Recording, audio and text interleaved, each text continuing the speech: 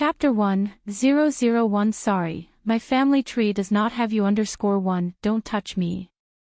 The boy didn't look at her, he just carefully wiped his hand touched by her with a tissue and casually threw it in the trash can. His voice was indifferent. Bai Lian leaned against the tree, replaying the scene in her mind over and over.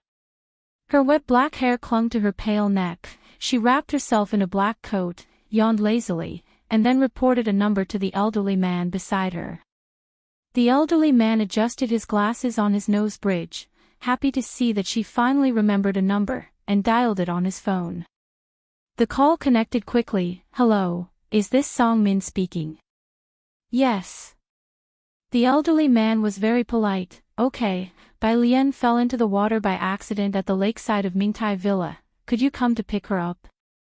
There was silence on the other end for a moment before he recalled who this name belonged to, his tone restrained and annoyed. Don't call me again.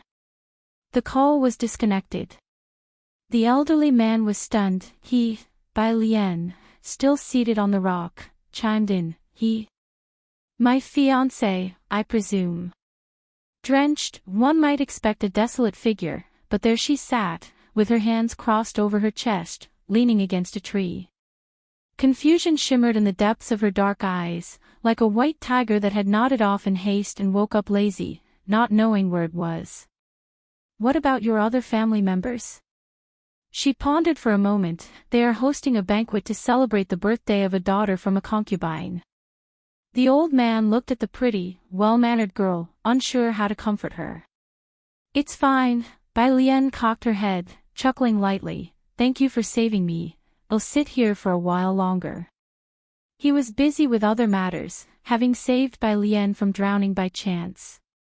He had initially thought the girl was determined to die, yet to his surprise, after her heartbeat stopped for 2 minutes, she woke up. She didn't seem to have any intention of committing suicide again. Don't sit too long, you might catch a cold. He left her his phone number, took one more look at the black coat she wore, and then hurried away to catch his flight. Bai Lian put away the note, watching him disappear into the distance.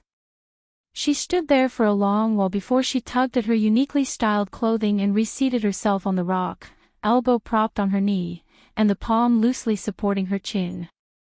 This body was also named Bai Lian. She had looked at her reflection in the water, she looked just like her. Her mother, 2 years ago, upon finding out that her husband not only had a mistress but also had fathered 2 illegitimate children, divorced him and didn't fight for Bai Lian's custody. She left nonchalantly. The original owner of the body was unruly and undisciplined, and this time, was caught cheating during the preliminary exams. While being scolded in the office by her teacher, she saw Song Min delivering homework. On instinct, the original owner grabbed her fiancé's hand, and he responded coldly and disdainfully, pulling away from her, saying that sentence, "Don't touch me." Remembering this, Bai Lian propped her chin on her hand, her fingers with distinct joints lightly resting against her cheek. Tch. What was the original owner doing with her pretty face? She tightened the overcoat with a hint of silver grass scent around her. Not strong, a bit chilly. Bai Lian looked at the solar lights shimmering in the distance, her eyes sparkling with bright stars. She just sat there on the stone, quietly observing this amazing world. She didn't know how long had passed before a blinding car light approached. She shielded her eyes with her hand to block the light. "Miss," the driver got out of the driver's seat and opened the door to the back seat of the business car. As the door to the business car opened, a graceful-looking girl in an exquisite dress, sitting on the outer side, came into view. After standing up, Bai Lian realized the back seat was not only occupied by Bai Xiaoqi but also by a haughty young man sitting next to her, looking down at his phone. "Oh, Song Min, sister," Bai Xiaoqi glanced lightly at Bai Lian. She moved to a seat in the front for her and took the last 3-seater row in the back. "You sit in the front." The young man originally looking at his phone furrowed his eyebrows slightly. Upon seeing Bai Xiaoqi moving back, he too silently put away his phone and squeezed into the back seat without a word. The driver gave Bai Lian an awkward glance. Each time this scene unfolded, the miss would become as if she were mad. Miss, Master Song, Bai Lian flicked the hair from her forehead while sorting through her memories. She didn't sit in the back but gestured for the driver to open the passenger door instead. The car headed towards the Bai family home. Min, Bai Xiaoqi suddenly broke the silence in the back seat. Did you log into my account? You solved that problem using Fourier transformation. That approach won't work, I've tried it. Looking down on me, what if I manage to solve it?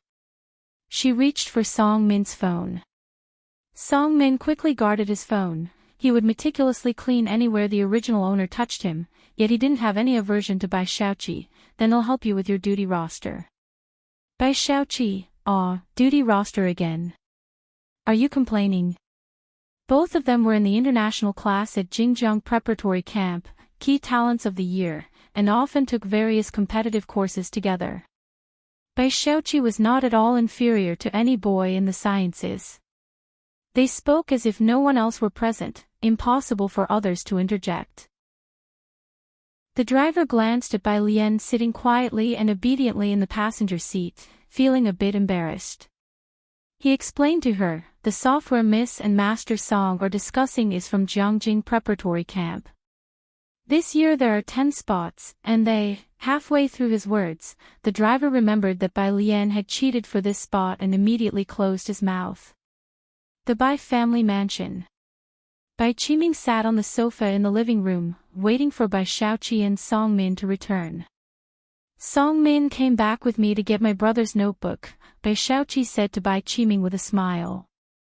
Bai Lian ignored their pleasantries and sat down directly on the sofa, tapping the coffee table absent-mindedly with her fingertips to signal the butler to pour her some tea. After the butler served her the tea, she lowered her head and casually blew on it. You have intense study sessions and also practice the guzheng. Don't overexert yourself. Bai Qiming gently handed the teacher appreciation card to Bai Xiaoqi, speaking gently, practice the white robe journey well these next 2 days, Principal Jian is very fond of it. Song Min was clearly surprised, you know the white robe journey. Bai Xiaoqi was modest, I've only learned a little. Bai Lian leaned back on the sofa, gathering her half-dry black hair behind her ear, gazing at the teacher appreciation card for a long while before lazily interrupting their polite chat with a tap on the rim of her cup. That appreciation card was my birthday gift from 2 years ago. Bai Xiaoqi's voice paused, and she narrowed her eyes at Bai Qiming's teacher appreciation card. Then, with a smirk that was not quite a smile, she said, Sister also learned to play the Chinese zither. Upon hearing this, Song Min, who was standing nearby, lowered his head. Everybody in Beijing knows that Bai Lian has no real skills. Bai Qiming cast a reassuring glance at Bai Xiaoqi and then turned his gaze to Bai Lian, his voice turning cold. Principal Jian is a professor at Jiangjing University. She's very strict with her students. You have no musical talent, so it's useless for you to have it. Xiaoqi is more suitable than you are. Bai Lian held the teacup, looking very harmless as she replied, no musical talent. She chuckled. Quite interesting. She had switched bodies. Did I say something wrong? Bai Qiming's eyes were heavy, but he thought she was being evasive. You drove away 3 teachers, even fell asleep in Teacher Li's music room, and after studying for a year, tell me, do you even know how many strings a guzheng has? So that was it. Bai Xiaoqi withdrew her gaze. Dad, if sister wants to learn, then let her have it. I'm going upstairs. Lowering her eyes with an openly mocking smile, she touched her sleeve, clearly disgusted by Bai Lian's behavior. It was nothing more than parroting. She went upstairs, not in the best of moods. Seeing her leave, Song Min followed her. He indifferently walked past Bai Lian without sparing her a glance. Song Min had known since childhood that Bai Lian was his fiancée. Others said his fiancée was quite attractive, but to him, Bai Lian was just that, a title, a fiancée. In his eyes, she had no presence, she had left no impression on him in all these years. He had not the slightest interest in the very attractive Bai Lian spoken of by others. Once the two left, Bai Kaiming's face darkened, and he handed the teacher appreciation card he was holding to the butler. He looked at Bai Lian indifferently. "Why did you cheat?" Bai Lian retorted, "I didn't. The Bai family's young lady cheated." "What did that have to do with her, Bai Lian?" Bai Qiming sneered coldly, "So you're telling me you ranked in the top 10 at school all on your own? Why is that impossible?" Bai Qiming found her refusal to admit any wrongdoing utterly hopeless. "Come with me to the ancestral hall." The ancestral hall contained many spirit tablets. Bai Qiming took 3 sticks of incense, solemnly paid his respects, and then said to Bai Lian, "Bai Lian, you're 18 now, not 8. When your elder brother was your age, he had already won several awards and handled several cases." He meant no sarcasm, he was simply telling the truth.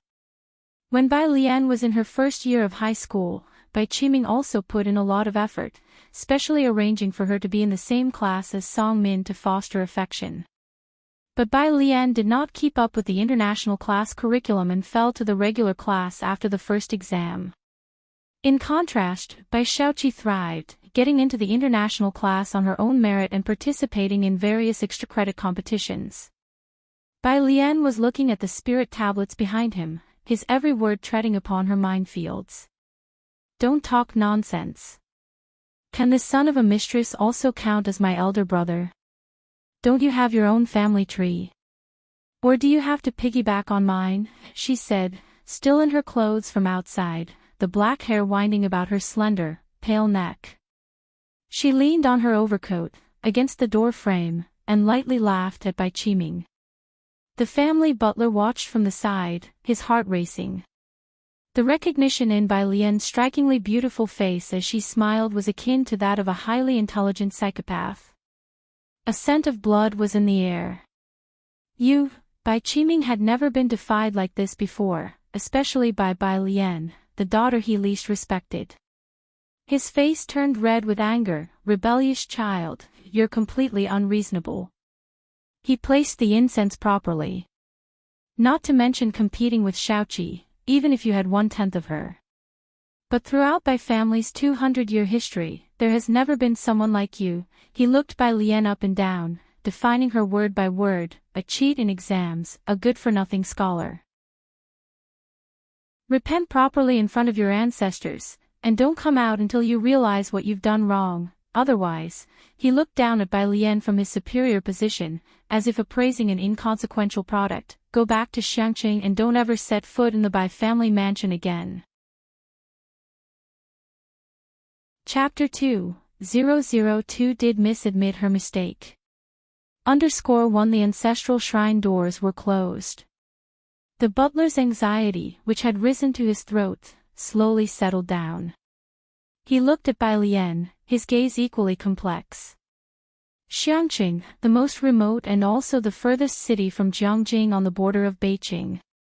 Dirty, chaotic, a haven for crooks and criminals, the most corrupt place in the country, that even lacked a high-speed train station.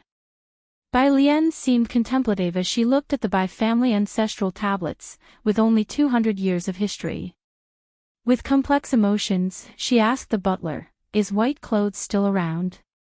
White Clothes is one of the 10 most famous ancient tunes, the school song of Jiangjing University, known to any schoolchild, so the butler thought she was making conversation and replied, "Miss, why must you create such a spectacle?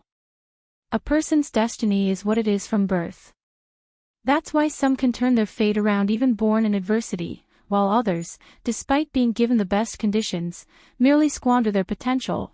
The eldest young master had grown up in harsh conditions but had become the top student in the city and went to Jiangjing University, even had a PhD supervisor, backed by the Jiangjing family. The status of the Bai family in Beijing was increasingly stable, and everyone knew the eldest young master was destined for greatness.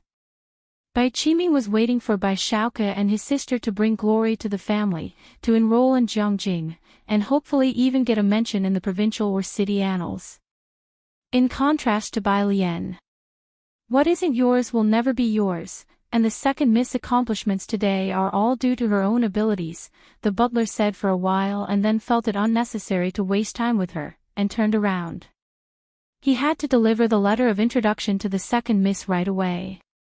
No sooner had the butler turned around than Bai Lian spoke in a soft voice, "Where are you taking my things?" The butler was stunned. He hadn't finished his sentence when suddenly, Bai Lian reached out and seized the collar of his shirt, her slender, fair fingertips exerting just a bit of force.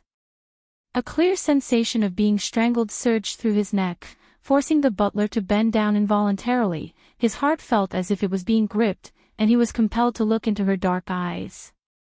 He vaguely remembered that Bai Lian's mother, Ji Mulan, had once been a beauty who disturbed the entire Beiqing.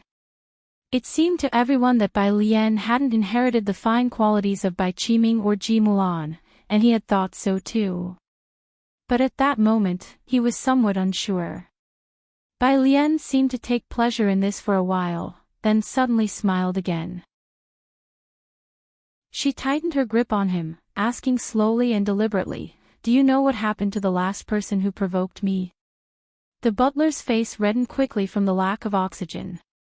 She let go of his throat, still unhurried, and she adjusted his collar for him, her voice soft and gentle. "You see, I was just making a little joke. What are you afraid of?" The move could be described as gentle. Yet inside, the butler felt his hair stand on end, and the alarm bells in his head were screaming wildly. He covered his neck with his hand, coughing continuously. Once again, his gaze towards Bai Lian was filled with fear. Bai Lian pushed him away and suddenly retracted her smile. Like boiling water suddenly turning to ice. She picked up the letter of introduction from his hand lazily with 2 fingers, casually blew off the non-existent dust from the name card, and said with an unclear meaning, "Make arrangements. I'm going to Xiangqing." 2 days later, Xiangqing. The most remote border city in the country, untouched by 3 years of poverty alleviation efforts. There were no developed transportation systems here, not even many slightly taller buildings. Bai Lian stood beneath the city wall, flipping back the hood of her sweatshirt and looking up. The ancient walls, weathered through thousands of years, collapsed stones, moss thriving in the shaded areas, flanked by rows of languid banyan trees, through whose gaps light and shadow flickered and danced. She held a black backpack in one hand, and beneath her feet, 5 sticks of incense burned, their smoke spiraling into the clear sky. A little boy squatting on the ground, fixated on a large water wheel, glanced at her twice, and seeing that Bai Lian hadn't moved on, continued to stare at the water wheel. A cell phone ringtone roused Bai Lian from her reverie. "Alien, haven't you arrived yet?" It was the voice of her maternal aunt in Xiangqing, tentative and cautious.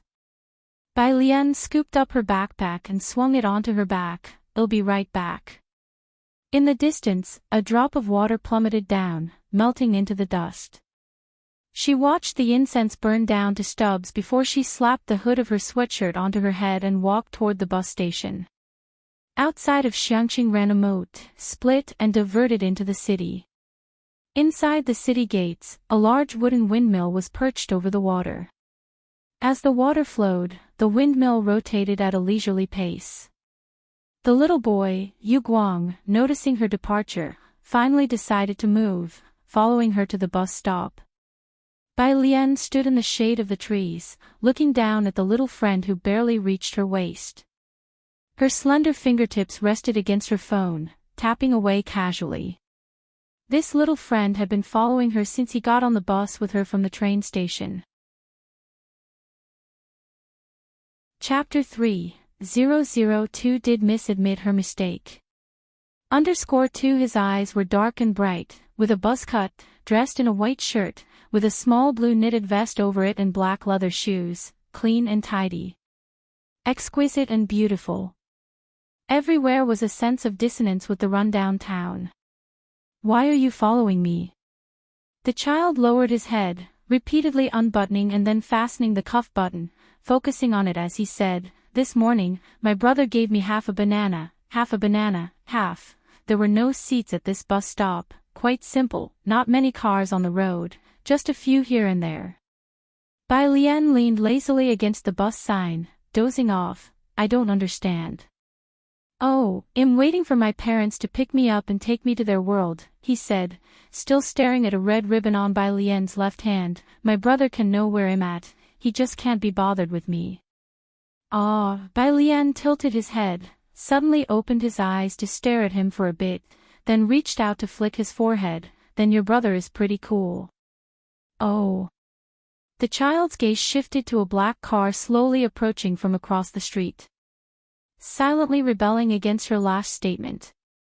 Across the street, a black business Maybach. The buzzcut driver rests one hand on the steering wheel, on high alert even in these harmless streets.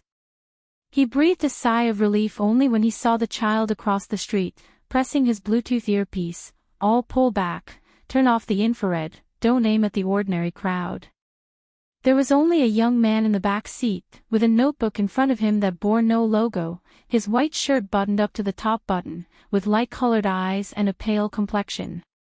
He casually swiped the laptop screen, opening files.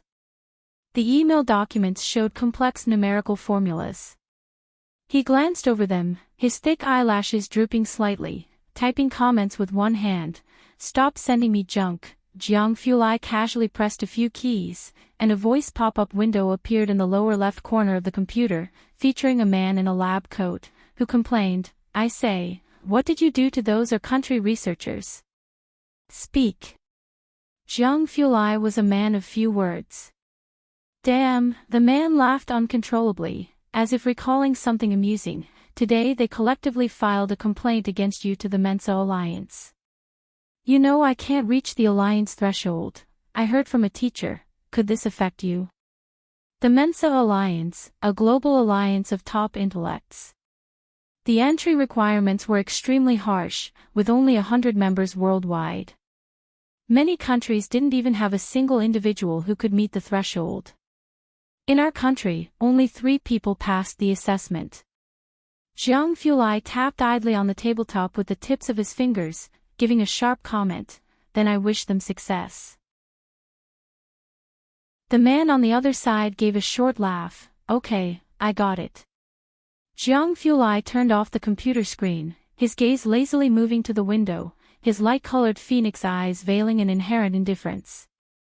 The one-way glass provided a clear view outside. The girl wore a white sweater, a bag casually slung over her right shoulder. Her left hand rested on the child's forehead. Her action revealed a glimpse of the wrist and the red ribbon tied around it, a vivid red about an inch wide, loosely wrapped twice around her pale wrist, fluttering gently with the wind. She sensed something and carelessly glanced this way. A fleeting glimpse. Jiang Fulai's fingertips paused on the black flip of the laptop. The bus abruptly entered the disrupted scene. The child looked at the bus wavering exhaust fumes, really wanted to follow Bai Lian onto the bus, but didn't dare. So he stood still. The car opposite was in no rush, content to sit there unhurried.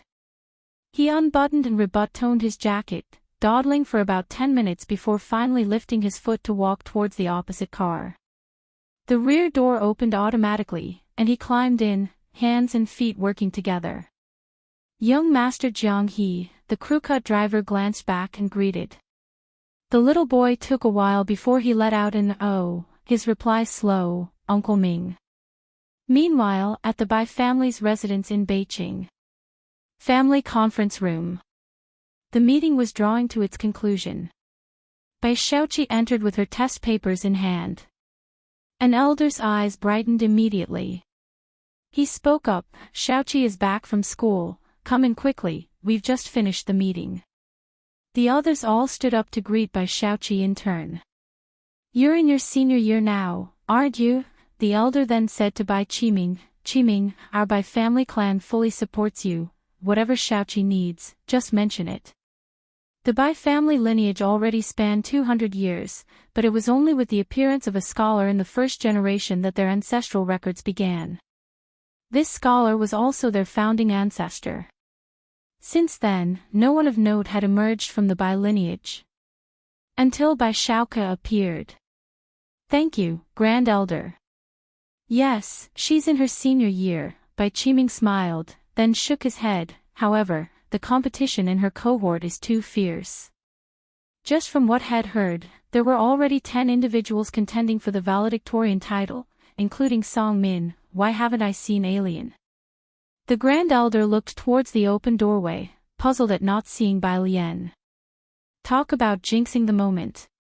Bai Qiming's mood plummeted, the smile fading from his lips. The conference room fell silent as the others dared not speak. Let's leave first, Grand Elder. Bai Qiming, now riding high because of Bai Shaoka, was not someone the others in the clan wanted to irk. With the meeting over, they hastened to pull the Grand Elder out. Once outside the conference room, someone explained to the Grand Elder, Bai Lian was caught cheating on an exam at Beiqing High School and might be expelled. Beiqing High School was one of the top 10 schools nationwide, not easy to get into. The Bai family had put in great effort to have Bai Lian admitted, only for it to lead to such a scandal. I originally thought that a genius like Ji Mulan wouldn't have descendants who lagged behind. The Grand Elder's face showed both annoyance and scorn upon hearing the news. He sighed, it seems that small households truly cannot stand on the same stage as us. Inside the conference room. You did very well. Bai Qiming took Bai Shaoqi's test paper, unsurprised to see a perfect score. After signing it, he handed it back to Bai Shaoqi. Don't take your sister's behavior to heart. I know, Bai Shaoqi nodded indifferently. She never considered Bai Lian as a rival, so there was no question of harboring any grudges. Bai Qiming then comforted his daughter, even though competition is fierce in your grade, if you can pass the interview with Principal Jian, and receive her teaching and recommendation, you might still make it into Jiangjing. I will do my best. Her expression was proud and ambitious. Bai Shaoqi had always believed she would not end up like Bai Lian, stuck in place and looking up at others. Bai Qiming naturally believed in her as well. Had raised his children well from a young age, and they had never caused him any worry. He sent Bai Shaoqi back to her studies. After everyone had left, the butler came in to refill Bai Qiming's teacup. Picking up the cup for a sip, Bai Qiming suddenly thought of Bai Lian, his expression turning cold. Where is she? Hasn't she admitted her wrongs yet? The butler knew that she'd referred to Bai Lian. He dared not speak. Setting down the teacup, Bai Qiming picked up the phone on the desk and said coldly into the receiver, "Tell Bai Lian to come to the conference room to see me." Chapter 4:003 Grandpa heads to learn liberal arts _1 Bai Qiming finished speaking and hung up the phone. Since ancient times, Jiangjing has always been the capital, the economic center of Asia. Most of the country's inherited major families are located in Jiangjing. Centering on Jiangjing, 4 cities in the southeast, northwest form a clear-cut circle of power and nobility, which to this day remains a chasm that one cannot cross. Almost everyone strives from birth to attend Jiangjing University, that emblem of status and identity. And Xiangqing, a border town, inhabited by all sorts of people, swarming with international fugitives, where countless people go missing each year, and most people earn a fixed salary, their lives set in stone once they enter the city. Naturally, Bai Qiming didn't think Bai Lian would go there. Businessmen prioritize profit, and his love for Ji Mulan had been wearing thin day by day. Accordingly, Bai Lian's status fell day by day. Even ordinary families can't treat everyone equally, let alone a grand household like the Bai family. Otherwise, he wouldn't have been unaware that Bai Lian had left the Bai family long ago. The servants downstairs were also restless upon receiving the call, not understanding Bai Qiming's intention, only exchanging worried glances. Where could they find another young miss to bring back? Shortly after, the servant who answered the phone nervously went upstairs to knock on the study door. Where is she? Bai Qiming glanced at him. The servant was on the verge of tears. The young miss, she, butler Bai was by the side, his voice hoarse and his expression complex as he explained, "Sir, the young miss, she set off for Xiangqing that night. As for the ancestral hall, she didn't even give it a glance." The study instantly fell into a cold silence. "Good, very good indeed." Bai Kaiming's face was as grim as water, and he said indifferently, "Since she's so determined, let her transfer her household registration out too. From now on, whether she lives or dies, whether she is honored or disgraced, it has nothing to do with the Bai family." Bai Lian had caused trouble before, and there were times when Bai Qiming and Ji Mulan indulged her, but now, she might be overestimating herself, truly believing that the Bai family would go to Xiangqing to beg her to return. Bai Kaiming's rage naturally couldn't be concealed from others. Soon, the grand elder of the clan came to know of the matter. "Forget it, don't bother, let her seek her own fortune," the grand elder waved his hand, not concerned as long as Bai Shuk's name remained in the family register. "It's just a shame about that mentorship pledge," a cow chewing on a peony. When the Bai family first learned of Bai Shuk's existence, the grand elder personally made 3 respectful visits to invite him back to the Bai family, but Bai Lian's departure was of little consequence to the Bai family. In the hearts of Grand Elder and the others, Bai Lian was even less significant than that mentorship pledge. By the time Bai Lian received the message from the Bai family servant, she had already arrived at her uncle's neighborhood. She dismissed the message without a care. Bai Lian's uncle lived in the old district of Xiangqing. Unlike the high-rise buildings in the center of Beijing City, this neighborhood was quite run down. Her uncle's family lived on the 5th floor with no elevator, and the stairwell was dark and unlit. When she knocked on the door and entered, her aunt in a skirt stood up to greet her, her eyes clearly seeking favor as she reached out to take Bai Lian's suitcase. "Alien is here, why didn't you call so I could help you with your luggage?" Bai Lian didn't hand it over, and her aunt chuckled awkwardly, stepping back. Bai Lian looked up. "Hello." A face that was languid, yet strikingly distinctive. Ji Auntie instantly felt that the shabby 100-square-meter home and the dim stairwell were utterly mismatched with her niece. "Let's eat first, alien. This is your grandfather, you probably haven't met him before.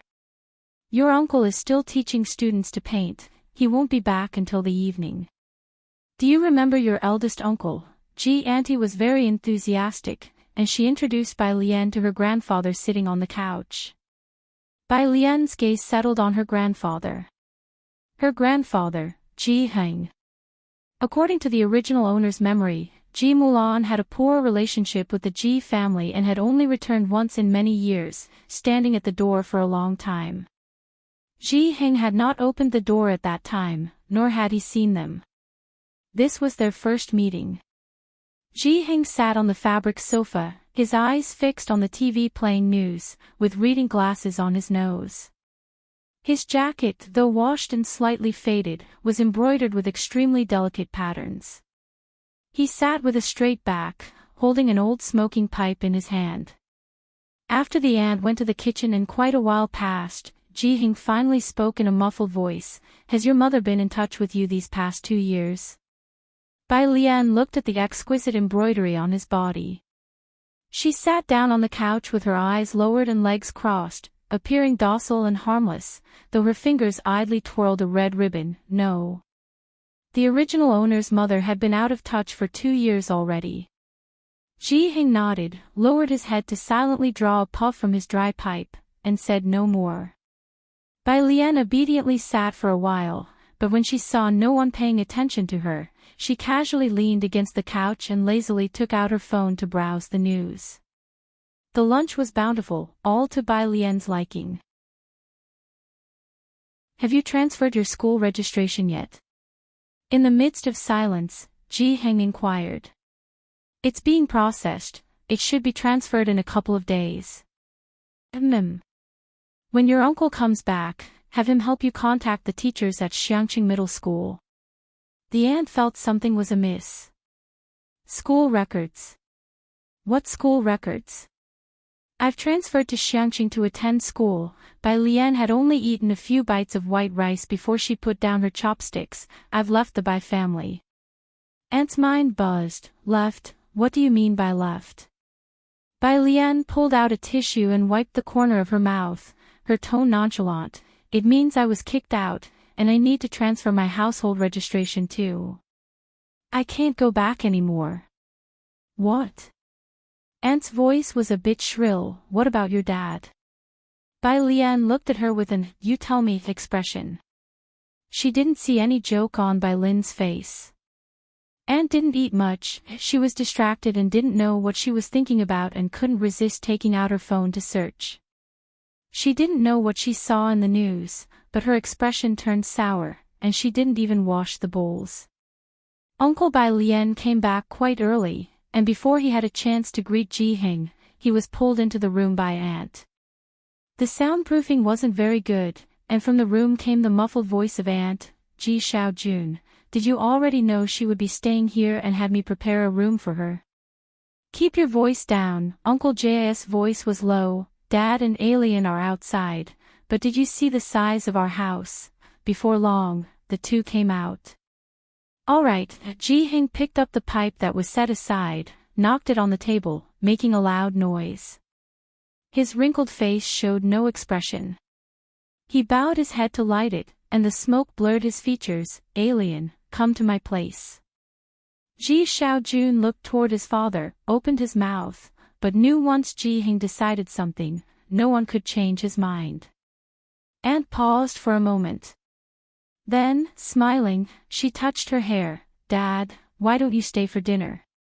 No, Ji Hing exhaled a ring of smoke, looking over at Bai Lian. Come back with me. Ji Xiaojun was a step behind Ji Hing, waiting for him to leave first, then he turned to his wife. Shenqing, listen to yourself, what did you just say? Alien just got back today, is it appropriate to say those things? After many years of marriage, his wife wasn't without emotional intelligence.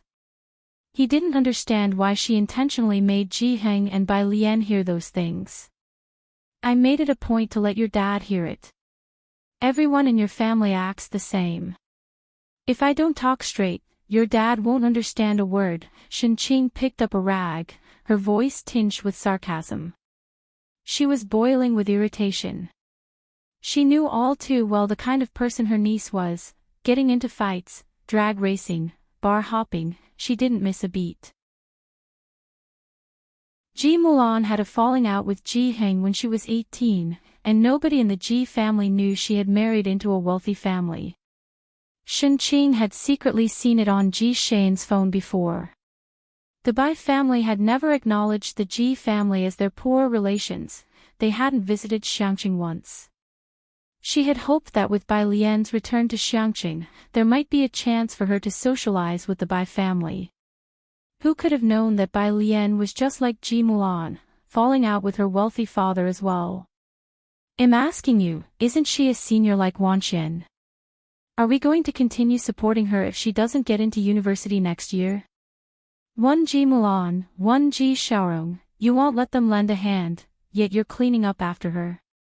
The more she thought about it, the more she felt wronged. She continued, your family always tries to act above it all, but can you eat pride?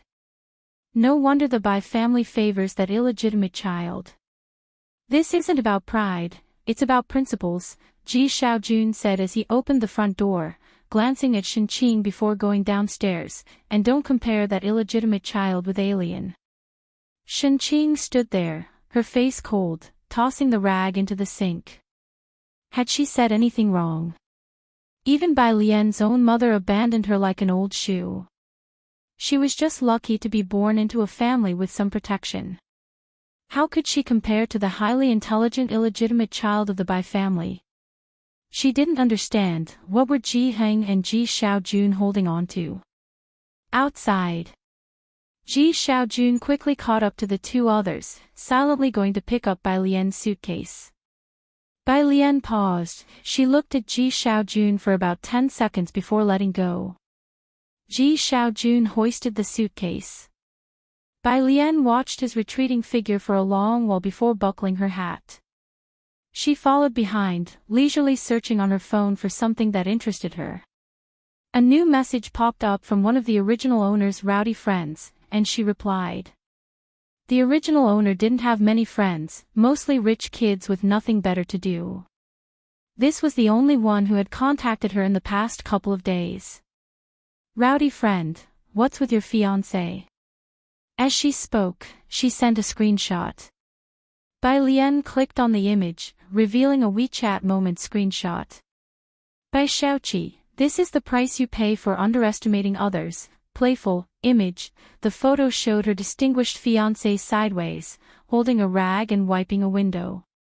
It was apparent that Bai Xiaoqi was well liked, with lots of responses, likes, and comments beneath the photo. In Beijing City, who wouldn't recognize Song Min, the third young master of the Song family? Delightful to see, our young master Song has descended to the mortal realm. Only you could do this, goddess. Ha, insider here. Song Min always defies fate, but doesn't he forget that Xiaoqi is Bai Kaiming's little sister, right?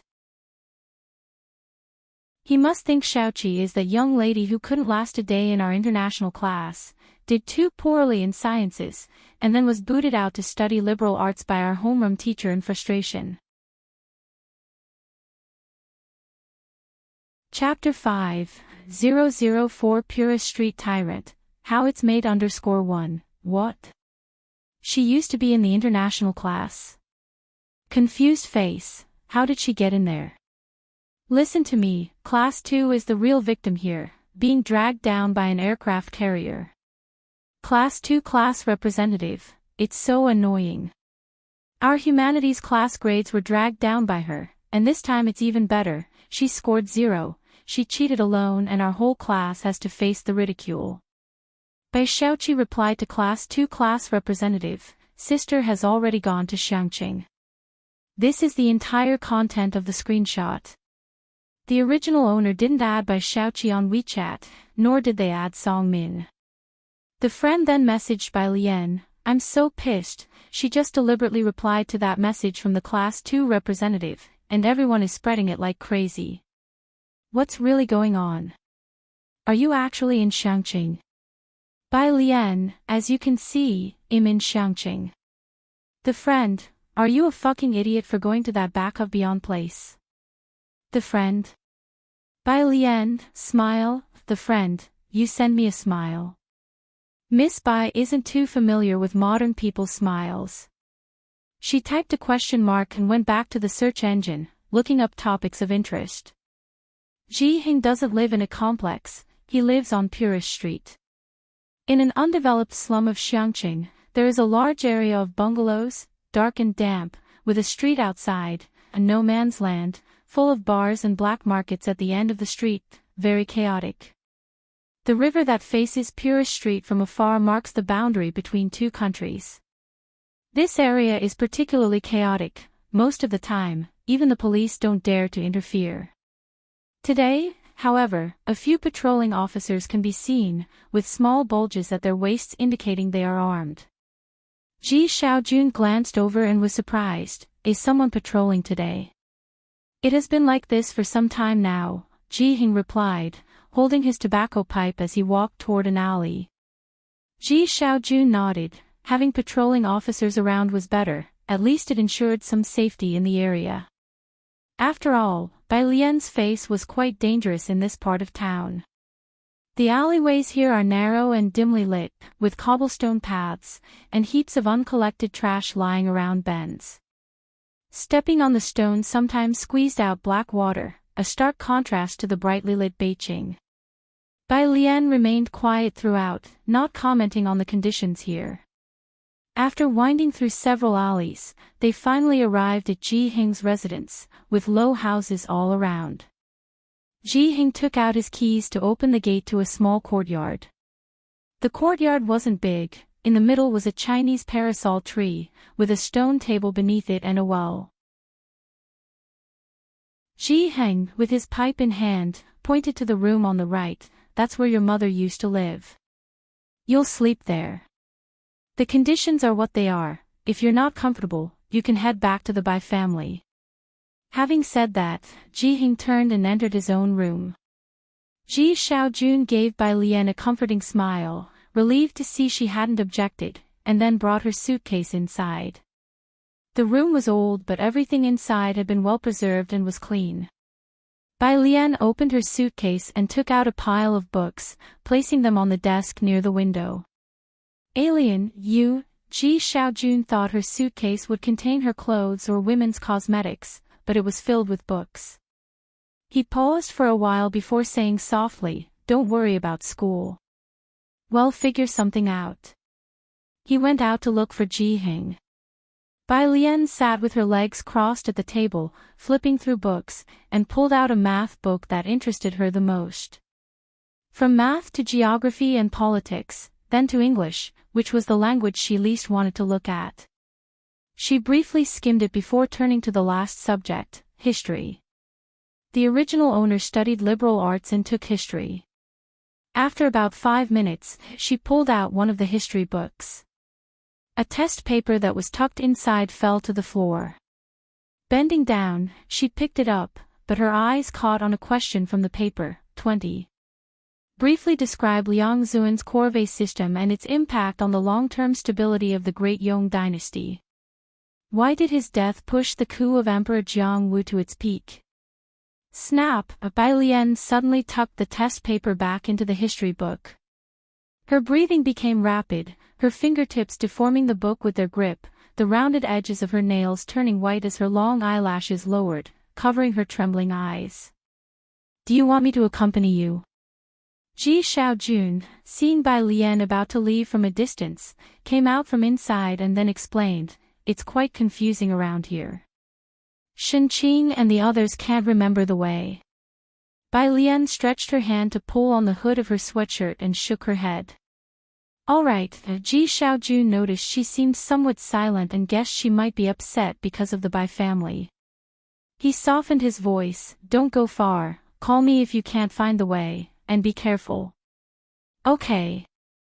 Bai Lian walked back the way she came. Her memory was excellent. Despite the complex routes, she wouldn't forget once she'd walked them. In the past, she had drawn many of the maps used by the military. 2 yuan. The middle-aged man at the small street-side shop handed her a bottle of mineral water and wiped the sweat from his forehead with the towel around his neck. "Young lady, you're not from around here, are you?" Her appearance was striking, and she had a distinctive aura. Her outstanding figure clearly set her apart from ordinary people, and the shop owner could tell she wasn't a local. Purist Street was part of the old city district, a 3-meter-wide bluestone path. At the end of the street were gambling dens, black markets, and bars, a jumbled mess of the good and bad. A kilometer further on, it got even more complicated, the border between 2 countries. A lawless zone where it wasn't rare for someone to disappear. Bai Lian nodded. She used her Huawei smartphone to scan and pay, her gaze falling on the massive branches of the banyan tree next to the shop.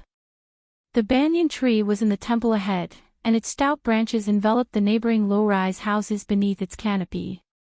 A 3-meter-long street was lazily crossed by one of the tree's branches. Several strips of red silk hung from it. "The tree god is over 1,300 years old," the shopkeeper continued, moving the mountain of boxes piled up outside his shop, and explained when he saw Bai Lian looking at the banyan tree, "It's our guardian deity. If you want to take a look, just walk 2 steps forward, and you'll see the main entrance to our tree god temple." Bai Lian's long hair fell gracefully to one side as she leaned against the wall to look at the tree trunk, a hint of laziness in her eyes. "Over 1,000 years, huh?" She felt several gazes upon her. The shopkeeper put down a box and turned around, involuntarily tightening his grip on the towel around his neck. A few people appeared on the street.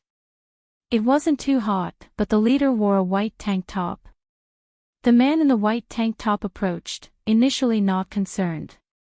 But after glancing at Bai Lian's exquisite face that many would find tempting to conquer, he casually took a box of cigarettes from the shopkeeper's store and asked as he pulled one out and bit it, "Who is she?" The shopkeeper was stunned for a moment, then nervously said, "She's my niece." "You don't have a damn niece," the man in the white tank top scoffed, kicking him aside and getting closer to Bai Lian. The shopkeeper was kicked away, there are patrols these days, you. Several underlings gathered around him. They were obviously quite adept at dealing with such situations, not taking Bai Lian seriously and standing aside, relaxed, enjoying the drama unfold. Bai Lian glanced at the man in the white tank top. "You're looking for me." The man felt a jolt in his chest as he took a big step forward. He sized up Bai Lian from head to toe, his gaze as slimy as a venomous snake, lighting his cigarette. "Do you know that you have to pay a protection fee to walk on Purist Street?" "Protection fee?" Bai Lian nonchalantly flicked a leaf off her shoulder. She turned her head and smiled sweetly, her eyes twinkling like stars. Sweet and adorable, yet stirring a strong desire to conquer. "Yeah." The man in the white tank top, unable to hold back, reached out to touch Bai Lian's face. At that moment, Bai Lian twisted the empty bottle and threw it into the trash can. As she turned, she grabbed the man's arm reaching toward her, exerting great force to fold it, then grabbed his hair from behind. The man in the white tank top let out an agonized scream just as he tried to resist, but his head was suddenly slammed against the wall behind him. With a thud, his head was smashed hard against the wall. Blood immediately seeped from his forehead. The man in the white tank top contorted his face in pain, and to his horror, found himself unable to move. He could only widen his eyes in shock as he looked at her. Bai Lian held his hair in her hand, lazily smiling as she used massive force to slam his head against the wall again. Bang! Another sound, more blood flowed out, and the man's vision began to blur as he lost the ability to resist. He was like a rabbit, helpless in her grasp. Nobody doubted his fighting skills, he was the toughest in the area, which was why he was the boss. The three underlings shrunk back to the side. Bai Lian withdrew her gaze. Her attention returned to the man in the white tank top. She was actually a bit curious about the taste of tobacco that so many in this world seemed to enjoy. In the frightened gaze of the man in the white tank top, Bai Lian took his cigarette pack, methodically pulling one out. With her rosy lips gently biting the tip, her eyelashes casually drooped as a nearby underling immediately stepped forward to light it for her. Her hair slightly disheveled, she exhaled a thin stream of smoke from her mouth, casually holding the cigarette between her clean, slender, and pearly white fingers. With her other hand, she lazily held the man's hair as his blood dripped down his face, drop by drop, to the ground. She lazily flicked the ash. "So, now, do you still want that protection fee?" Chapter 6, 005 From Arts to Science. Witnessing the deification _1 Bai Lian lazily tilted her head, her left hand grasping her hair faintly revealed a streak of crimson, the smoky haze softly blurring her exquisite and radiant features. It was a kind of breathtaking beauty. Yet reflected in the eyes of the man in the white tank top was Bai Lian's quasi-smiling face, and he could no longer harbor any other desires. He couldn't speak, only shook his head frantically in terror. "Is that so?" Bai Lian let go of his hair. The smell of smoke was not to her liking. She lazily tossed the cigarette on the ground and stamped it out, know how to clean up a scene. Her polite demeanor genuinely frightened others. They nodded obediently. Bai Lian dusted off her sleeves, glancing at them before leaving, and said lightly, "What are you scared of? It's not like I chopped off your heads." Her attitude was very laid back. Of course, only if she hadn't spoken with the same tone one would use when chopping up cabbages. Only after she left did the man in the white tank top slump against the corner of the wall, fearfully moving his numb fingertips. It took his younger brother a long time before he dared to quietly move over, squatting at his feet, and lighting a cigarette to quell the shock. "Why did you provoke her?" The man in the white tank top, 15 minutes later. When two patrollers came back around, they stared dumbfounded at the entrance of the small store on Purist Street. The rather troublesome gang leader with some backing was nursing an injury, diligently helping the shopkeeper sweep the floor, move objects around. The other lackeys were also busily engaged in work. What are you looking at? The man in the white tank top, clutching a cigarette, glanced at the two officers and grumbled irritably, "Damned cops."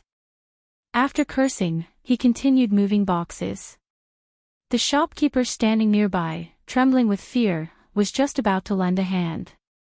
The man in the white tank top returned the money he owed the shopkeeper for cigarettes, looking fierce and menacing. "Did I ask you to clean up?" He continued unloading the goods, unable to understand even after a puff on another cigarette.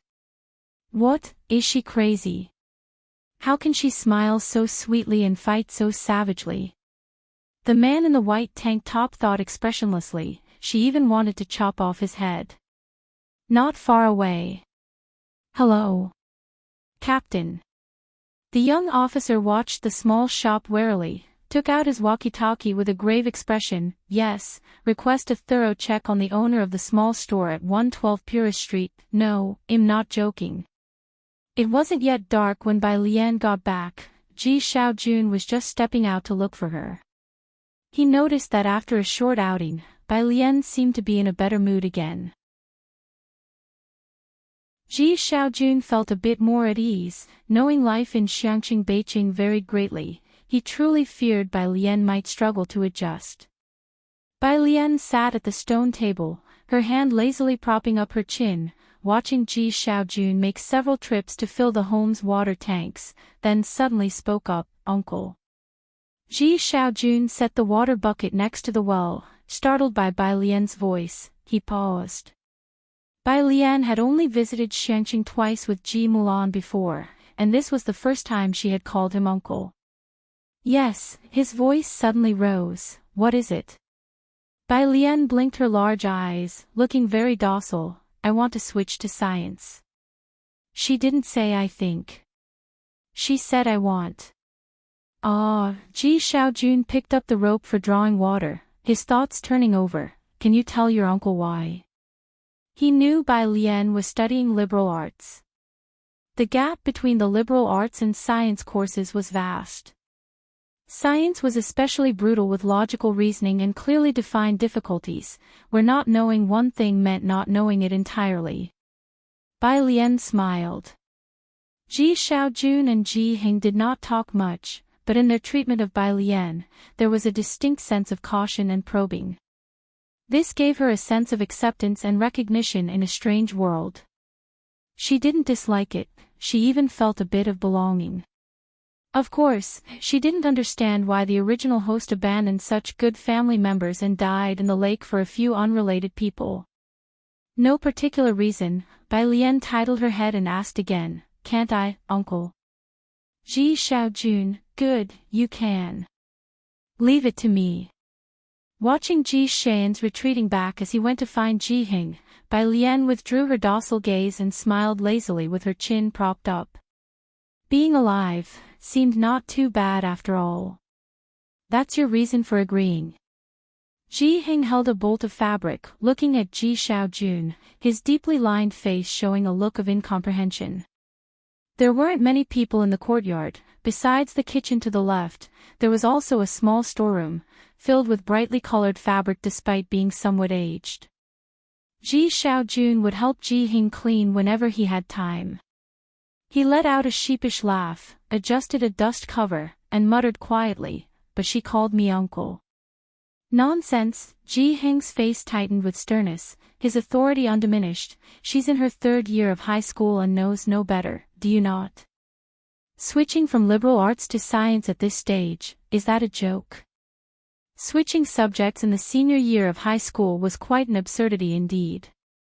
His son was highly intelligent, so why be so muddled on this matter? Ji Xiaojun was also puzzled by Bai Lian's sudden change of heart. She had been out, came back in a good mood, and then suddenly wanted to switch subjects. He silently continued with the task at hand, then suddenly recalling something, he hesitantly spoke up, "The 2 illegitimate sons from the Bai family, aren't they all studying science?" Bai Xiaoke became the top scholar in the city last year and was admitted to Jiangjing University. The Bai family had made quite a stir online, even here in Xiangqing the news spread, and people said the illegitimate daughter was exceptionally good in the sciences. As Ji Hing caressed a piece of fine satin, he heard this but didn't immediately respond. His hands were already lined with deep, rugged wrinkles. After a long while, he said, "Her temperament, Dad." Ji Xiaojun had some regrets about bringing it up. "I think Alien has become more sensible this time. She's thoughtful, a late bloomer. You should give her a chance, let her retake the exam next year, she might still achieve an ideal score." Of course, he was just casually mentioning it. He knew what his niece was like. If she could quietly finish her senior year, that would be quite an achievement. Their family didn't expect her to come back with any top scholar honors for them. If she was happy, then they would let her be. Whether she studied literature or science didn't matter. Ji Hing turned around and cautiously pulled out a small oil paper package from the cabinet behind him. He then opened the package and drew out a slender needle. He didn't argue any further. Ji Xiaojun could tell he had agreed when he saw this. As he put away the fabric, he looked at Ji Hing with the needle in hand. "Shall I help you bring out the embroidery frame?" Ji Hing did not immediately answer. After a good while, he gave a nearly imperceptible nod. "Go ahead." Ji Xian's eyes lit up. "Okay. I'll go right now." It was already dark. Ji Xiaojun called Shinqing to say he'd be home late and stayed to help Ji Hing tidy up the warehouse. They took out things like the embroidery frame, cleaned them, and then set them out to dry in the courtyard. He hummed a tune as he wiped down the dark-colored embroidery frame. The light in Bai Lian's room was also on. He could see her reflection in the window, reading at her desk. Bai Lian was different, Ji Xiaojun felt it. Even today, when she stepped into the dark water on the cobblestones, she didn't frown at all. She was different from her mother. Suddenly, Ji Xiaojun felt that Bai Lian being sent back by the Bai family might not be such a bad thing after all. Ji Xiaojun was helping Bai Lian contact schools and teachers. Additionally, there was the matter of her household registration, which needed to be transferred to the Ji family. These past days, Bai Lian had been in the library. The astonishments of this era were not just limited to mobile phones and computers, but included the library too. She had never seen a library with such an extensive collection that was also open to the public. This really was a wonderful era. There was just one problem. Bai Lian looked down at the physics book beside her, then at the physics problems. After writing a couple questions, she put down her pen and murmured softly, "Now, am I finally going to start tarnishing my teacher's reputation?" She wouldn't dare to claim a deep mastery over the refined arts and sciences expected of a scholar as in the past, but at least she had become proficient. As for the knowledge in the modern era of rapid technological advancement, the original owner of the body had a mind completely empty of information. She had been reading books in the library for a few days now, and could understand most of it. She felt the books she was reading were not necessarily difficult, but the problem was this: the knowledge and examples she studied. 1 + 1 smiley face. The questions she was doing. Prove I pi plus 1 is equal to 0. Bai Lian idly pondered. Would the teachers forgive her for disgracing them in the modern world if she burned a few more incense sticks for them when she returned? The library had a vast collection of books, but there were shortcomings. For instance, the depth of knowledge and the volume of problem sets were lacking. She hadn't come across them. Hearing her sigh, the child next to her with a paintbrush turned his head, looking at her with big, clear, sparkling eyes. "Choose C." He suddenly spoke. Bai Lian paused. She flipped to the answer key. C was correct. So she turned to him, mental calculation. On her first day at the library, she had seen this kid, a little friend who had followed her from the train station to the city gates since her arrival in Xiangqing, quite a fate. In the days following, both of them would appear right on time at 8 o'clock when the library opened. They studied and read together, not much for talking. The little brat shook his head. After a pause, he explained, "My brother created a rapid recollection model for these kinds of questions, using a special algorithm. Whose ordinary kid memorizes rapid recollection models? Yet Bai Lian accepted this readily. Really? Do you want some milk tea? No, Bai Lian didn't give him a chance to object. She leaned on the desk with a smile light as spring rain. Oh, by the way, I've always considered you a good friend. She hesitated for a moment. What's your name? Jiang He, as in the crane that leaves for the lone mountain and has yet to return. Ah, Jiang He, I've always considered you a good friend. Bai Lian crumpled the piece of paper in her hand and threw it casually behind her, tapping his head. Come on, let's go outside. The two left their seats. The paper ball smoothly landed in a red hollowed-out wastebasket in the corner. A ring came from the mobile phone in her pocket, an unlisted number. Bai Lian casually answered, "Hello." The person on the other end hadn't expected her voice to be so calm. There was a pause before the dispassionate voice said, "It's me." "Who?" Bai Lian wasn't very patient. "Bai Lian, I have more in common with Bai Shaoqi. Even without her, our relationship wouldn't change." On the other end of the phone, Song Min didn't believe that Bai Lian didn't have his number. He just thought she was pretending. Pressing the center of his forehead, his voice was cold and exasperated. "You think it's very childish to take the master's token to Xiangqing because of this?" Chapter 7, 006 treats everyone equally. Jiang Fulai _1 Bai Lian was so angered she laughed. She had figured out who the person opposite her was. Clutching Jiang He's head, did this Song person think she had become jealous of Bai Shaoqi, and that's why she deliberately took away the apprenticeship token? First of all, you need to understand one thing. The apprenticeship token was left to me by my mother. Bai Lian stepped out of the library, glancing at the milk tea shop across the road with her slightly squinted eyes that were pitch black and deep. There was a shallow defiance hiding within her clean and cold beauty. And another thing, as for my belongings, it's not just about me taking them away. Even if I burned them, what could you do about it? There was a pause at the other end of the phone where Song Min was. Bai Lian indifferently lowered her head and with a click, hung up the call. After a moment of thought, she blocked the caller. Song Min had reminded her, there was still a marriage arrangement between them. It was time to find an opportunity to break it off. How inauspicious. Jiang He tugged at the hem of her clothes. Bai Lian looked down, lazily pinching his cheek with her slender fingers, cool and clear as jade. "You're the cutie here, now tell me, what do you want to drink?" 2 minutes later. Bai Lian was queuing at the milk tea shop across the street. It was the only milk tea shop in the area, and it was rush hour for people getting off work and leaving classes, so there was a decent-sized queue. Jiang He didn't like crowded places, so he squatted by the side of the road waiting for her. It was his first time encountering a problem in life. A good friend of his offered to buy him milk tea. Of course, there was a condition. Jiang He poked his black wristwatch on his right hand, which immediately displayed a floating lightweight three-dimensional interface. He opened WeChat, hesitated for a long time, and finally sent a message: "How to quickly learn physics, in the center of Xiangqing. A standalone Chinese-style manor."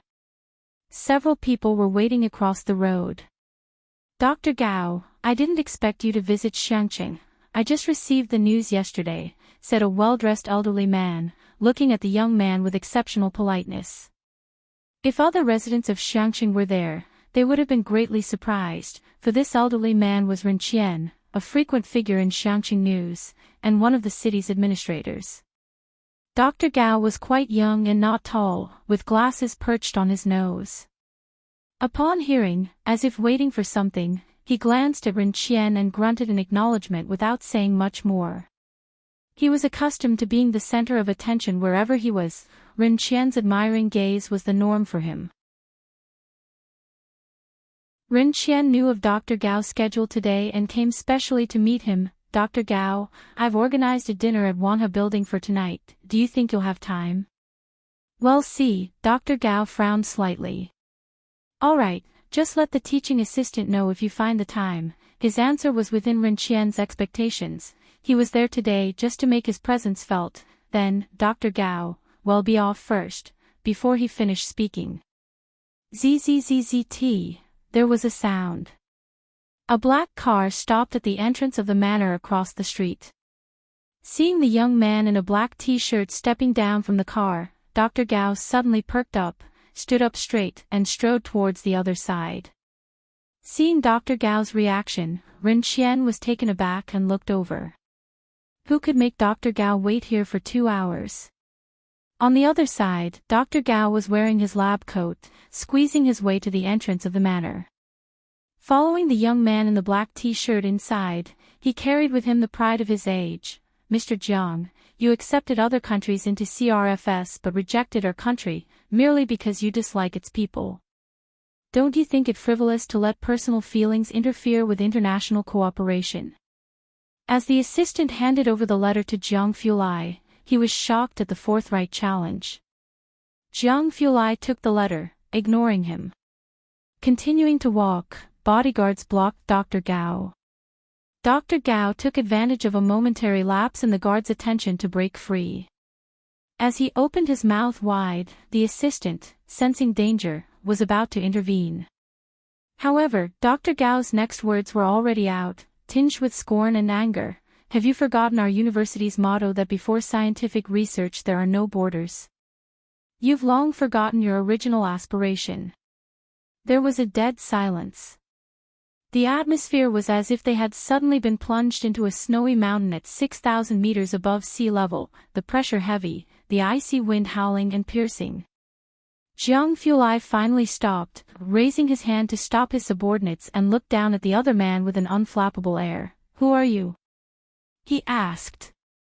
Dr. Gao had been a genius from a young age, skipping grades and returning from studies in our country at 26, participating in several global research projects. Just last year, his teacher was elected an academician. Describing him as a top-tier academic force was not an exaggeration. His resume at Jiangjing University was well regarded, and all the deans paid him some respect. Yet in front of Jiang Fulai, he was nameless. Opening his mouth, almost humiliated, he said, Gao Jichen. Gao Jichen, Jiang Fulai nodded. He had particularly pale eyes that emitted a cool mist, and his lips were also pale. He asked calmly in return, and why would you think I need to explain myself to you? Chapter 8:006 treats everyone equally. Jiang Fulai _2 Gao Jichen swallowed, taken aback as he, who had always been the center of attention, stammered in confusion. But, it's hard for me to trust you like this. Jiang Fulai cut him off. Do you think your trust means a lot to me? Gao Jichen was stunned, completely unprepared for this side of the legendary Jiang Fulai.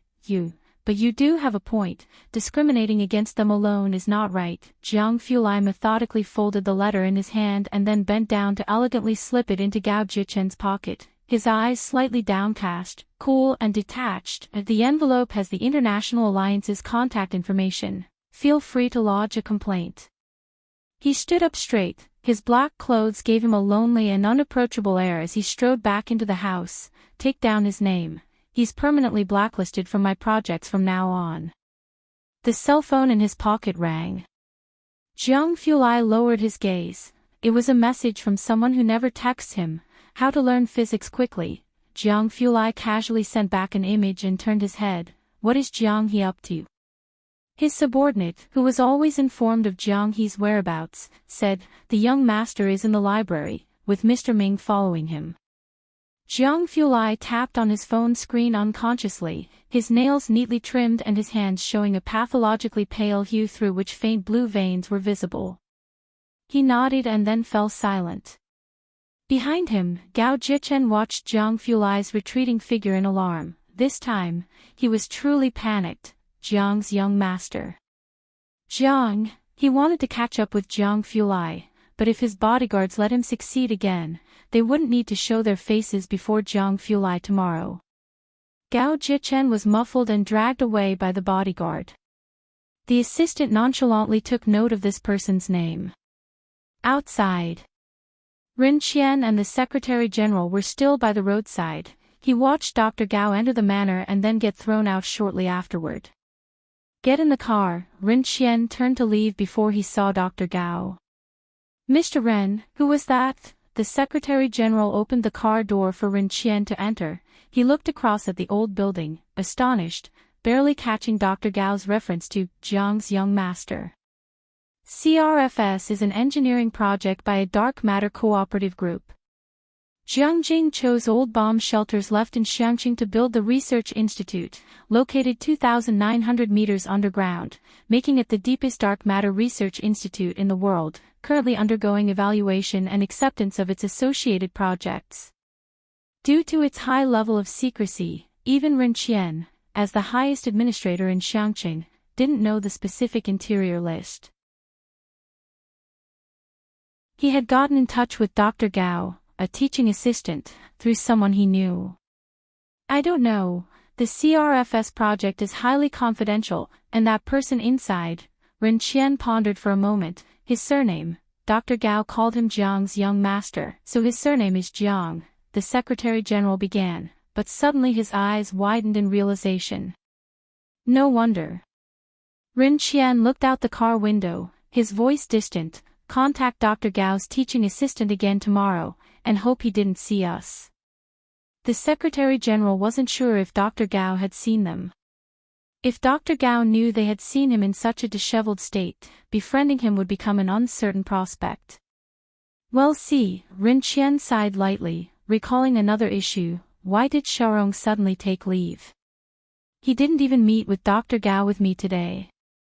He went home. The Secretary General looked down at the schedule in his notebook. Mr. Ji said he went to pick up Miss Wanqian to visit her grandfather. Upon hearing this, Rin Qian expressed no opinion. He wasn't familiar with the Ji family affairs. The Ji family had only appeared once at his daughter's wedding, and he only cared about one thing: why go back at this time? He usually only returned home for holidays and festivals. Xiaorong was also an intellectual, and Rin Qian had intended to take him along to converse with Dr. Gao. However, he had taken a leave today. Rin Qian was already dissatisfied with him, and now his expression grew even more indifferent. It seems he heard that a niece has returned. Rin Qian no longer inquired. He had little interest in the Ji family's affairs. To them, the Ji family was simply too ordinary. The Secretary General chuckled. When the Ren family's only daughter, Rin Jiawei, had taken a fancy to the poor young man Ji Xiaorong back then, not a single person in the Ren family had agreed given the vast difference in their social status. However, 20 years had passed, and the Ji family had been quietly compliant. In all of Xiangqing, hardly anyone knew that the ordinary poor kid from Purist Street, Ji Xiaorong, had successfully married into the Ren family. Low profile, well-behaved. Uncompetitive, yet without much presence. On Jiang he sighed. He squatted at the edge of the road. Jiang Fulai's reply was prompt: image. JPG, only one image. Jiang he opened it, the cover of a physics book from Jiangjing University that someone had helped to write.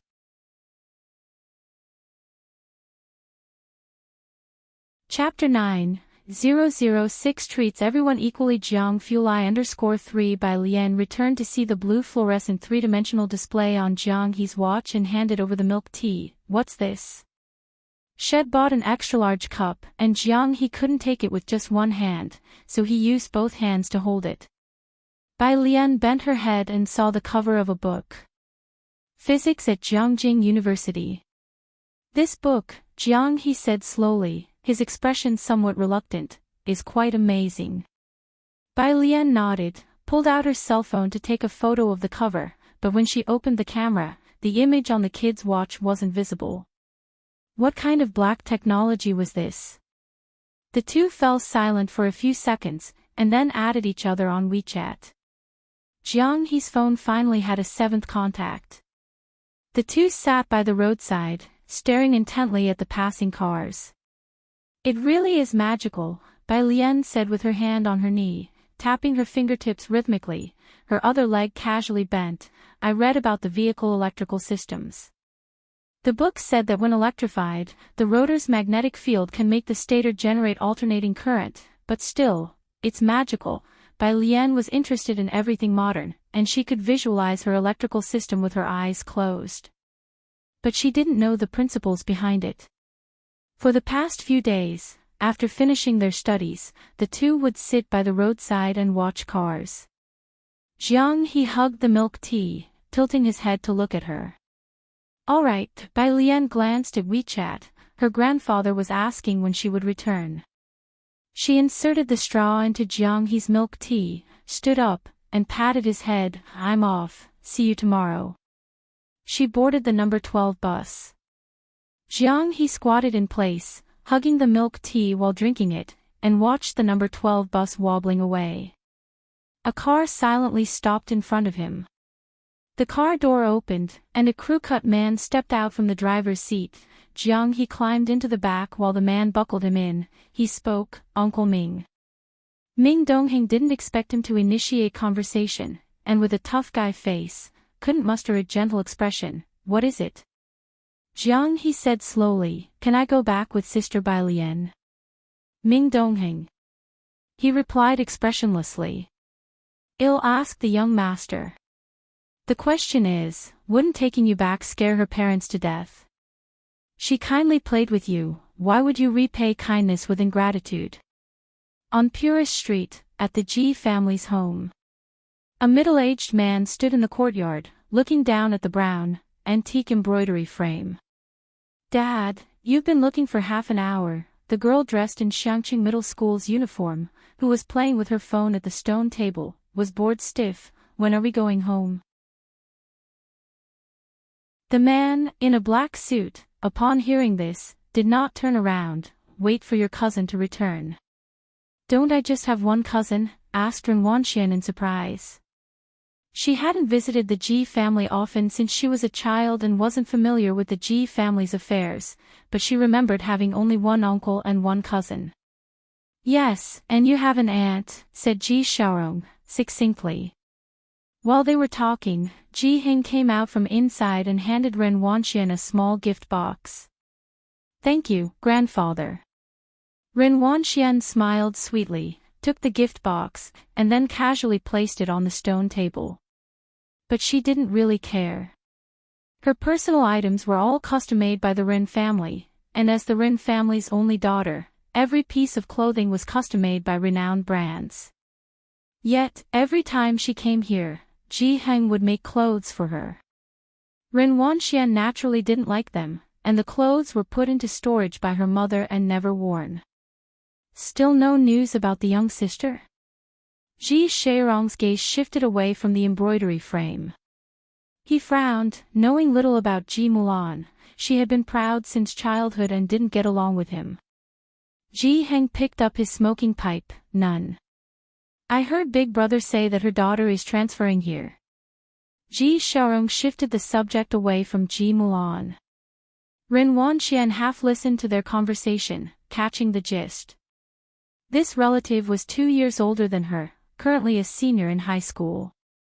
She listened for a bit, lost interest, picked up her phone to chat with a friend, and then raised her eyebrows. Senior brother, do you think she might want to transfer here because she heard my grandfather is Ren Qian? She typed and asked.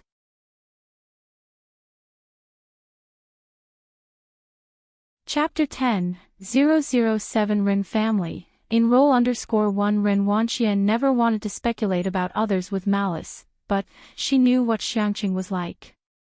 The teaching intensity at Xiangqing Middle School was average, but the Ren family would hire the best private tutors for her. However, those with even a slight connection mostly transferred to places like Beijing to attend school. Who would want to come back? Just as Ren Wanxian finished typing, Ji Hing suddenly looked towards the door. Alien is back. Ji Xiaorong paused, turning his body to look at the courtyard gate. A girl pushed the door open and entered. As the girl entered, it was as if a flash of lightning had suddenly streaked across the dark sky.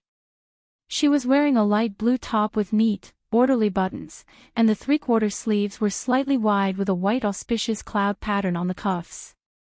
Below, she wore beige casual pants that reached her ankles, embroidered with lifelike pink apricot blossoms that seemed to surge with her every step. In her hand, she casually toyed with a pair of white headphones, and a touch of red on her wrist was like a red plum in the snow. Ji Shaorong's gaze fell on her clothes, and he instantly recognized that the meticulous stitches were the work of Ji Hing's hand. Ji Mulan really did give birth to a well-behaved daughter. "This is your second uncle," Ji Hing introduced, pointing at Ji Shaorong with his tobacco pipe for Bai Lian. Ren Wanxian didn't look at the so-called cousin. She was still thinking about matters, so her expression was somewhat indifferent. When she noticed Ji Hing once again pointing at Ji Shaorong with his tobacco pipe, she frowned slightly. She had been taught etiquette by instructors hired by the Ren family since she was young, learning the aristocratic etiquette of Jiangjing. Pointing at someone with a tobacco pipe was simply too vulgar. Even a servant in the Ren family wouldn't commit such a crude act. When she first saw Ji Hing take out a chipped blue and white porcelain bowl as a child, Ren Wanxian told Ji Hing that it was too dirty and unhygienic. She was severely scolded by Ji Shaorong. After that, Ji Hing never used that bowl to entertain her again and bought a clean white porcelain bowl instead. But Ren Wanxian also didn't dare to speak out of turn anymore. Today she could only suppress her feelings, then go home and complain to her mother, who rarely let her visit the Ji family. Bai Lian clasped her headphones, glanced at the second uncle Ji Hing had mentioned, and curved her lips into a smile, brimming with amiability. "Hello." She didn't call him second uncle. Her voice was like the clear and spirited tone of a gently pressed piano key, and Ren Wanxian subconsciously turned her head. She saw a pair of extremely beautiful eyes, clear and sharply contrasted between the black and white. Looking further down at the vintage clothing, Ren Wanxian had not thought before seeing her that such outdated fashion could look so attractive on someone. Even if Ren Wanxian didn't want to admit it. She clenched her phone. "It's rare for you to come back," Ji Hing said, not one for many words. He broke the silence, telling Ji Shaorong, "Dinner here tonight." Ren Wanxian took her gaze back. She stood up, her behavior very cultured. "Dad, I still have a private tutor class and can't be home too late." She glanced at the well in the courtyard from the corner of her eye. The Ji family used water from here. Though the well looked clean, she really didn't want to touch the water from this place. So every visit was brief, and she never drank the water Ji Hing offered her. Though Xiangqing was off the beaten path, most of the area close to Xiangqing had been replanned long ago, and the community had been equipped with sterilized tap water. Meanwhile, Purist Street remained the same year after year, with no construction, and the residents still used well water. Ren Wanxian had never seen people using well water in this day and age. Ji Shaorong glanced at her. "Then you go back first, the driver is still waiting for you outside." "Oh, by the way," Ji Shaorong seemed to remember something, "Xian, this is your cousin. She's also in her senior year and is about to switch from arts to sciences. You two should exchange contact information." Saying this, he looked towards Bai Lian. "Alien, Xian is also studying science, and her grades are excellent. You can ask her if you have any questions." Bai Lian lowered her head, studying the headphones. She decided she would take them apart to see how they worked as soon as she got back to her room. After being called out, she lifted her head to look at Ren Wanxian and slowly attempted to take out her phone from her pocket. Ren Wanxian pinched her phone, holding the power button down to turn it off. "Dad, I'm 2 years younger than her. I'm 17 this year." She paused, then said, "I've been playing games just now, and my phone is dead." "Hello," Ren Wanxian faced Bai Lian squarely, very politely, and took out a certain fruit-branded phone, her manner graceful. "Then, let's add each other as friends next time." Bai Lian quirked her brow and withdrew her hand from reaching for her phone. "Sorry." Ji Shaorong also fell silent for a moment, then spoke softly to Ren Wanxian, "You're in your senior year, don't play games every day." Ren Wanxian didn't respond but nodded casually and then bid farewell to Jiheng.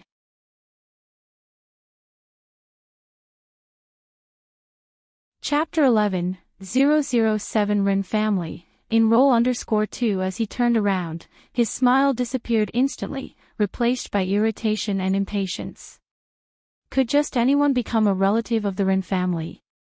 Today, with Ji Xiaorong present, Bai Lian didn't have to wash the dishes after dinner, as Ji Xiaorong did it. Jiheng watched him searching for the bucket. "The bucket is in the storage room, have you forgotten again?" Ji Xiaorong smiled and then looked around the courtyard before heading to the storage room. Jiheng sat on a stool by the door, with paper and pen laid out on the table. Bai Lian had just taken off her headphones when she saw Jiheng wearing glasses, sitting alone under the yellow light, his figure elongated by the shadow. She clenched her headphones in her hand, walked over, and squatted beside his feet, looking up. "Grandpa." Jiheng paused in his work and looked down at her. "What is it?" "Here," she opened her palm to show him a little blue toy. "I got this with my bubble tea today." Jiheng looked at the little blue rabbit in her hand and reached out to take it. "Look at this pattern, do you like it?" He showed Bai Lian the painting on the table. Bai Lian glanced at it. It was a meticulous traditional Chinese painting of plum blossoms, the yellow stamens distinct and lifelike. "It's beautiful." "Well then, I will submit it for printing tomorrow." Jiheng shifted his gaze away and gestured for Bai Lian to return to her own business. "Go back to your reading. Remember to get up early tomorrow, your uncle is taking you to school." He was talking about Ji Xiaojun, whose school registration had already been transferred. "Oh," Bai Lian stood up, and as she went back to her room, she made a request. "After that is mounted, can you stitch me a peony? I like peonies too. Make one for me next time." "You're picky now." Jiheng glanced at her. After she went inside her room, Jiheng stayed sitting where he was, motionless for a long while. Mounted on a frame. It had been so long since Jiheng had heard this term. He seemed to have gotten used to people nowadays liking fashion, preferring high-end dresses and haute couture clothing. No one liked the flowers he embroidered, and no one appreciated the clothes he made. Even the ones he made for Ji Mulan, she didn't take a single piece when she ran away from home. He looked at Bai Lian's retreating figure, then lowered his gaze to the little blue rabbit in his hand. Inside the room, Bai Lian was in a good mood since she didn't have to wash dishes. She returned to her room, placed her opened headphones on the table, and the first thing she did was look up the book Jiang he had sent her. She opened Baidu and searched, Jiangjing University Physics. However, the results were bizarre. There was everything except for the book from Jiangjing University and Jiangjing University Physics. She glanced at her phone screen and there was even a result. Got 17 points in physics. Bai Lian, good for you, classmate. She went back to WeChat, tapped on Jiang He's profile, and politely greeted. On the other side of the phone, Jiang He sat on the carpet, a life-size synthetic cabbage plushie in his lap, holding a 7-layered twisty puzzle in his hand, slowly working on it while the watch on his wrist chimed. He glanced at it and saw the message was from someone with a Xiangqing building profile picture, his eyes lighting up. He threw away the pillow, tapped his smartwatch, and a slim, floating 3D page appeared with Bai Lian's message. Bai Jian. Jiang He replied, one character at a time, by sister. Bai Jian, I won't go to the library tomorrow, I have classes. Jiang He, okay. Bai Jian, I can't find the book you sent, it's not on Jingbao either. Jiang He rested his chin on his knee, blinking. Jiang He, I'll ask brother. He got up from the carpet to go to the study. Jiang Fulai was in a video conference. He wore a white lounge suit, leaning back with a relaxed posture, his pale fingers resting on the table, his light and lofty eyes half-lidded, exuding a sense of nobility and indifference. Upon seeing Jiang He, he slowly straightened up, switched off the camera, and muted the microphone. What is it? Jiang He approached and showed him the watch screen. Are you asking for her? Jiang Fulai raised an eyebrow, his soft lounge suit making his coldness seem a bit diluted. Jiang He nodded. Jiang Fulai took from him the half-solved twisty puzzle. I hear you want to go back with them. Jiang He nodded again. Jiang Fulai methodically restored the puzzle to its original state, casting him a glance in between. You can't. Jiang He looked at his puzzle, this time not nodding. Go back to bed. Jiang Fulai handed the puzzle back to him. I'll have someone send the book over tomorrow. The delivery of his laboratory detector did not meet his standards this time. He needed a detector capable of sensitively sensing recoil nuclei. But the detecting medium in the laboratory was not large enough. So he was altering the design to ensure the detector was large yet had a very low detection energy threshold. There was not much time. Conveniently, Jiang He had recently found a playmate, so he didn't need to be distracted by looking after him.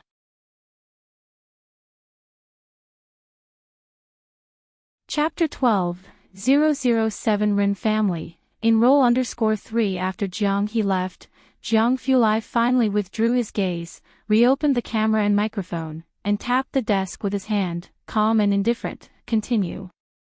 The following day, at Xiangqing Middle School. The largest high school in Xiangqing, Bai Lian followed Ji Xiaojun into an office. In the office, Lu Lingxi wore glasses, had short hair, and despite trying to hide it, there were visible whites in her hair. She looked at Bai Lian with a gentle gaze. Bai student, can you tell the teacher why you want to switch to science? Why switch to science? Bai Lian half lowered her eyelids, her lashes slightly drooping, long and curled, masking the darkness at the bottom of her eyes. If initially, it was just about not wanting to see history, now. Curious, she spoke quietly. Curious. This was a response Lu Lingxi hadn't anticipated. Yes, Bai Lian said, looking at the computer on the neighboring office desk, like how I really want to know how computers transmit information. Her black pupils reflected the sun's rays from outside the window, resembling a lazy white cat. Things had changed, and no matter how frightened or unsteady she had been when she first crossed into this world. But she was earnestly exploring this era, and undoubtedly, she was now filled with curiosity about it. Ji Xiaojun was hearing Bai Lian's reason for the first time, and he couldn't help but tilt his head, looking at the serious expression on his well-behaved niece's face. After a moment of silence, he remembered how she had answered him last time. Oh, so what? Giving him the runaround. Good, Lu Lingxi looked at Bai Lian calmly, seeing her seriousness. How about you do a set of comprehensive science papers for me to look at?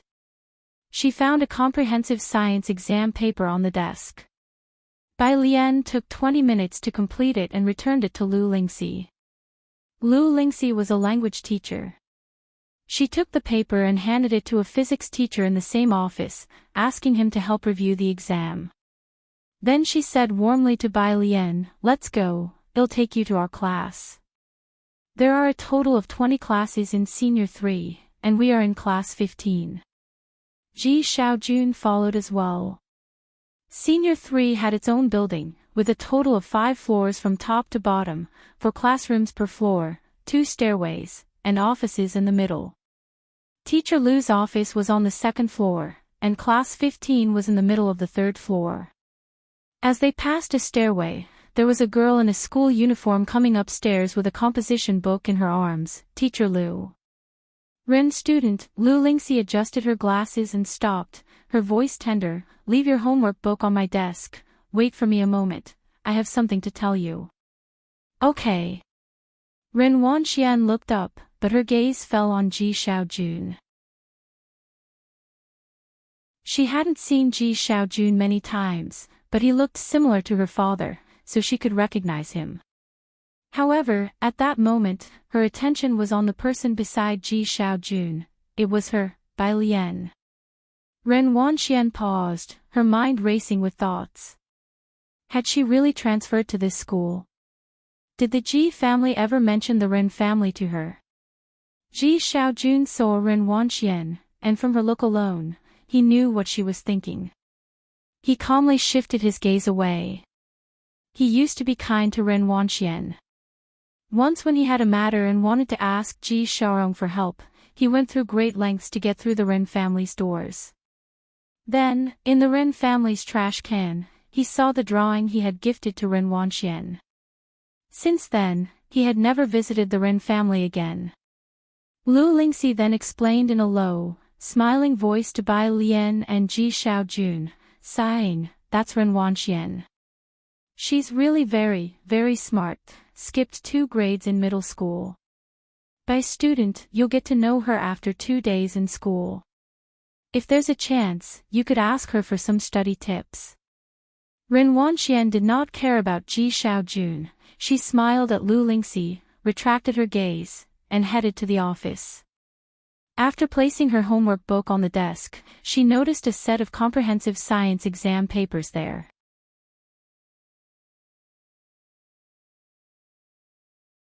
Chapter 13, 008 Vine Emperor _1 Class 15. At the front of the classroom stood a middle-aged man with a slightly rotund figure, his back curved as his hands rested on the lectern. "Now, looking at this problem, what should we do first? We set the coordinates for this moving point M, using trigonometric substitution and the trigonometric identity, right? And what's the next step? Write down the coordinates of the other points as well. Then it becomes pretty obvious, they're all collinear. Can we not determine the coordinates of point P? Isn't the slope of PQ now evident? Isn't it quite simple, right?" The students in the class were dozing off, responding intermittently. Lu Lingxi knocked on the door. "Mr. Xia, I've brought a new student." Some students in class 15 languidly looked up, and in the light, the newcomer was seen wearing a simple white cross-collared shirt, embroidered with a tiny white poppy at the neckline, paired with a black horsehair skirt below. In her white blouse and black skirt, her black hair was neatly coiled with a wooden hairpin, and she had no other accessories. Her features were pretty and she exuded a lazy elegance, giving her an irresistible aura. The math teacher momentarily felt as if he had time-traveled, as if he were in the Imperial College, and approaching him was his most spirited female disciple. She entered the classroom and spoke in the midst of a profound silence. "Hello, everyone. My name is Bai Lian." At the sound of bang, the atmosphere instantly exploded. "May I ask, Lian from which Lian?" A girl sitting in the back excitedly raised her hand to ask. Standing politely at the lectern, Bai Lian casually tilted her head upon hearing the question, the Lian as in the vines of an emperor's home. "Wow! Cool." Some boys even started banging on their desks and shouting. Some girls, seemingly composed, bowed their heads, but had already taken out their phones to frantically communicate in chat groups. "All right, calm down, you lot," Lu Lingxi said with a smile. "Bai Lian, take the empty seat in the 4th group." She looked at the girl with her head down by the window, her voice softening, next to Yang Lin. Bai Lian walked towards the only empty seat in the classroom with her backpack. "If you need anything, you can come to me." Yang Lin spoke in a delicate and gentle voice, and after she finished speaking to Bai Lian, she kept her head down, continuing to do her homework. "Thank you." Lu Lingxi returned to the office. "Wanxian, you'll have to write on the bulletin board at the intersection later." Ren Wanxian had studied under a famous teacher since she was little and had good handwriting. Lu Lingxi was also partial to her. "Also, you're aware of the Jingjiang preparatory camp, aren't you?" Ren Wanxian nodded. "I know." She didn't just know, her grandfather was also actively communicating with a doctor from Jiangjing. Some schools use software from the preparatory camp to drill their top students with questions. Lu Lingxi spoke slowly. "Our school recently got a spot, but there's only one, so the school will decide who gets it after another month." The spot for Jingjiang preparatory camp was basically a guaranteed ticket to Jiangjing University. There were very few opportunities to get this software spot, Ren Wanxian remembered that even Beiqing High School only had 10 such spots. She was surprised that Xiangcheng's school actually had a spot. Ren Wanxian was quite taken aback. I understand, Ms. Liu. Stay a bit later after school. There's a training session targeted at those of you who can compete for the spot. That's it, you can go back, Lu Lingxi said with a smile, sending her off.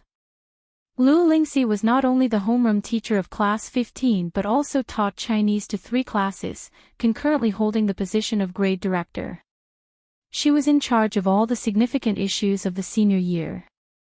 Ms. Liu, I've placed the transfer student's test paper on your desk, the physics teacher reminded Lu Lingxi. Lu Lingxi quickly put on her glasses and picked up the exam paper. Let me take a look. The first thing she noticed was the handwriting on the paper. This handwriting. Upon hearing this, Ren Wanxian slowed her steps. So that test paper belonged to Bai Lian.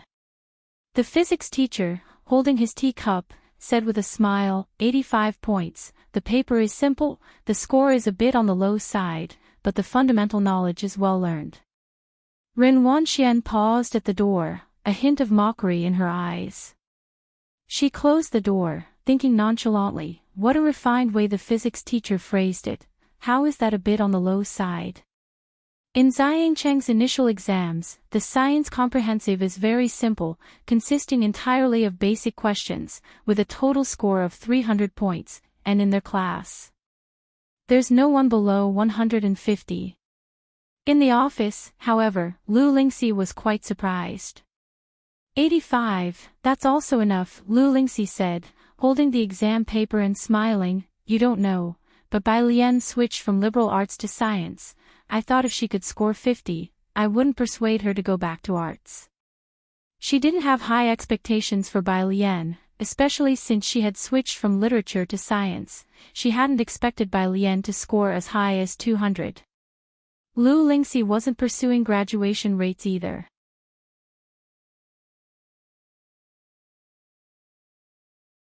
Chapter 14, 008 Vine Emperor _2, Academic Transition from Humanities to Science.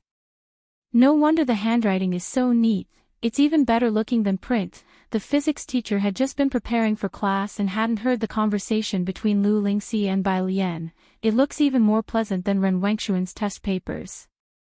He also found it strange that the transfer student had switched from humanities to science.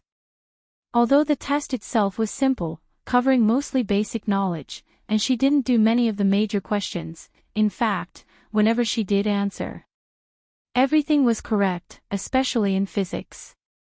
She used authentic Guangha style. As a language arts teacher, Lu Lingxi did consider her to be a good student, with handwriting so well behaved. In the past, scholars who took the imperial examinations would use this type of font. Previous top scholars knew several styles of calligraphy, but would all use Guangha style during the palace examination. Lu Lingxi had never considered that Bai Lian knew several styles of handwriting. Nowadays, it was remarkable for young kids to learn even one style properly. But now, very few people learn Guangha style anymore, as they prefer Liang style. Lu teacher, don't worry too much, the physics teacher unscrewed the teacup. Since she wants to study science, she'll definitely be diligent. Don't look at her score of just 85 now, I see that she's not completely lacking in insight.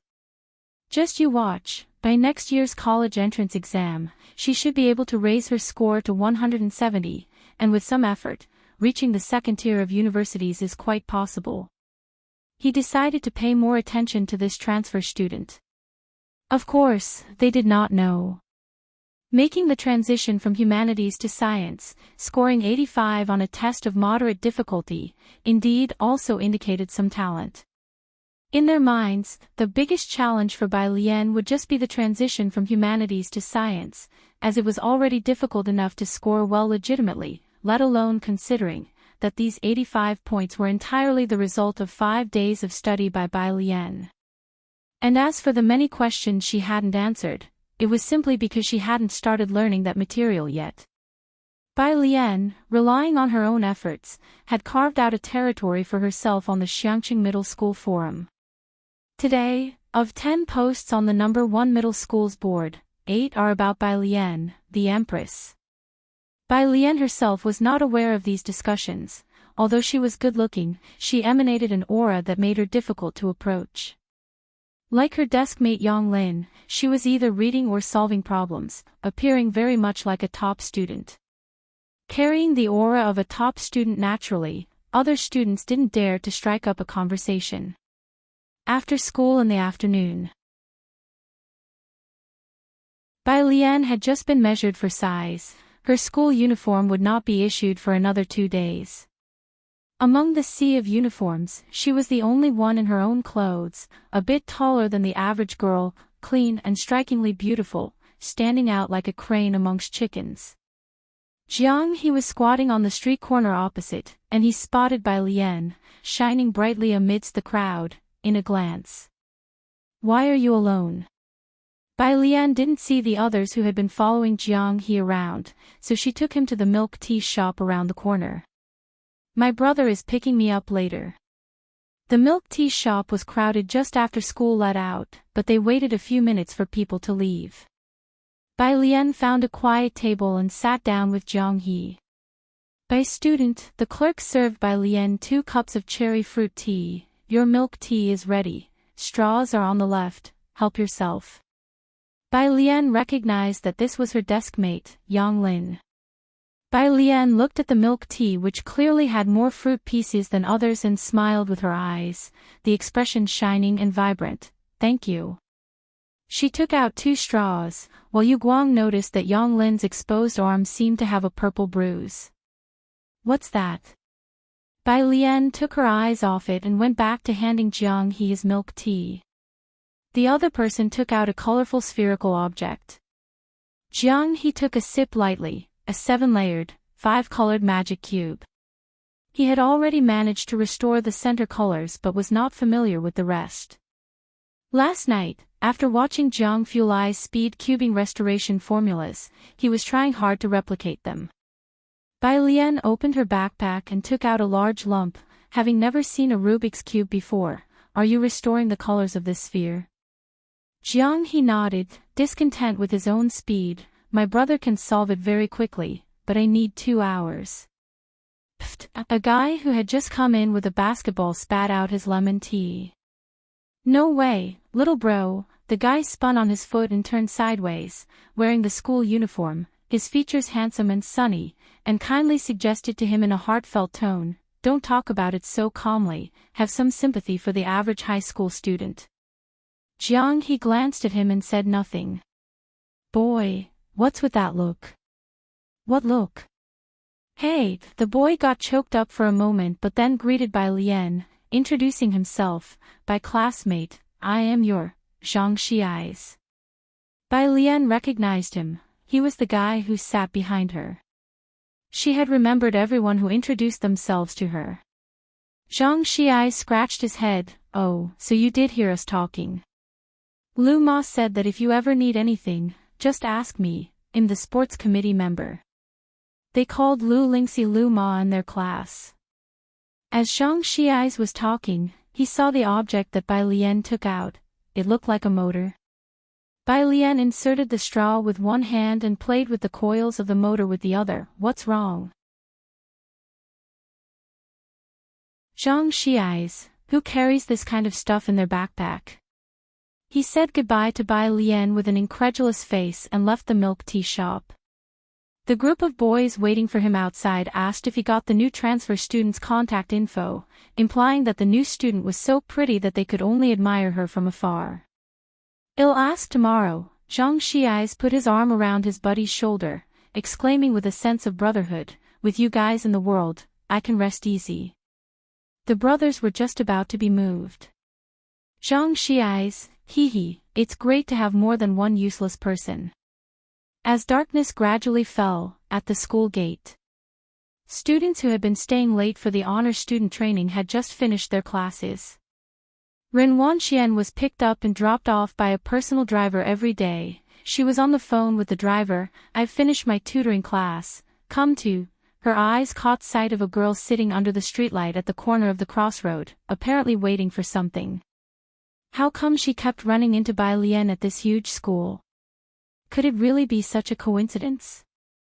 Ren Wanxian suddenly felt an irritation. Observing the other silhouette, she pondered for a while and then instructed her driver, "Take the car to the back gate, it'll wait for you there."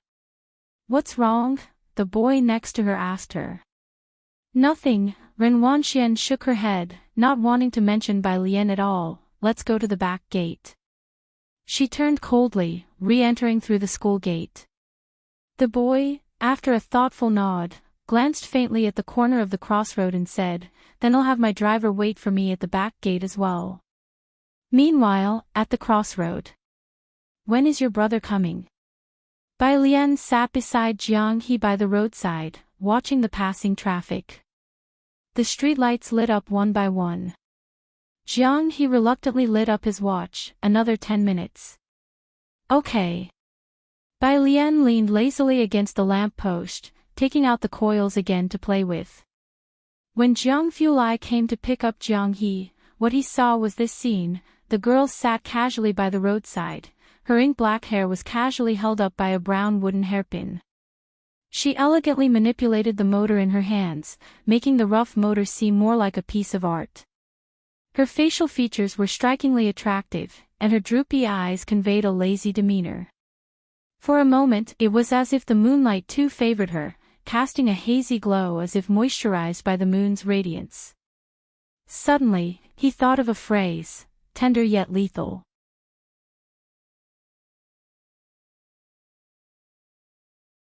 Chapter 15, 009 monopolizes the moonlight. Bacter Street _1 Dust descended on the long street, which monopolized 7 shades of the moonlight. "I kept you waiting." Jiang Fulai came back to his senses. He suppressed his gaze and introduced himself to Bai Lian. "Hello, Bai Lian, I am Jiang He's brother, Jiang Fulai." He stepped out of the car enveloped in a cold frost, his voice slightly lowered, naturally chilly. Bai Lian looked up and inadvertently collided with a pair of light-colored eyes that reflected no light like a cold pool. Deep and cold. She glanced at Jiang Fulai, who wore a black shirt. His face was stunningly cold, his slightly lighter hair blending with the light. Their first gaze, or perhaps another glance. It was surely quiet and lonely. Yet it felt deafening. After a moment, Bai Lian slowly spoke, "Give me a reason not to shark you." Jiang Fulai rarely showed his true emotions in front of others. This was the first time he was caught off guard in public. Jiang He looked up, contemptuous. "Her name is Bai Lian." Jiang Fulai, "Firstly, do you want to see what you noted down?" Sorry, realizing what had happened, Jiang Fulai lightly chuckled. A rare smile tinged his usually indifferent and ice-cold phoenix eyes. Jiang He is sensitive to numbers, but he never went to kindergarten, so, he paused, then simply assessed, he is semi-illiterate. Bai Lian swept a cold glance toward Jiang He. Jiang He, who had an autism spectrum disorder and exhibited extraordinary intelligence only in numbers and geometry, expressionless, he withdrew his gaze and fluidly covered his wristwatch.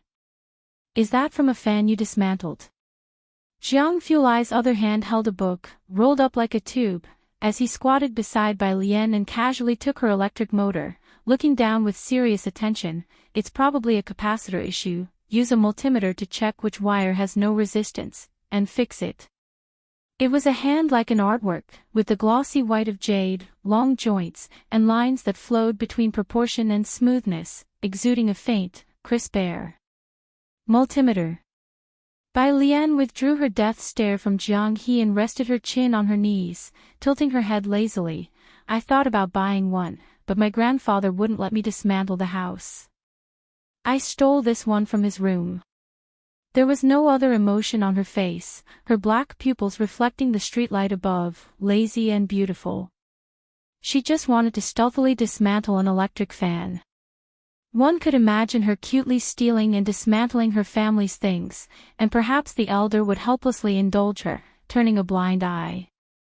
"I have one, I'll bring it to you in a few days." The mere thought of the scene made Jiang Fulai feel like a big cat was stretching out lazily to scratch him. "I have a physics lab." It's well equipped for experiments, very convenient. Jiang He rarely felt close to people, even going silent for 7 days at a time. Bai Lian was a peculiar existence to Jiang He. Now seeing her in the flesh, he thought he might understand why Jiang He wanted to go home with her. Bai Lian blinked. A large lab, there must be a particle collider there. The glances from the people around grew more intense. Jiang Fulai casually picked up Jiang He by his collar and stood up. Get in the car first. I'll drive you home. There were few streetlights on Purist Street. Bai Lian had Jiang Fulai's car stop at the intersection. This is the book you wanted. Jiang Fulai got out of the car with her and handed her the book in his hand. In the twilight, his eyes and brows seemed to soften as if steeped in ice and snow. Physics is not difficult, it's interesting. You can ask me if you have any questions. Thank you. Bai Lian took the book. This was a book that she couldn't find anywhere. I should be thanking you. Jiang Fulai looked towards Jiang He and said softly, Jiang He always thinks he's an alien, wanting to return to his own planet. You're his first human friend. But Bai Lian simply said, he's cute. Jiang Fulai turned to look at her for a moment and chuckled lightly, yeah. Bai Lian waved at him and left. Jiang Fulai watched her enter a small store, with a police patrol not far away. His slightly furrowed brow relaxed a little as he got back into the car. This place hasn't been demolished. Ming Dongheng sat in the driver's seat, surprised at the sight of the low and somewhat aged buildings. Right across from it is Bakhtar Street, where my master is. Bakhtar Street was where Ming Dongheng often went, a street at the border of two countries. He just hadn't expected that Bakhtar Street and Purist Street were only a kilometer apart, facing each other across the river. Jiang Fulai looked at the lone few streetlights, slowly rolling up the car window. Let's go back.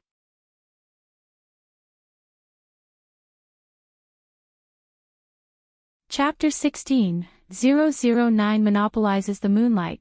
Bakhtar Street _2 Ming Dongheng drove off, and Jiang He leaned by the car window, watching Bai Lian.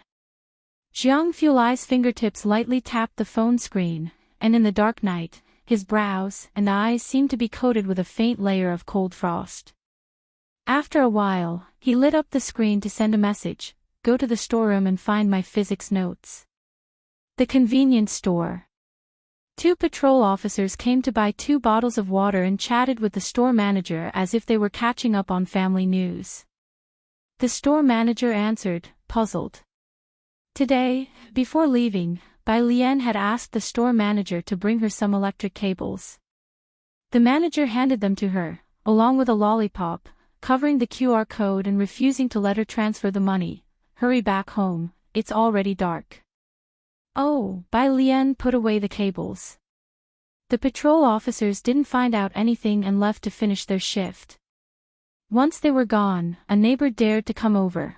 What did you do? Went across the river to steal something. Why are the police always watching you? But I am a law-abiding citizen. The store manager opened his mouth in grievance. He was also confused. I can't figure out what I've done wrong. Sucking on the lollipop, Bai Lian lowered her pretty eyes and walked innocently into the alley. Just reaching the entrance of the alley, she saw the old man waiting there. It was Ji Heng. Bai Lian hesitated, then quickened her pace.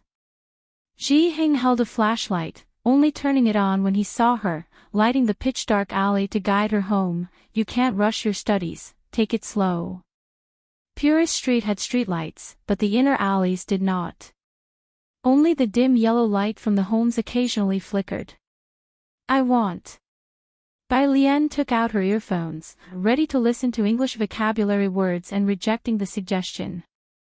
Ji Heng, seeing Bai Lian eyeing his flashlight, he warned, this can't be taken apart. Bai Lian's gaze was a bit elusive. Am I that kind of person? But I woke up this morning to find the corpse of my fan. Ji Heng ruthlessly exposed her. You just looked at the wrong time. Don't believe me, check again in a few days. Bai Lian stubbornly retorted. Meanwhile, In Xiangcheng's only villa district, the Ren family. Ren Qian, as usual, inquired about Ren Wengshuan's studies and explained about Gao Zhichen's situation. Dr. Gao has not yet replied, you have to strive at school. Ren Wanxian nodded, which would normally signal it was time to leave. But today, she hesitated. What's wrong? Ren Qian was surprised. It's about the affairs of my dad's family. Ren Wanxian shared the matter regarding Bai Lian with Ren Qian. Hearing the full story, Ren Qian put down the document in his hand, switching from arts to sciences. Ren Wanxian wasn't too concerned, but thinking about the other person's science score of only 85, she shook her head. A composite science score of 85, I don't know why she wants to study science, and Dad even asked me to teach her. Don't listen to him, he has become increasingly muddled these past 2 years, not knowing the severity. Ren Qian's expression chilled.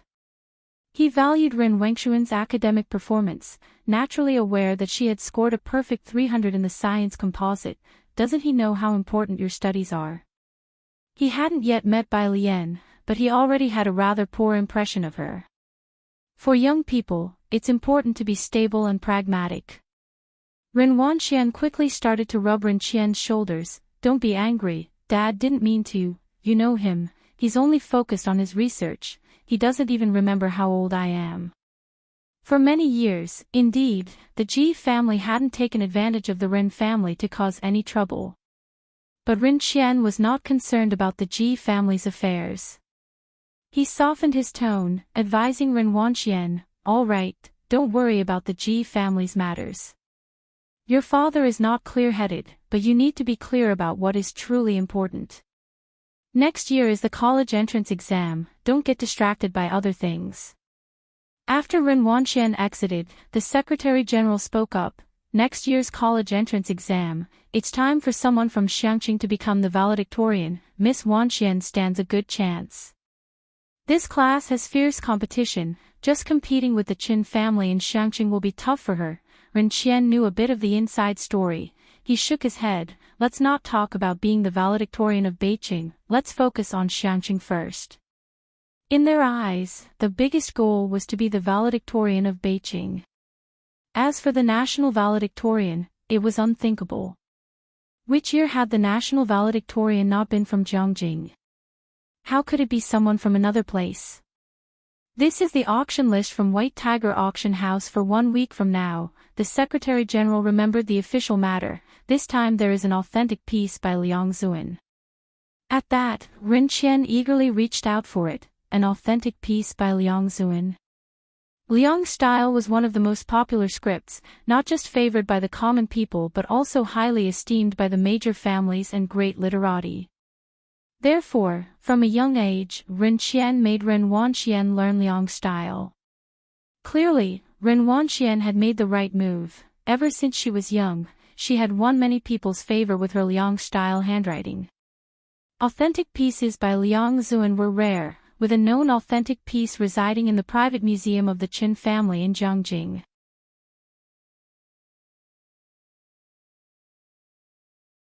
Chapter 17, 009 monopolizes the moonlight. Backter Street _3 This genuine piece coming up for auction is bound to attract a crowd from all over the country. No one would doubt its authenticity. After all, it's the largest auction house in Asia, and nobody dares to cause trouble at an auction on Backter Street. Find a way to get an invitation to the auction, Ren Qian said.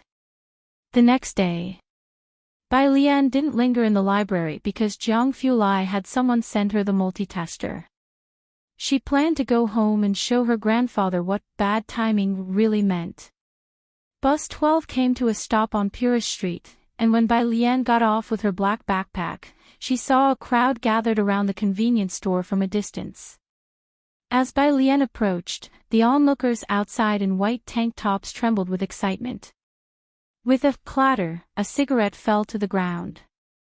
Officer Zhang, ask them if I've broken any law, the middle-aged man in black attire said casually, exhaling a ring of smoke while pointing at a vendor selling chilled mung bean jelly. Dare you say I've transgressed? The vendor, in fear, shook his head as he picked up his knocked-over stall. No, no. I knocked it over myself. Oh, is that so? The middle-aged man took 2 more steps forward, pointing at someone selling hand-carved items. The person sat on the ground, frantically waving their hands in negation. He stepped on an embroidered shoe and finally stopped in front of Ji Hing. How about you? Do you dare? Ji Hing looked at the stall on the ground and shook his head.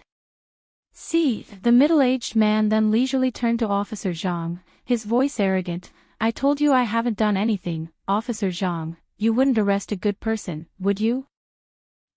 Officer Zhang was about to take action, but was firmly restrained by a colleague. Forget it, Officer Zhang.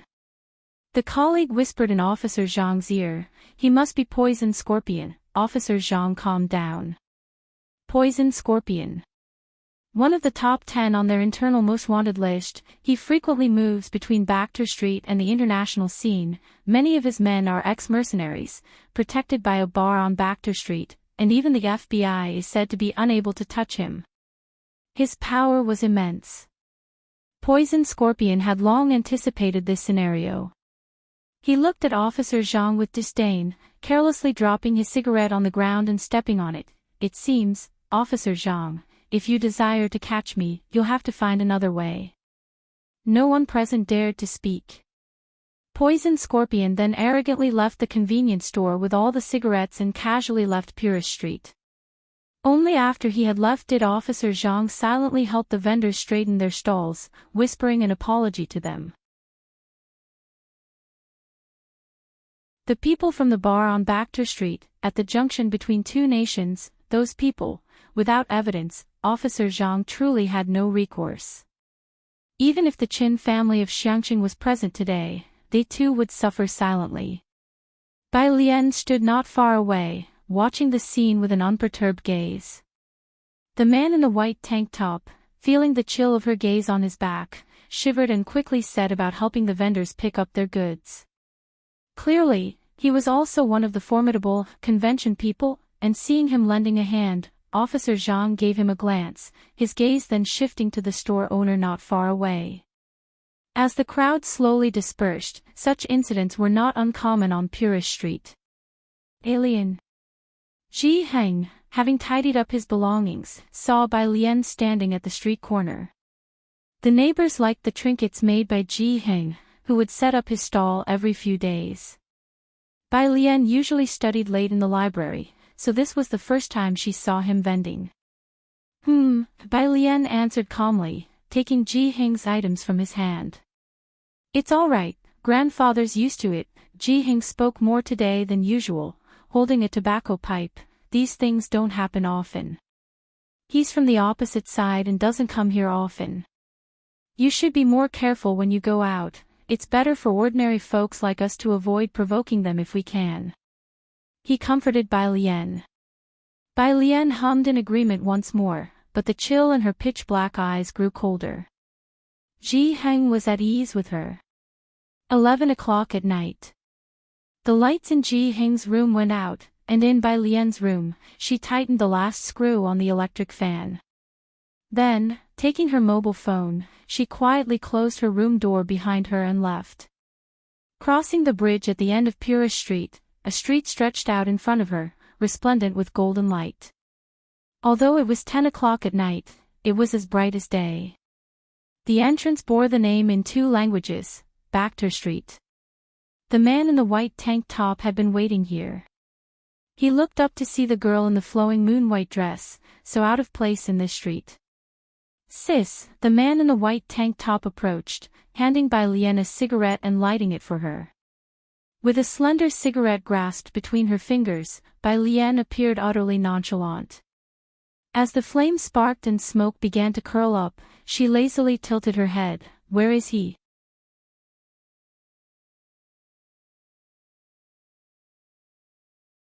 Chapter 18, 010 Save the People, Crown Prince Class 1 Qinglong Bar.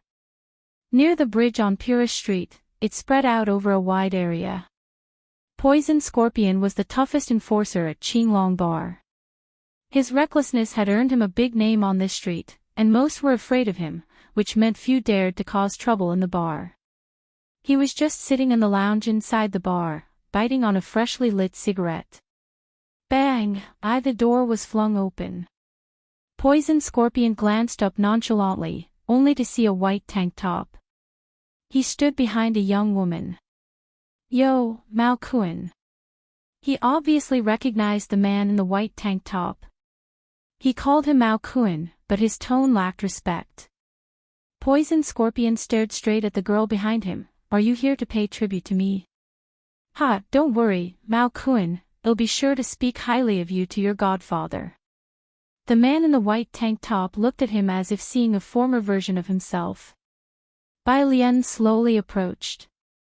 Poison Scorpion hesitated, then with a smile, extended his hand toward Bai Lian. Mao Kun, the person you've brought is pretty. Bang! He, along with the stool, was kicked to the ground, and a bone in his chest broke. Poison Scorpion's eyes turned fierce as he endured the pain and scrambled up, throwing a fierce punch at Bai Lian's face. Bai Lian didn't even move her feet, simply raising her hand leisurely to catch his punch under his astonished gaze. The hem of her moon-white dress fluttered gently. Crack, the sound of finger joints breaking echoed. You want to die? With a bang, he was once again brutally smashed to the ground by Bai Lian. Poison Scorpion had never seen such a twisted scene before and looked at Bai Lian in terror. The borderlands between two countries were complex, and no one without some abilities could survive there. His skills were quite impressive. In fact, few people knew that even the FBI had been unable to handle him when he was notorious internationally, which was why the bar owner had taken notice of him. As Qinglong Bar's top enforcer, even the #1 fighter in the ring would have a hard time laying a hand on him. Poison Scorpion was breathing more out than in. He lay on the ground, unable to get up. Have I offended you? He was clever, indeed. To be this arrogant and still alive for so long was because he had only offended nobodies. The girl in front of him, who could crush him as easily as pinching a steamed bun, was certainly no nobody. He had no idea how he had managed to provoke her. Bai Lian still had a slender cigarette pinched between her fingers, and the smoky haze swirled around her face. She walked unhurriedly to Poison Scorpion's side, wearing gray embroidered shoes with a faint footprint on them. The embroidery was of pink peonies, layered and sumptuous. With the shoe bearing the footprint, she stepped on Poison Scorpion's right hand and asked softly, "Is the embroidery nice?" "So prim and proper." Poison Scorpion, who had been so arrogant before, now lay at Bai Lian's feet. Even as every breath caused pain in his chest, he still struggled to wipe the dust from her embroidered shoe. Smiling ingratiatingly, he looked up at her. "Good, very good. The embroidery is excellent." Bai Lian looked down, the shadows cast by her eyelashes hiding the tumult within her eyes. She lifted her foot. "Indeed, it's good." Bang! Another kick. She kicked Poison Scorpion hard in the chest. Poison Scorpion was slammed against the wall. Bai Lian leisurely straightened her sleeves. Withdrawing her gaze, she said coldly, "But it's gotten dirty." The man in the white tank top knelt beside Poison Scorpion, kindly reminding him, "You had to mess with her grandfather's business, of all things. And you even asked if the old man dared to. Do you think he dares? Remember to respect your elders and love the young." The bar was deafening with noise. A group of men in black waited at the doorway. The leader, seeing Poison Scorpion paralyzed and gasping against the wall, twitched his mouth. "God, you're asking a vicious man to respect the elderly and love the young." They looked at Bai Lian warily, then told the man in the white tank top, "Mao Kun, the boss wants you in the conference room." "I'll talk to my godfather." The man in the white tank top nodded casually. Bai Lian leaned against the bar, lazily tapping her fingers on the countertop. "Xiao Bai." The man in the white tank top immediately stepped forward, pouring her a drink. "Sister, my surname is Mao." "Oh, Xiao Mao." Bai Lian nodded sluggishly. "Thanks for today, but I don't drink." I'm heading back. Sister, won't you stay a little longer? Bai Lian took out a wooden hairpin, slowly gathered her hair, and her low, soft eyes were languorous. No, I have class at 8 in the morning tomorrow. Niao Kuan, no, Xiao Mao. At his side, a younger brother seeing Bai Lian for the first time blushed. Xiao Mao, upon seeing this, snapped at him, smacking his head hard. What are you looking at? Ha! What are you staring at? Any ideas you're getting stuff them back into your mother's womb?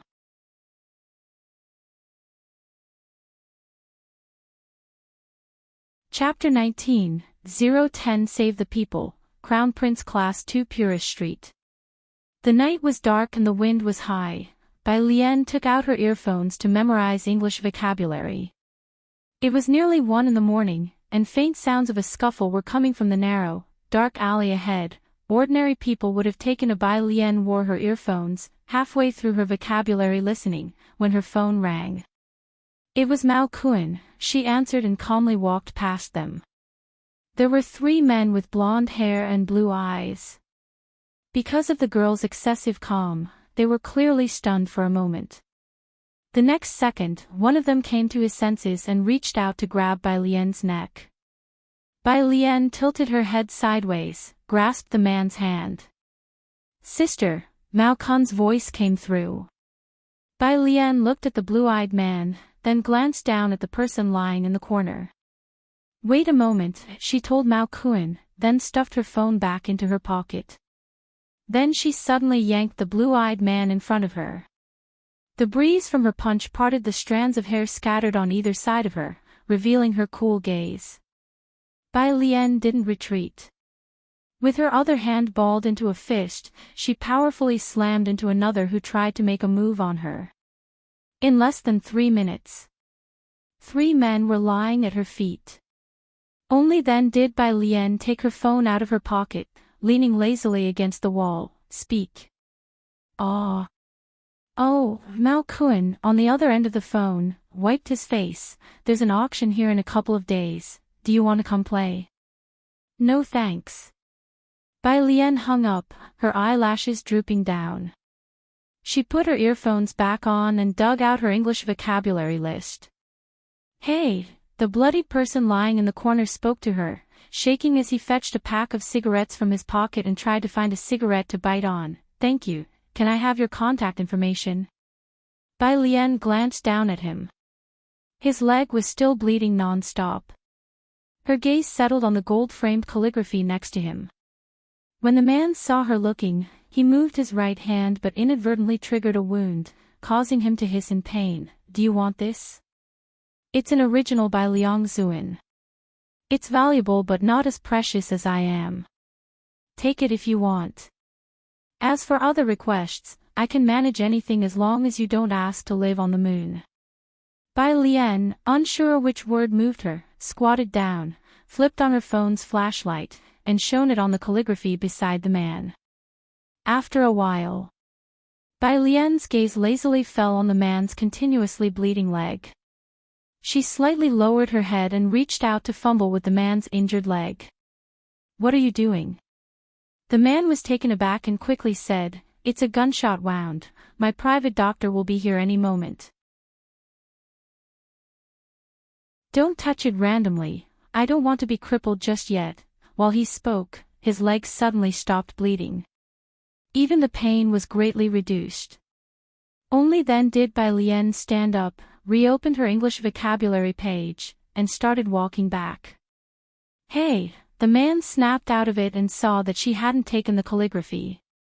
He couldn't help but call out to her, Don't you want Liang Zuan's original work? The girl who didn't pay him much attention stopped. The gentle moonlight bathed her as she finished memorizing a word before tilting her head. Who told you this is an original? The man was taken aback. This has been authenticated by experts. The girl took her gaze back, disappearing around the corner. Her voice faded into the night, lonely and vague. Have it authenticated again. That's his student's handwriting. 6 o'clock in the morning. Ji Heng's room. The moment he opened his eyes, he found himself face to face with a figure holding an electric fan. Ji Heng. Bai Lian. After 10 seconds of staring, someone was looking at him with a very righteous expression, as if asking, "Why did you wake up so early?" "Very well." Ji Heng expressionlessly closed his eyes again. Only then did Bai Lian set the electric fan down. She made sure to plug it in. The fan that was previously broken now seemed eager to let everyone know it had been fixed by someone, whirring loudly as it began to spin. She considerately closed the door behind her as she left. Ji Heng opened his eyes again, looking at the window to the early morning sky, cool with an estimated temperature of about 22 degrees. Calmly, he reached out and pulled the half-draped blanket up to his neck. Xiangqing Middle School starts class at 8 in the morning. Most boarders arrive by 7. Bai Lian wasn't particularly late, arriving at 7:30. Her desk mate must have also arrived early, now clutching an English book and sitting in the front seat, memorizing. And her seat, Bai Lian yawned lazily as she walked up to her spot, tapped the desk and looked down. "Classmate, excuse me." The girl sitting in her seat instantly pulled a long face. "Shush!" The originally noisy classroom quieted down in an instant. Zhang Xi's, who had been napping on his desk, also lifted his head, bleary-eyed, and came to alertness at the situation. The curly-haired girl didn't even glance at Bai Lian, noticing Zhang Xi's awake. Her eyes lit up as she handed him a bag. "Zhang Xi's, I brought you breakfast."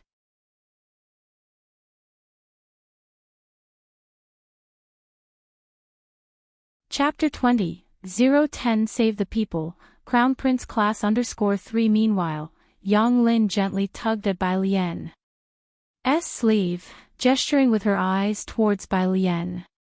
Zhang Xi's never accepts anything from girls. But now he reached out to take the breakfast. Thank you, Chen Wei, you go ahead, class is about to start." The smile returned to Chen Wei's sullen face. "Then I'll come watch you play basketball tonight." Perhaps in a good mood, Chen Wei hummed a tune as she left class 15. As she passed by, both male and female students shrank their necks in unison. "New student, since you just arrived at our school, let me give you the rundown." The girl in front turned around and heaved a sigh of relief before speaking to Bai Lian. That was Chen Wei from the second year. "Of course, mentioning that might not mean much to you. You know about the school heartthrobs, right? Besides that idiot Zhang Xi's, there's another guy called Chen Zhu." Chen Wei is Chen Zhu's little sister. Chen Zhu is in the elite class 8 of the third year. Got it. The ones who usually hang out with her are the likes of Chen Zhu and Ren Wanxian. Bai Lian, thank you. So annoying, I want to erase her.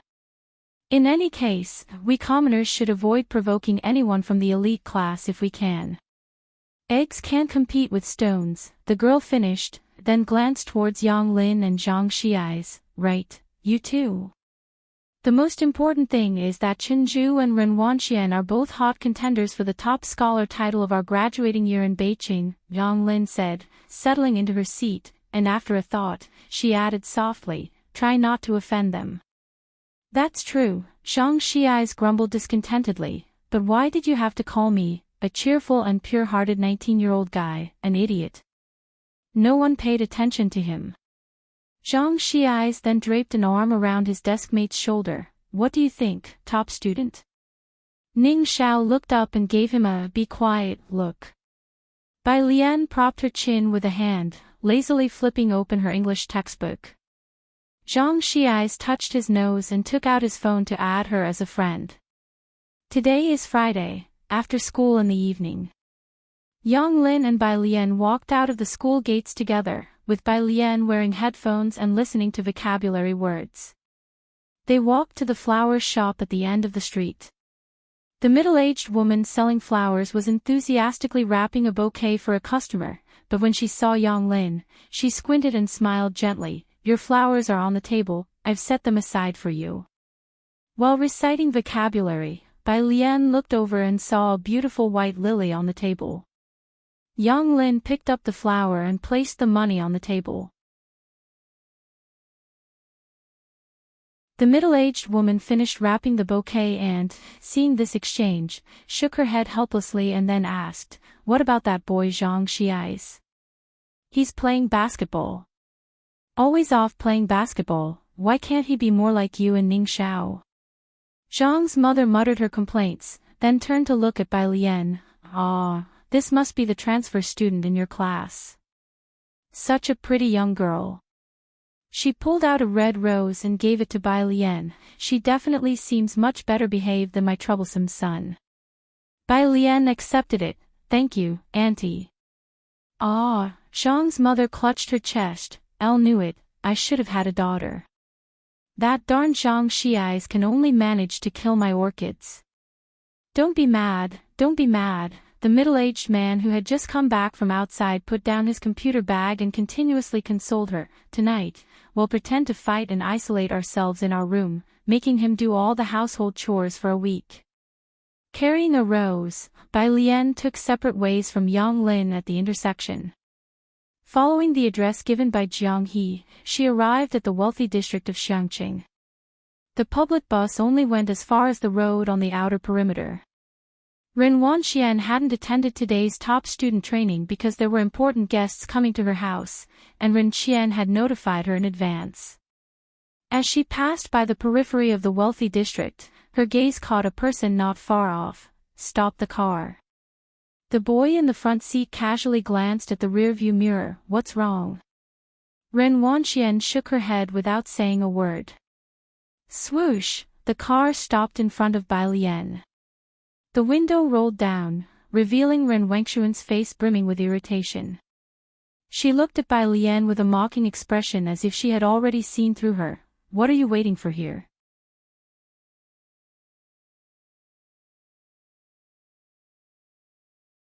Chapter 21, 011 Director Qin. That day Liang Zuan's extraordinarily talented disciple _L Bai Lian held her cell phone and sent a message telling Jiang He not to hurry. She was still in a moon-white long dress, her eyes clear and tranquil, reciting vocabulary in a calm and unruffled manner. Upon hearing a voice, she looked up, "Waiting for your ancestor." No matter whether it was at school, at the Ren family home, or anywhere else, Ren Wanxian was always the center of attention, always pampered and worshipped by everyone. Even Chen Wei had to make some superficial effort in front of her. As for the Ji family, even though she was very polite to Ji Hing, deep down she still looked down on the Ji family members. Ren Wanxian looked at the long dress on Bai Lian, plain and unadorned, without any logo, clearly something made casually by Ji Hing. In her eyes, Bai Lian was indeed the least noticeable among them. When encountering her, one should at least be cautious and respectful, not so arrogant. But she didn't expect that someone she least cared about would speak to her so rudely. The driver in the car couldn't help but take another look at Bai Lian, and Ren Wanxian noticed that the boys nearby were also looking their way. She was shocked that Bai Lian dared to speak to her like that. What are you talking about? Can't hear clearly." Bai Lian, looking at the next word, said indifferently, "Then I can carve it on your tombstone."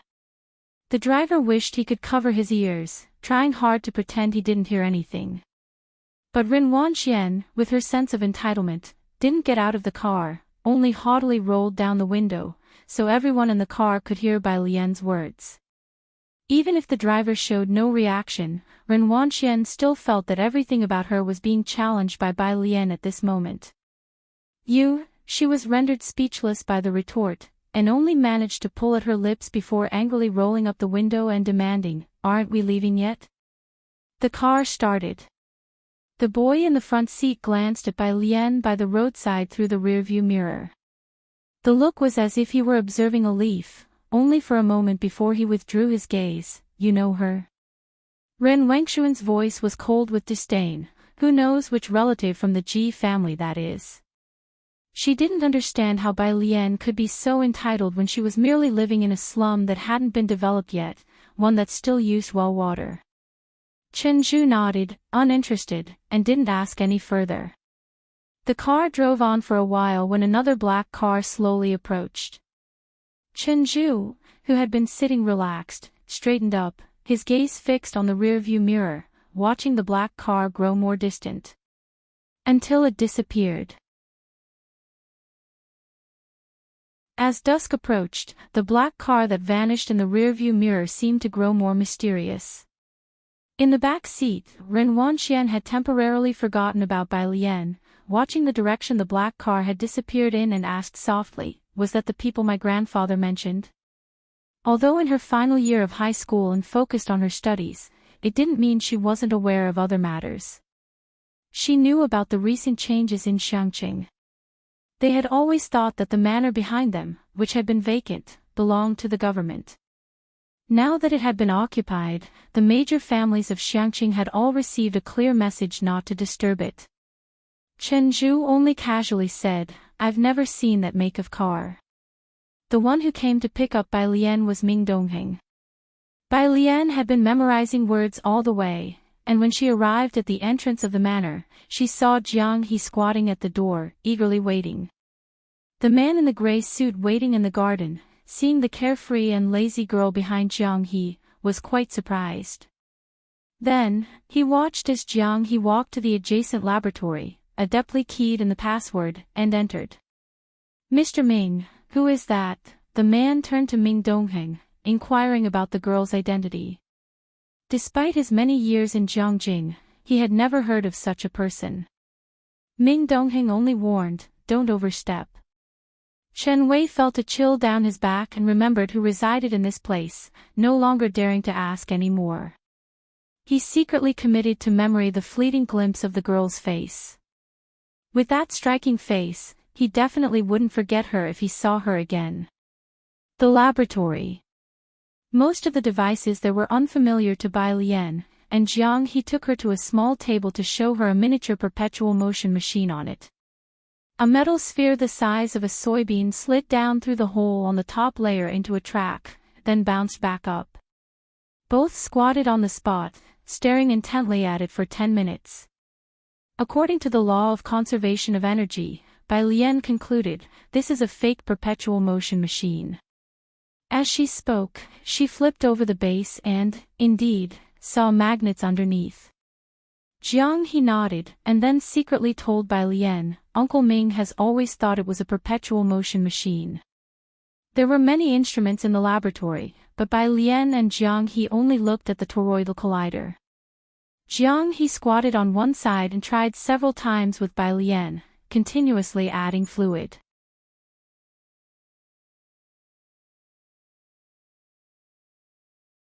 Chapter 22, 011 Director Qin. That day Liang Zuan's extraordinarily talented disciple _2 Bai Lian always recorded the data.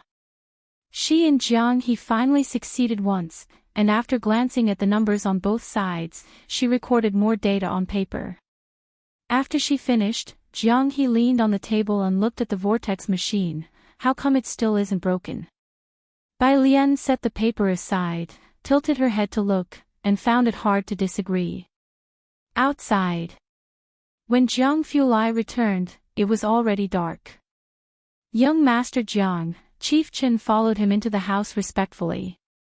Jiang Fulai took off his coat and with a quick glance, noticed a black backpack, a mobile phone, and a rose on the rosewood table. Ming Dongheng, those are Miss Bai's belongings. Jiang Fulai hummed calmly, his long eyelashes drooping slightly, shading the excessively cold look in his eyes. Are they still in the laboratory? Like this, there should be many lining up at school to give her flowers. What are high school seniors doing not studying properly, giving roses to others? Truly not reserved. Young Master Jiang gave his polite assessment. Have them come out to eat, Jiang Fulai instructed, his facial expression uninvolved. When Bai Lian came out, Jiang Fulai was speaking with Chief Qin. Chief Qin clearly appeared somewhat restrained, his hands resting on his knees as he sat with his legs together. It must be personal revenge, this side of Xiangqing. He caught sight of Bai Lian entering from outside, paused, and didn't know whether to continue. Jiang Fulai tapped his fingertips lazily on the table, glanced at him, continue. Oh, Chief Qin quickly resumed, L came here to tidy up the security, Poison Scorpion is my top priority, but the day I arrived, someone sought revenge on him. Ming Dongheng couldn't resist commenting expressionlessly, such a coincidence. You sure you didn't have a hand in it? How could L? Chief Chen was quite agitated. If I had that ability, would I need to be sent here for further training? Ming Dongheng suddenly understood. Chief Chen. Ever since ancient times, Xiangqing has always had difficult problems. This time Jiang Fulai came to Xiangqing. Jiang Jing decided to give Xiangqing a thorough cleanup. Chen Zhu was a relatively outstanding descendant of the Jiangjing Chen family, and he secured the opportunity to come to Xiangqing out of a host of people. In ancient times, he would have been a special envoy with an imperial mandate. Make a mark here with political achievements, and return to be promoted and advance in ranks. But right after his arrival, someone conveniently handed him a merit. Chief Chen really felt Xiangqing was his lucky place. No suspects. Jiang Fulai rolled up his sleeves twice, casually poured 2 cups of tea, and pushed one each to Bai Lian and Jiang He. Jiang He stared at the cup as if it were poisoned. Chief Chen spoke with a serious expression. There's one, the boss of Purist Street number 112. I've already deployed extra personnel to keep watch over him. Is there no mistake? Ming Dongheng remembered Purist Street and expressed doubt. Could it be that he's not in trouble for messing with Dawson's cake or offending the mercenary mafia? Don't know, but I have top, secret information. Chief Chen lowered his voice. It said that Poison Scorpion took 2 cigarettes from the boss. Although he found it ridiculous, Xiangqing had listed a pile of evidence. Otherwise, how could the boss have his cigarettes taken in the evening and be destroyed the same night? At the side, Bai Lian held her teacup and took a light sip.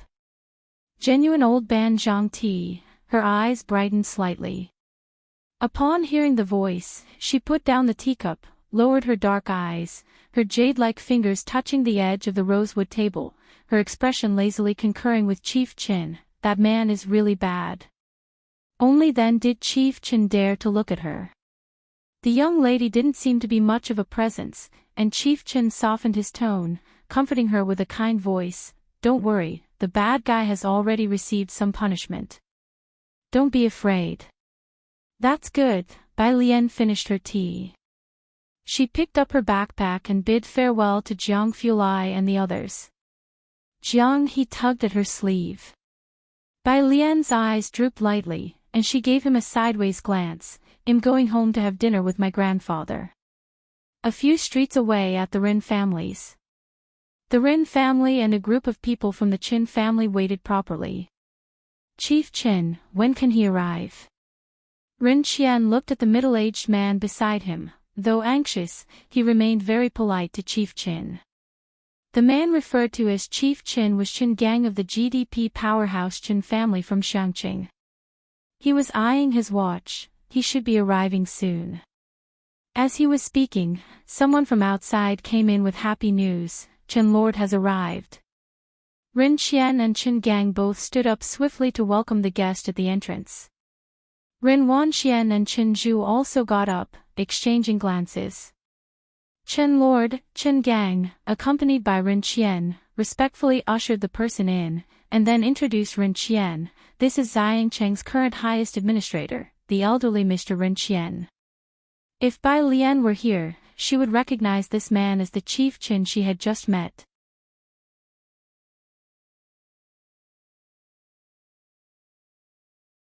Chapter 23, 011 Director Qin.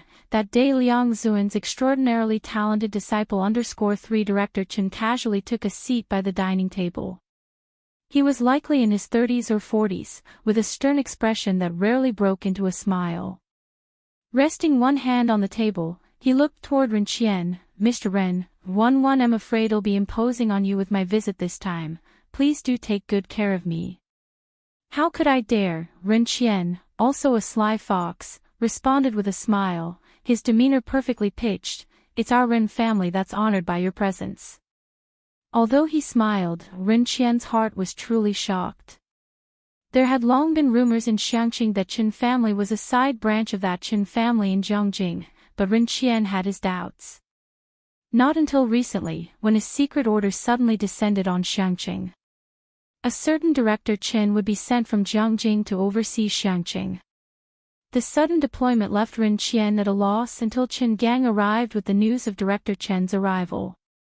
Elle heard that there's an authentic piece by Liang Zuan at the auction house.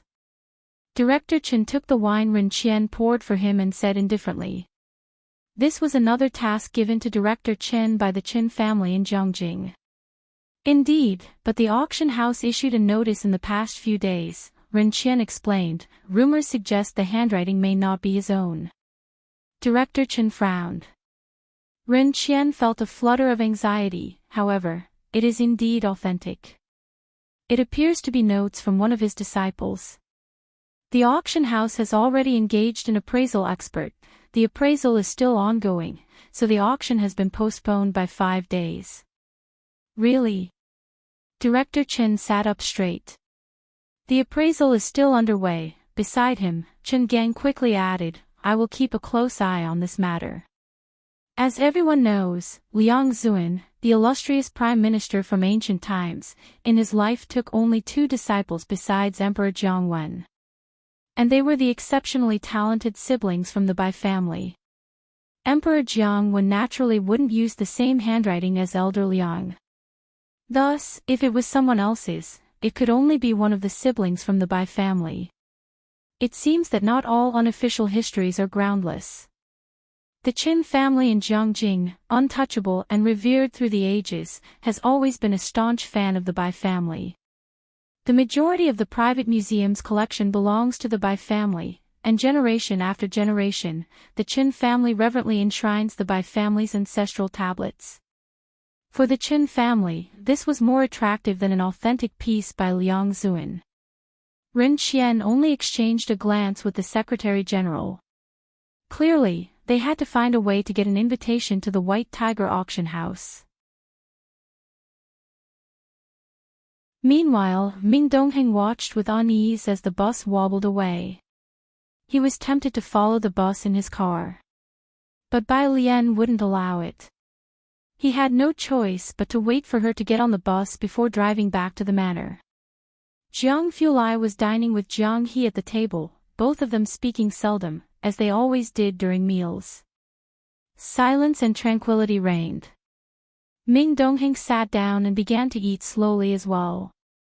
Setting his bowl down, Jiang Fulai suddenly remembered something. Who sent over the tea?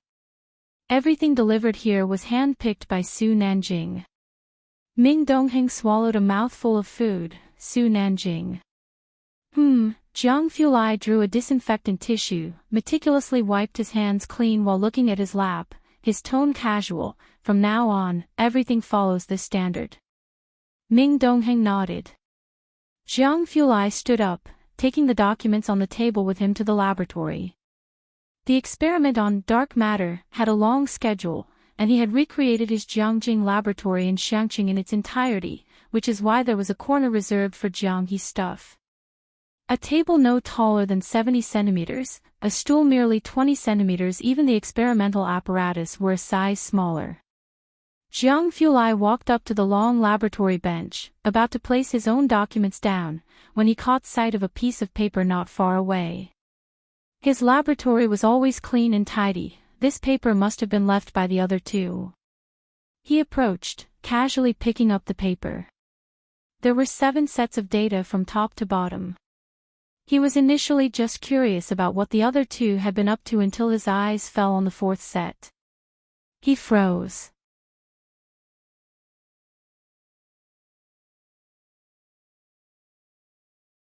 Chapter 24, 012 High-Efficiency Study Method, Relocation of Residents completed _L. A few digits were written casually. They flowed from the hand as if in one breath, the strokes revealing a hidden sharpness. Jiang Fulai stared at the characters for a moment before continuing to look at the data. If the first 3 sets of data were chaotic, a pattern could be discerned starting from the 4th set.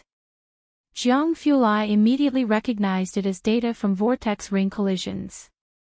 He wasn't very interested in fluid dynamics, so he scanned the data quickly and then took out his phone to take a picture. He sent it to someone.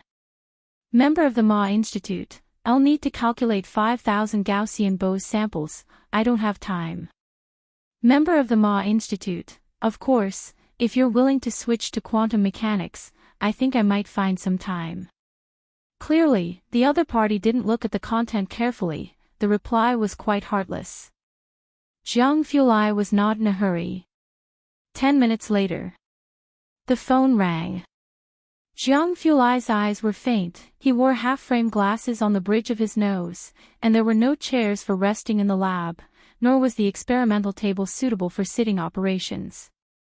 He leaned on the desk with one hand, while the other held a mouse, bending over to carefully plot the mass and interaction graph of WIMPs. He didn't answer. The phone stopped for a while, then ringed again quickly. Jiang Fulai reached out, picked up the phone, and pressed the answer button. I had a feeling they were up to no good, entrusting the kid to you. You're barely self-sufficient, how are you going to care for Jiang He? Came the voice of the member of the Ma Institute, with his teammates discussing something in the background. He was always direct with Jiang Fulai and, after a brief pause, suggested, how about this, you hand Jiang He over to me, and I'll raise him on your behalf. The member of the Ma Institute knew who was with Jiang Fulai. So he guessed that the data came from Jiang He. It's a set of data Jiang He and his friend worked on. They are very sensitive to data, Jiang Fulai said with a slight droop in his phoenix eyes. His depth in fluid dynamics wasn't profound. But a person's talent and spirit can't be hidden. Therefore, he did not think Jiang He and Bai Lian had a superficial understanding of physics. After all, even the mathematical genius Maxwell faced indifference when he shifted to physics, trying to study electricity and magnetism, and the physical giants of that era did not care about Maxwell either. On the phone. Jiangjing University. The member of the Ma Institute hung up, holding on to the data and thinking about it as he left the office. While going downstairs, he instructed his assistant, we're aiming to match the school in Xiangqing this year, right? Help me look someone up. The assistant noted it down in the schedule. Almost everyone in the school knew the member of the Ma Institute. Upon seeing him leave the office, a boy passing by the lab building couldn't help his excitement and took a photo, then grabbing his friend's arm, unable to contain himself, Xiao Kub, that's the member of the Ma Institute. Did you see? My teacher once had the privilege of being in his team. Bai Lian had just gotten off the bus when she saw Mao Kun squatting at the bus stop waiting for her. Upon seeing her, Mao Kun immediately stomped out his cigarette. Then he picked up the cigarette butt and threw it into the trash can. Sis, Mao Kun offered her an invitation with eager courtesy. Sis, this is an invitation from the White Tiger Auction House. I'm not going. Godfather said it's yours once he gives it to you, you can sell it if you don't want it. Mao Kun scratched his head, it's going for a good price on the black market right now. Then you help me put it up on the black market. Bai Lian reached out, took the red invitation with a white tiger printed on its cover, and casually put it into her backpack. Okay, sis. The two of them went to a convenience store one after another. Bai Lian grabbed a bottle of water, scanned the QR code to pay, and then went back. Whereas Mao Kun, seeing that Bai Lian called the store owner uncle, caught on quickly, bought a pack of cigarettes, and also helped the owner move the piled goods back into the store. Someone watching from the shadows took note with a solemn expression, marking the store owner's name with a star. Bai Lian had a pleasant time reading and studying in the library with Jiang He on Saturday. Sunday. Jiang He sat listlessly alone on the carpet. He fiddled with a Rubik's Cube in his hand slowly. Jiang Fulai came downstairs, fastening the buttons at his collar with one hand, holding his laptop in the other, and walked slowly over to Jiang He. Looking down, his posture was somewhat lazy, his voice, however, was calm, not changed clothes. Normally, Jiang He would have been heading to the library that day. Jiang He ignored him. Jiang Fulai finished buttoning up, placed his laptop on the table beside him, and asked calmly, "Do you know when my vortex ring machine might break down?" "Sister Bai has gone to Beijing to transfer her huku." Jiang He looked up and spoke slowly. "Beijing?" Jiang Fulai nodded. He then reached out, took the Rubik's Cube from Jiang He's hands, which was twisted halfway through difficulty, quickly solved it, and handed it back to Jiang He. "So clumsy," he said politely, then put on his mask, picked up his laptop, and left.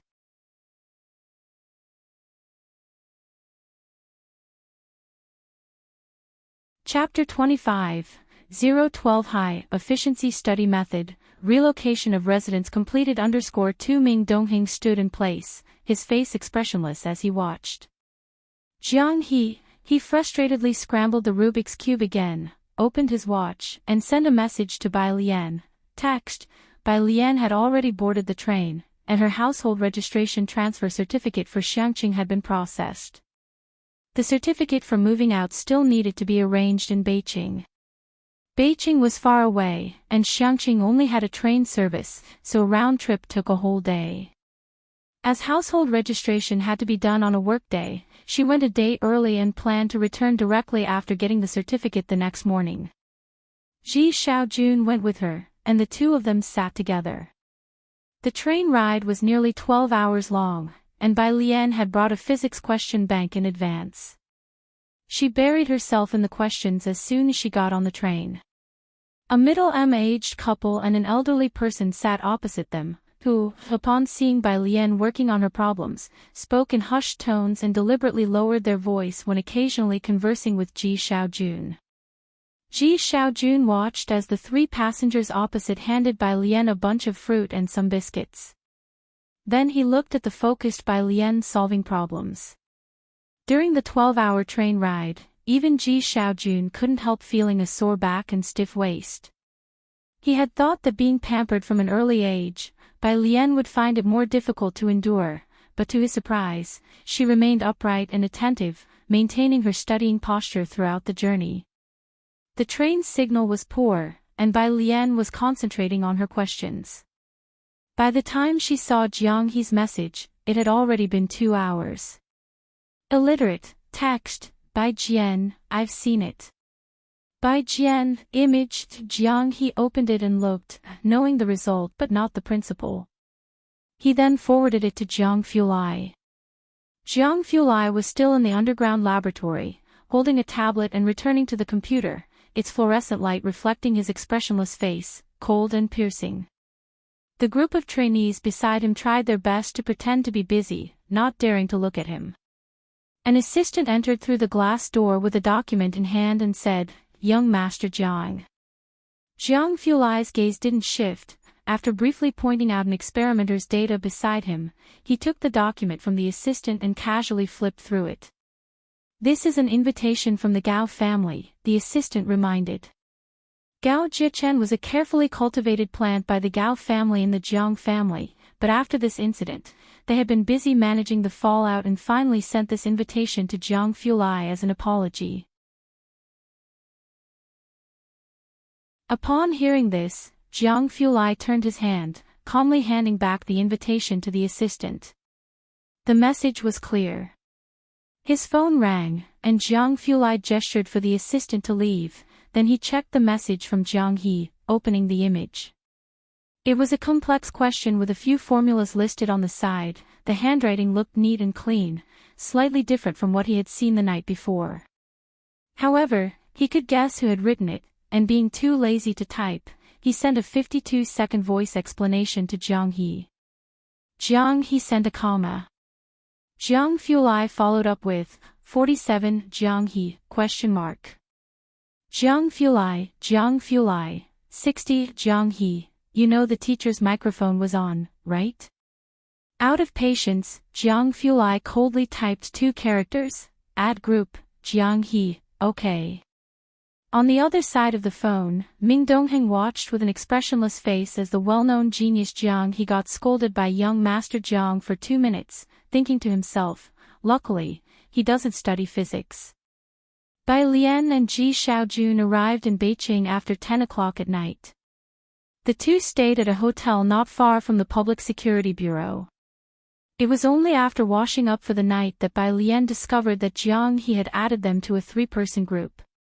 Jiang Fulai sent a detailed process diagram, and Bai Lian sat at the small square table to study it carefully. She politely sent a thank you and then asked another question. Jiang Fulai, 37. Jiang Fulai, 29. Bai Lian opened each one to listen. Physics definitely requires understanding the theorems and repeatedly deriving all formulas. To learn physics, don't look up to it, you should stand on the mountaintop and look down upon it. Every seemingly unrelated phenomenon in nature, when slowly deduced, you'll find that they all share a common cause. After you understand all the theorems and formula derivations in that university physics book, explain them to someone else in your own words until they can understand. Try this tomorrow by explaining absolute zero to your grandfather until he understands. Once you grasp the principle behind each phenomenon, you'll find all the problems quite simple. The other person must have been quite busy today, still in the underground laboratory, with a clear, deep voice. Deliberately slowed down, with a faint, slight echo. Bai Lian listened twice. So, the next day. At 6 in the morning. Ji Hing had just gotten out of bed when he received a call from Bai Lian. Bai Lian, Grandpa, did you understand? Ji Hing wasn't fully awake yet, only hearing something about molecules and immobility. He got dressed, didn't understand, but responded with a calm, Then would you repeat it for me? Ji Hing, 15 minutes later. Finally, Bai Lian heard the correct answer from Ji Hing's mouth and hung up satisfied. The Feynman technique that young Master Jiang taught her might end up making Ji Hing the biggest victim. The process of applying for a household registration transfer certificate wasn't complicated, and since they went early, it took less than half an hour to finish. With the train at 10-something, Ji Xiaojun took the opportunity to visit a nearby mall. While Ji Xiaojun shopped, Bai Lian queued in the adjacent milk tea shop to buy tea and wait for him. What Madame Song saw as she passed by was this scene: the tall girl dressed in simple white clothes and black pants, the white garment without embellishment save for a few poppies at the neckline, which rendered it exquisitely simple. She held a fruit tea in one hand, leaning casually against a column at the entrance of the mall. Countless passers-by turned their heads. You're back in Beijing. Madame Song got out of the car, the driver following behind her. Her eyebrows and eyes were warm, and her tone bore a bit of surprise. Bai Lian bit her straw and looked up. She thought for 10 seconds before she could recall who the woman was from the original owner's memory. It was her, Song Min's mother. Auntie Song, Bai Lian spoke up. This person was more pleasing to the eye than Song Min, so Bai Lian politely explained that she was back to process her household registration transfer. Bai Lian, listen to me, said Madame Song with a serious demeanor after hearing her out, looking at Bai Lian. I'll know you think your father is unfair, and you don't like Xiaoqi and the others. I can understand all of this. But after all, you're a family, you can't be childish. To be honest, Xiaoqi is smarter than most of the young nobles I've seen in Jiangjing. Your father's favor is not without reason. Besides, you need to understand that in the future, the Bai family will definitely be centered around Xiaoqi. His prospects, I dare say, are absolutely clear. You should look to the long term. Staying with the Bai family for protection will give you the best development. Madame Song's maternal family was from Jiangjing, hence her extensive knowledge about it. She felt a subtle pity for Bai Lian and thus offered this piece of advice. Some things she left unsaid. For instance, she knew about the incident with the Bai T's written pledge and that Bai Lian and Bai Xiaoqi were at odds because of her son. But she thought that now was not the right time for Bai Lian to hold a grudge against Bai Xiaoqi. Instead, it was most important to maintain a good relationship with her. Bai Lian listened carefully. She finished her last sip of fruit tea, crushed the bottle. I've never thought of relying on the Bai family. What? Madame Song was taken aback. The driver behind her glanced at Bai Lian. He naturally recognized the young miss of the Bai family, who often came to the Songs to find Song Min. On hearing this, he sneered internally. Not rely on the Bai family. What else could you rely on? Your trivial youthful pride. Or the confidence from being expelled by Beijing High School.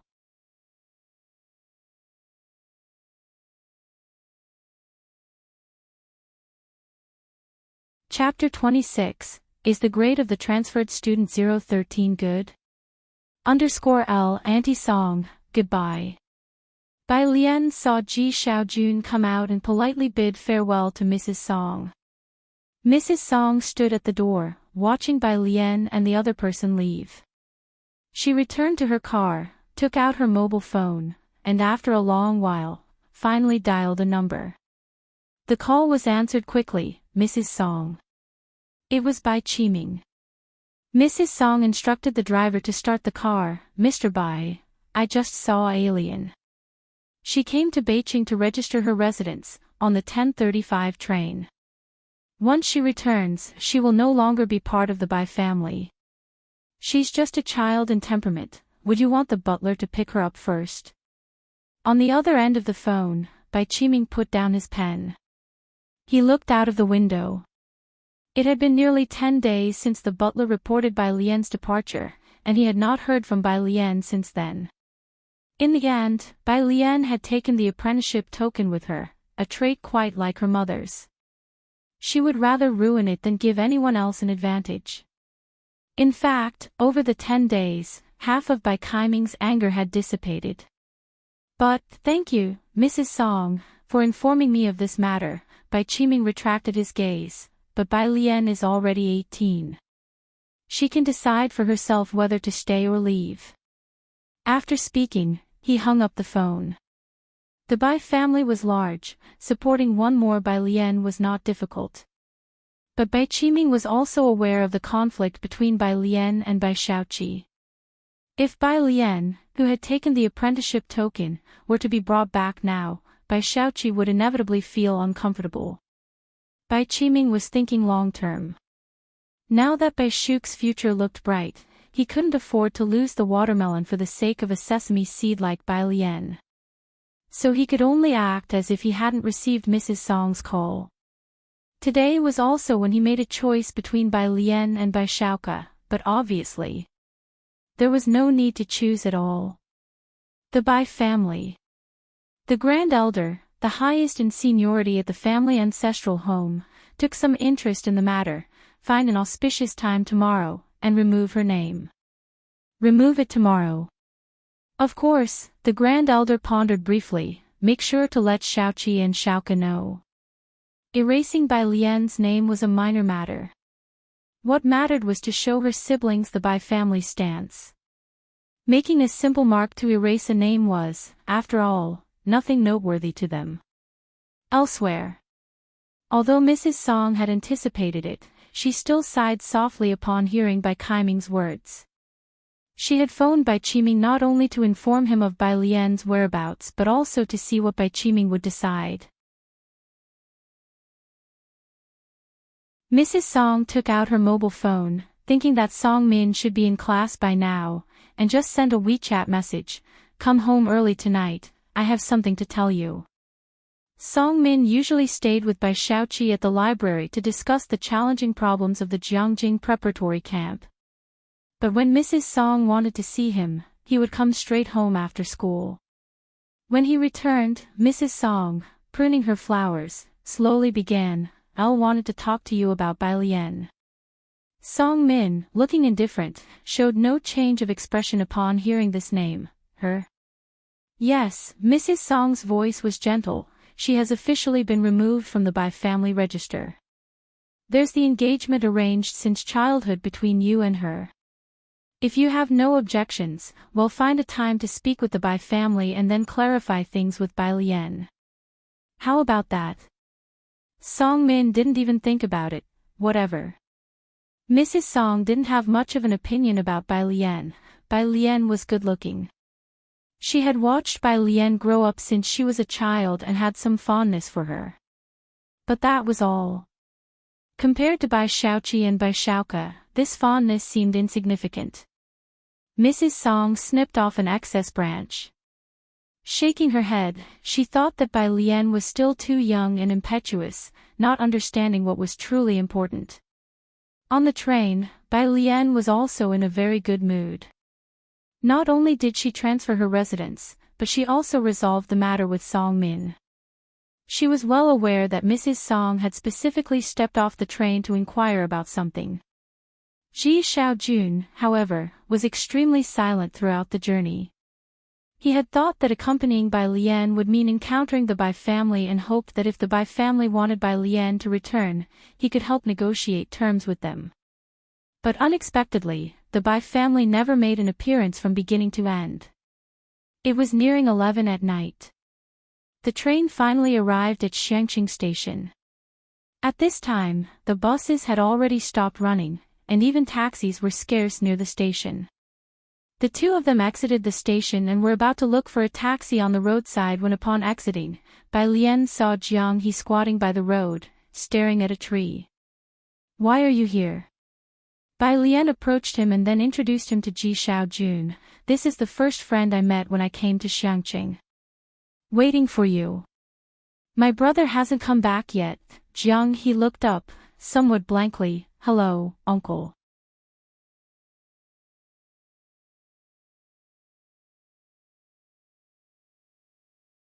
Chapter 27. Is Transfer Student 013 performing well in their grades? _2 Ji Xiaojun saw this elegant-looking kid and wasn't quite sure how to start a conversation, but unexpectedly the other party greeted him nicely. He was somewhat at a loss for what to do, so he just stuffed all the snacks he had collected for Bai Lian into Jiang He's hands. Ming Dongheng stood coolly on the side. After sending Bai Lian and Ji Xiaojun back to Purist Street, Jiang He still clung to Bai Lian's hem without letting go. Ming Dongheng was used to it. Jiang He's behavior was always quirky. He reported to Jiang Fulai. Jiang He received a message on his watch and finally let go of Bai Lian's hem. By the time Jiang Fulai arrived, Bai Lian had already left. He had just come out of the lab and hadn't changed his clothes, lethargically reaching out to knock on Jiang He's car window. Jiang He held grudges and ignored him. Still lying on the car window. Jiang Fulai was calm. "One saw an MTS report last time. It said that kids who stay up late don't grow tall." Jiang He, not even as tall as Jiang Fulai's waist, suddenly looked up. "Are you tired?" "I'm not tired." Jiang Fulai glanced at him casually and sincerely asked, "You shouldn't be tired either, right?" "Oh, of course not." Jiang He started talking to himself. "One mean Uncle Ming must be tired, so if he's tired then we can go back now and let him sleep first." Ming Dongheng said expressionlessly, "Yes, young master, I'm very tired right now." Xiangqing Middle School. Bai Lian rushed to catch the train on Monday, and after explaining the kinetic energy theorem once again to Ji Hing on Tuesday morning, she came to school. Desk mate, Bai Lian twirled her pen as she turned her head to look at Yang Lin. "Can you lend me your biology notebook?" The black pen spun agilely around her fair and slender fingertips. Yang Lin was the class study representative. Her hair was black and long and her skin extremely pale, covering most of her face and neck. She wore the school uniform, long sleeves and pants, every day and seldom spoke to others. She just reached into the desk and pulled out 2 biology notebooks to give to Bai Lian. Bai Lian took them, flipped through them, and saw that the notes were very clear and clean. Inside one of them, she saw a realistic drawing of an alley lined with fresh flowers on both sides. The style of this realistic drawing was very similar to that of Ji Heng and Ji Xiaojun. It seemed to be a few years old but was well preserved. Bai Lian took it out and gave it back to Yang Lin, her dark eyes reflecting Yang Lin's face. She sincerely praised, "It's very pretty." Yang Lin was stunned for a moment, then took it back.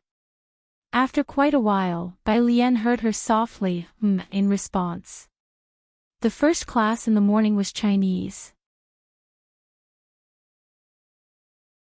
When Bai Lian's classmate behind her, Zhang Xiai's, arrived, Lu Lingxi had already finished analyzing an ancient poem.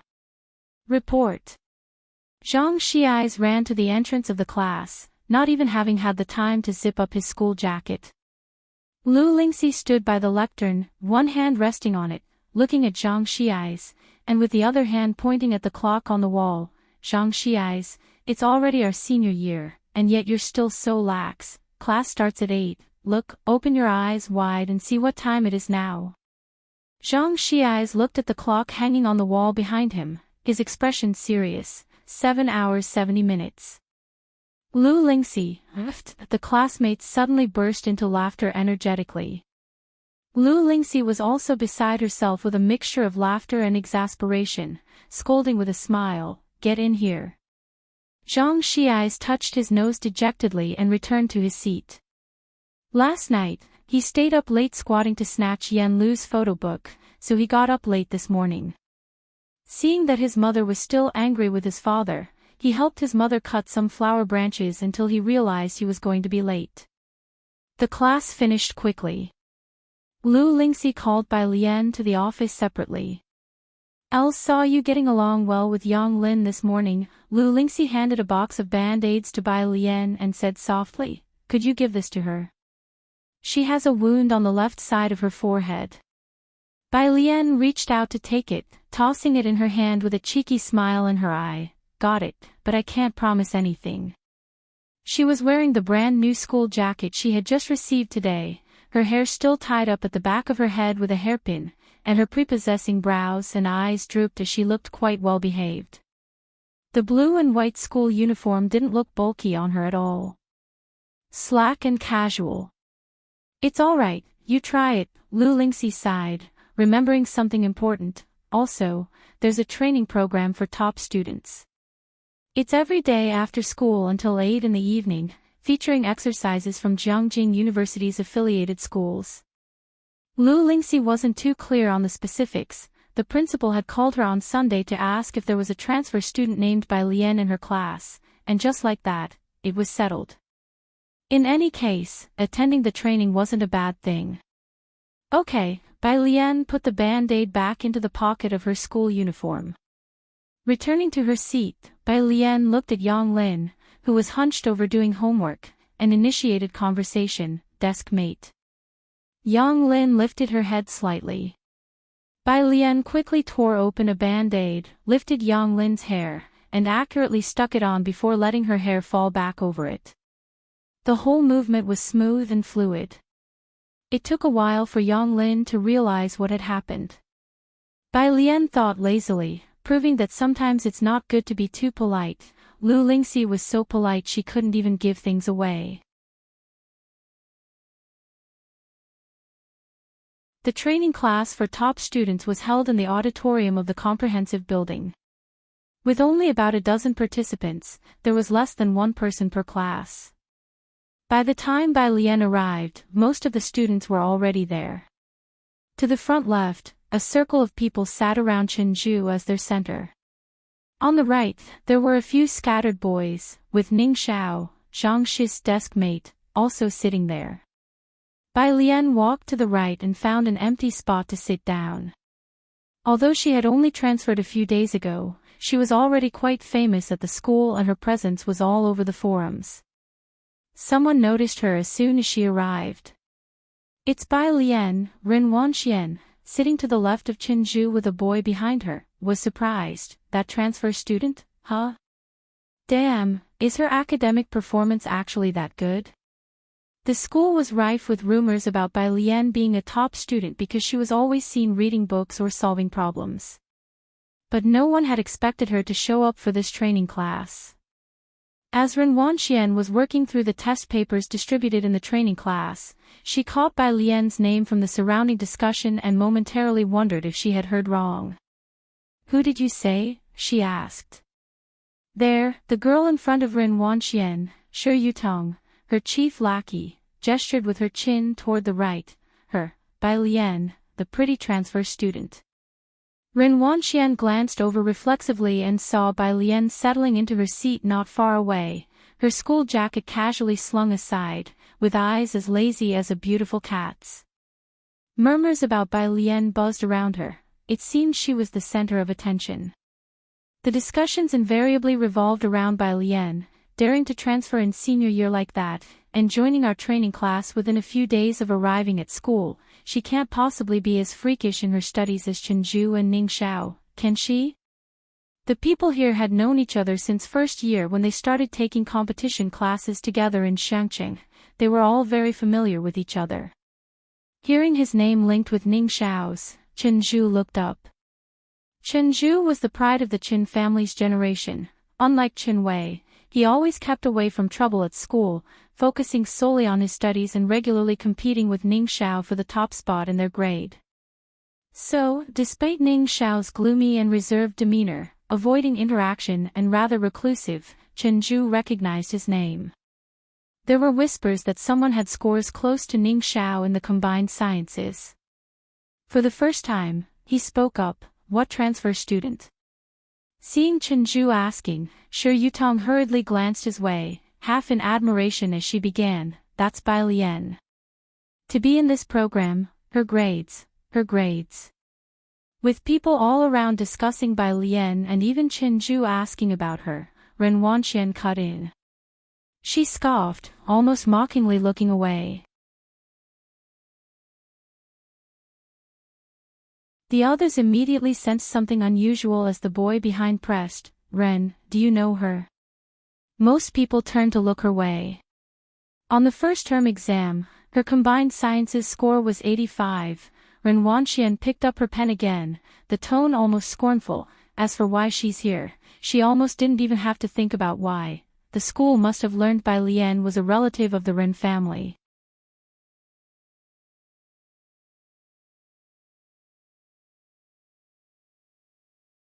Chapter 28, Submit Assignment 014, Scored 1. Ren Wanxian kept a cold face, but she said nothing more.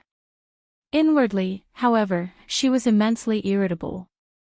Chenju at her side had caught on, having not recognized Bai Lian earlier, but now, upon hearing Ren Wanxian mention her, he recalled the person he had seen on the street that night. Some relative of the Ren family, though he didn't know exactly what their connection was. If Bai Lian had joined the training class because of the Ren family, it wouldn't be much of a surprise. He nodded and continued to focus on his practice questions. The others looked at each other in confusion. Every person in the training class knew what this class was for. An app-reserved slot for Jiangjing University. Every person in this room was truly talented. The initial test for math was extremely difficult, yet the comprehensive science was just giveaway points, with several sitting here who had scored full marks in it. Putting aside 85 points here was almost unheard of in the whole school. 85. Shi Yutong raised her voice, then how did she get in here? She had good grades, and because of her family situation, she had learned to network from a young age, grouping together with others in school and looking down on the ordinary students. With such a score, Bai Lian's presence here clearly highlighted her as a connection-based attendee. However, Shi Yutong wasn't overly concerned, for even if Bai Lian had pulled strings to get in, could she really be more influential than the Qin or Ren families? A few who had wanted to add Bai Lian on WeChat now forcefully restrained themselves from doing so. Why is it so quiet today? The substitute teacher was the homeroom teacher of Class 8, Grade 3, and also the head of the physical science department. Wearing glasses, he turned on the projector to start the lesson for the class, smiling warmly at these top students. As usual, everyone will watch a 1.5-hour lesson and do half an hour of practice questions. We'll finish at 8 o'clock. The lesson was a video recording from a famous teacher's competition class at a high school affiliated with Jiangjing. Math and physics were alternated. Today's lesson was on physics. After starting the video, the homeroom teacher also sat at the back with a pen and paper to watch along with the students. Today's physics lesson included electromagnetism and the theory of relativity. The video clearly explained everything from the special theory of relativity to electromagnetism. Bai Lian listened intently for the first time to the concept of time dilation. She found the concept frightening because it meant that the flow of time was different for everyone. The video ended promptly at 7:30 p.m., and the homeroom teacher distributed practice problems he had printed out. This is the question for today. You all can work on it. I'll collect it tomorrow evening, and it will be part of your regular evaluation. The auditorium quieted down to just the sound of pages being turned. After distributing the questions, the homeroom teacher, with his hands clasped behind his back, slowly walked over to Bai Lian and looked down at her. Like Lu Lingxi, he had received a call from the principal days before, but he knew more than Lu Lingxi did. The principal took special interest in this transfer student named Bai Lian and had instructed him and the math teacher to take good care of her. So, upon his arrival today, he couldn't resist shifting his attention to Bai Lian. The questions printed by the training class were synchronized with the video and were very difficult, all originating from Jiang Jing. In the past, he had always focused on Chen Zhu and Ning Xiao, but today, he made an exception to watch Bai Lian. He was curious whether she could solve it. Bai Lian was unaware of the homeroom teacher's thoughts. She glanced at the question, then casually set the paper aside. She took out a book and slowly flipped through it. The homeroom teacher who was waiting to see her solve the question was puzzled. I write, will you? Why aren't you writing? Student, do you have a problem with me? He waited, undeterred, for 10 minutes. Realizing that the student had no intention of writing, he stood up, emotionless, ready to go home. It was clear that this student was quite rebellious. Normally, the last half hour was optional for students to stay, with substitute teachers typically leaving early. Suddenly, something occurred to him. Wait, the book Bai Lian had taken out was Physics at Jiangjing University. Physics at Jiangjing University wasn't for sale to the public, only students from Jiangjing University's physics department had access to it. Getting into Jiangjing University was hard enough, let alone its top-ranked physics department. The homeroom teacher didn't even know anyone from the physics department at Jiangjing University. He walked out, contemplating in silence. He had to find a chance to deceive, no, to borrow the book from this student to take a look. Meanwhile, Bai Lian read her book while taking notes. She turned the pages gently. So annoying. In front of Ren Wanxian, Shi Yutong coldly glanced towards Bai Lian and, seeing that Bai Lian had put her assigned problems aside and was just flipping through a book, couldn't help snapping, if you're not interested in studying seriously, can you at least not disturb others? Your constant page flipping, don't you find it bothersome? Surnamed Bai, Shi Yutong had searched all over Xiangqing and couldn't find a family with the surname Bai.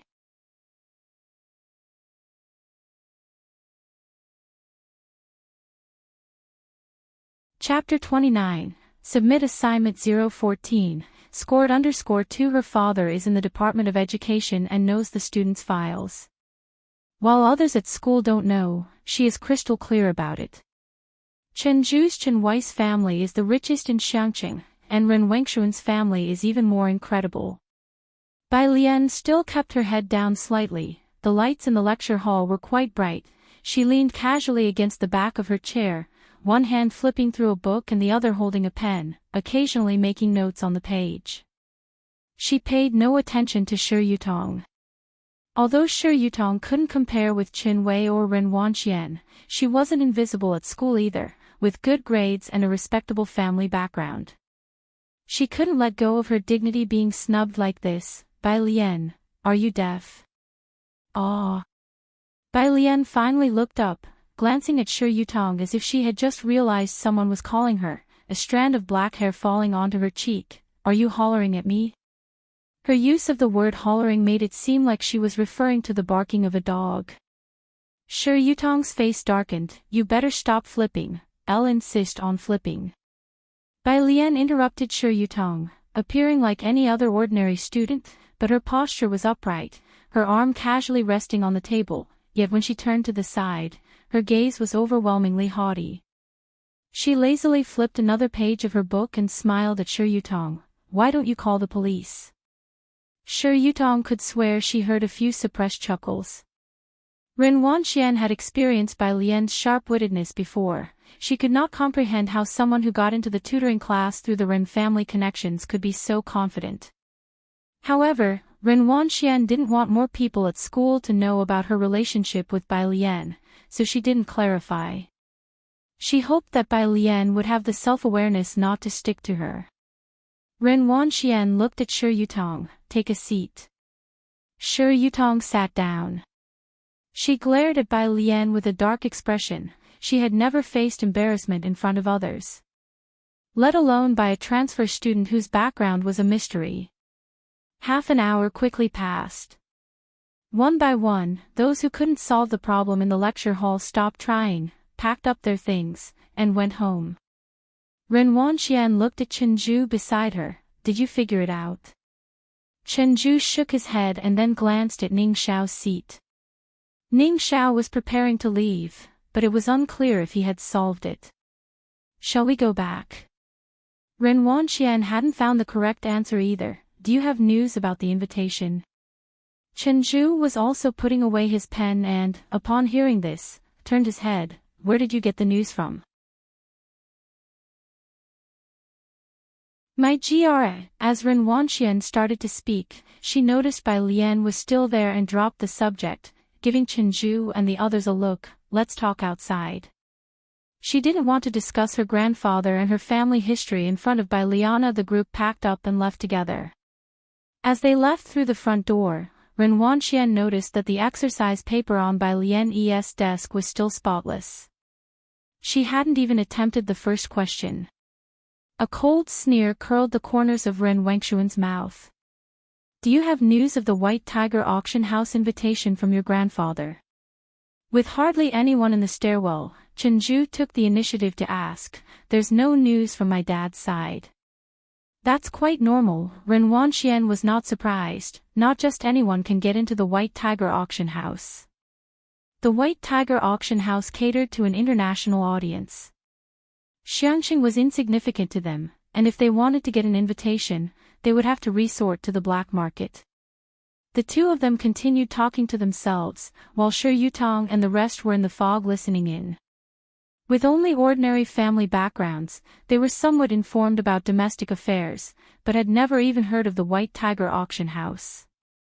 It wasn't until they parted ways at the door and watched the two drive off that they discussed quietly among themselves. Shi Yutong lowered her voice. "I'll think one heard my dad mention it once, somewhere near our border." She didn't even dare to utter Bacter Street. That place, where average people dare not casually enter. They say even passing dogs lose 3 layers of skin. It was after 8 in the evening. Jiang He was waiting for her at the school entrance. Ming Dongheng looked at Bai Lian apologetically, thinking she had a really good temper. Jiang Fulai was busy coming and going every day, with Jiang He mostly playing alone before waiting for Jiang Fulai to return. He was odd and had no other friends his age. Bai Lian was Jiang He's first friend, and she was even willing to take him out to play. Jiang He was very attached to Bai Lian. Bai Lian had already received Jiang He's message. She had told Ji Heng she wouldn't be coming home for dinner and took Jiang He to a milk tea shop nearby. "What time is your brother coming back?" "The milk tea shop is closing at 9. Her desk mate had already left work and gone home. "No need to close," Jiang He drawled. "My brother bought the milk tea shop." As if he had just bought a big head of cabbage. The incorruptibly honest Bai family, Jiang Fulai came back early today. He also had dinner sent to the school.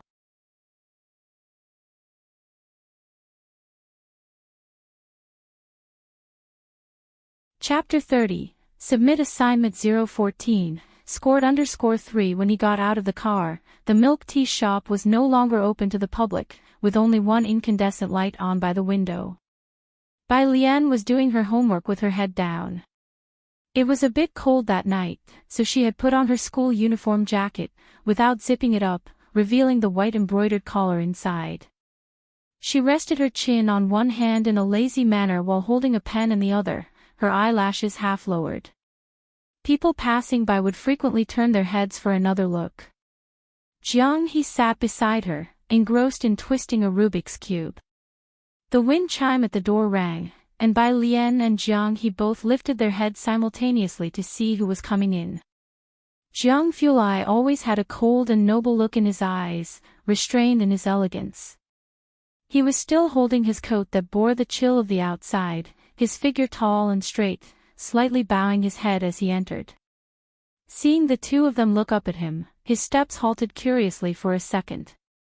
Why did he take in Jiang He? Perhaps because seeing 3-year-old Jiang He waiting alone at home for parents who would never return, he could relate. Jiang He was a loner, spoke little, but hardly ever caused trouble. These past few days had been the most spirited he had ever been. Jiang Fulai felt an illusion that it was as if Bai Lian and Jiang He were waiting for him. The assistant arranged the meals neatly, including Bai Lian's share. Without being polite, Bai Lian picked up her chopsticks, and while eating, she showed Jiang Fulai the problem distributed today. The teacher had me attend a tutorial class. I can understand the lecture, but the problems are really... She paused, makes me want to fight them. Jiang Fulai found it a bit funny. Don't rush into a fight just yet, he said with his clear, light voice, reaching out to take it. The printout bore the Jiangjing University logo, and he skimmed it to understand the gist. It's not your problem. This person's way of setting questions is just like this, simple. After we eat, I'll explain it to you. The problem that no one in Xiangqing Middle School could solve, he casually passed off with 2 light simples. During the meal, Jiang Fulai earnestly sent a message to Maxwell, suggesting, the PhDSU mentor can't set problems properly. I could teach them. Bai Lian had attended many classes these last 2 days, including the recorded lessons from a famous teacher tonight. It's only after listening to others that one can make comparisons. Jiang Fulai was much clearer than they were, straightforward, easy to understand, and detailed, even softening his voice a bit. Bai Lian watched him intently, her pair of dark eyes filled with a strong desire for knowledge. So, is the constancy of the speed of light derived or proven? Maxwell's equations. Jiang Fulai reached for a pen, his fingers elegant, clean and long. He wrote a set of beautiful equations on the back. Jiang He was drinking milk nearby, looking at Jiang Fulai with an expressionless face. Last month, he had asked Jiang Fulai a similar question. The other man pointed at a folder and said indifferently, "There's a paper I published in Nature 2 years ago on the topic, find it yourself." Are these words said by a human being? Jiang Fulai was very clear. And since Bai Lian's main focus of study recently was electromagnetism, she could almost understand the problem. The next day at school, she completed the problem based on her understanding. Tonight's tutorial class was on mathematics. The homeroom teacher of Class 8 collected yesterday's practice problems and distributed the newly printed solutions to everyone before starting today's video. The students watched the video.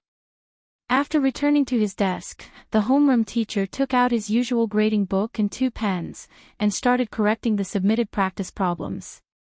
Most students hadn't completed them. After reviewing each student's work, he made a note in their regular grades. All of this would be part of the assessment in a month's time. The problem was excessively difficult. The Class 8 teacher had almost stayed up all night to fully understand the answer after receiving it.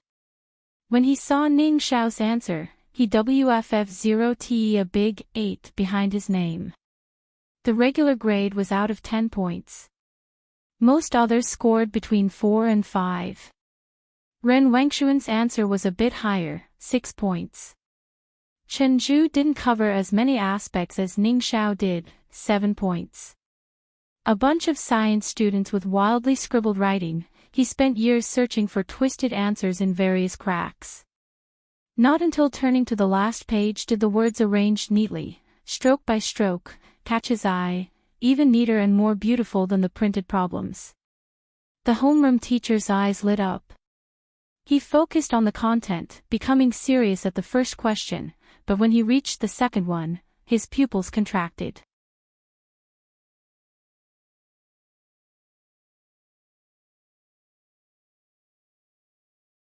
Chapter 31, 015 Must You Discuss Me? _1 The head teacher of Class 8 hurriedly found his glasses and put them on. He then compared the answers given by Jiangjing with those of this student. The ones he held were loose and ordinary, in the most regular and unadorned method. Students from the training class all followed these steps. He himself was no exception. However, the answer sheet in his hand was different. He looked at it without blinking, not missing a single punctuation mark, and upon finishing, he even had an epiphany. So this is what the question meant. The head teacher's gaze moved to the names section, unsurprisingly, 2 neatly written characters, by Lian. He gave a big wave of his hand and marked an unprecedented 10 on her usual score. 9 o'clock in the evening. The underground laboratory. The energy threshold is low. Jiang Fulai looked up, took off his glasses, one hand propped on the table, the other hand pointing to an energy diagram he had just drawn, but the kinetic energy before and after the quark collision does not match. WPMPs have taken some of the energy away. He stood upright, methodically analyzing the results he had just detected. The pencil lightly drew a graph that could be compared to computer-generated ones. The slightly dim lab lights shone upon his smooth profile, his careful strokes seemed deliberately sketched, long and dense lashes slightly lowered, casting a soft shadow. The team members beside him hurriedly took down notes with their pens and paper, capturing his words. Let's stop here for today. Jiang Fulai put away his pen and casually clipped it to his collar, slender fingers pulling a black mask out of his pocket, concealing his tall nose bridge. He was tall, and the black jacket made him look somewhat thin. Everyone watched his retreating back. A male student calmly put away his recording pen, confidently opening his mouth. Something's off. The others nodded in agreement. It was well known that Jiang Fulai's team was the most competitive in the country. It was common for Lord Jiang to stay in the lab until midnight every day, hardly ever returning home at night for months on end. Once a team member heard the Jiang family on the phone over a trivial matter. He was scolded in the office for 5 minutes. Latterly, the Jiang family dared not come to him casually. However, for the last 2 days, he had been returning home punctually at 9 o'clock every evening. Ha! The female student next to the male sneered as she fished his recording pen out of his pocket. So you've been secretly recording us behind our backs, huh? No wonder you're always so quick to answer young Master Jiang's questions. He won, you're really asking for it. Male student. In the car. Jiang Fulai was sitting in the back seat. The laptop was put away on the table, and when his phone rang, he glanced at the screen and answered. On the other end came a male voice, why reject the Gao family? Just sneaking someone in, not making them join the Jiang family. I knew it. As soon as your mother died, you stopped considering me your uncle. But Jiang Fulai stopped listening to the rest. The car slowed to a stop, and the assistant got out to fetch Jiang He's dinner from the trunk. Jiang Fulai looked out the window, through the glass. He could see that Jiang He and Bai Lian were still sitting in the same spot at the milk tea shop, a small white lamp lighting up above their heads. Jiang Fulai detached himself from his emotions, methodically and with cool detachment, because it's pointless. What? What I'm saying, Jiang Fulai said with a light gaze, calm as a deep pool, his voice holding back a chill as he took a black notebook, and stepped out of the car, is I don't accept trash. He hung up and walked closer. Bai Lian was tackling a physics paper, leaning over the table filling out the sheet just handed out by her physics teacher that day. Seeing Jiang Fulai, she lifted her eyes and continued resting her chin on her arm, greeting him languidly, Teacher Jiang. Haven't finished your homework yet? Jiang Fulai pulled out the chair opposite her. Do high school seniors nowadays have this much homework? Almost done, Bai Lian wrote down the last line, her gaze drifting towards the black notebook in his hand. This, Jiang Fulai said nonchalantly as he pushed the notebook towards her, his delicate brows and eyes as cold and indifferent as ever, even his voice seemingly careless, is my old physics notebook. Bai Lian perked up, her eyes on the notebook reflecting the light overhead, stunningly beautiful, thank you. Jiang He was just by the side, watching Jiang Fulai intently. Because she had to go to the training class in the evening, Bai Lian did not wait for Ji Hing to have dinner together. She ate in the cafeteria in the evening, hung out with Jiang He at the milk tea shop for a while before going back. Ji Hing would wait at the alley entrance for Bai Lian to return home every night, and tonight was no exception. It was nearly 10 o'clock. Bai Lian suddenly remembered about time dilation. Grandfather, are you sleepy? Ji Heng, holding a flashlight, was about to say he wasn't sleepy, but recalling what Bai Lian had been doing the past few days, he cautiously said, a little.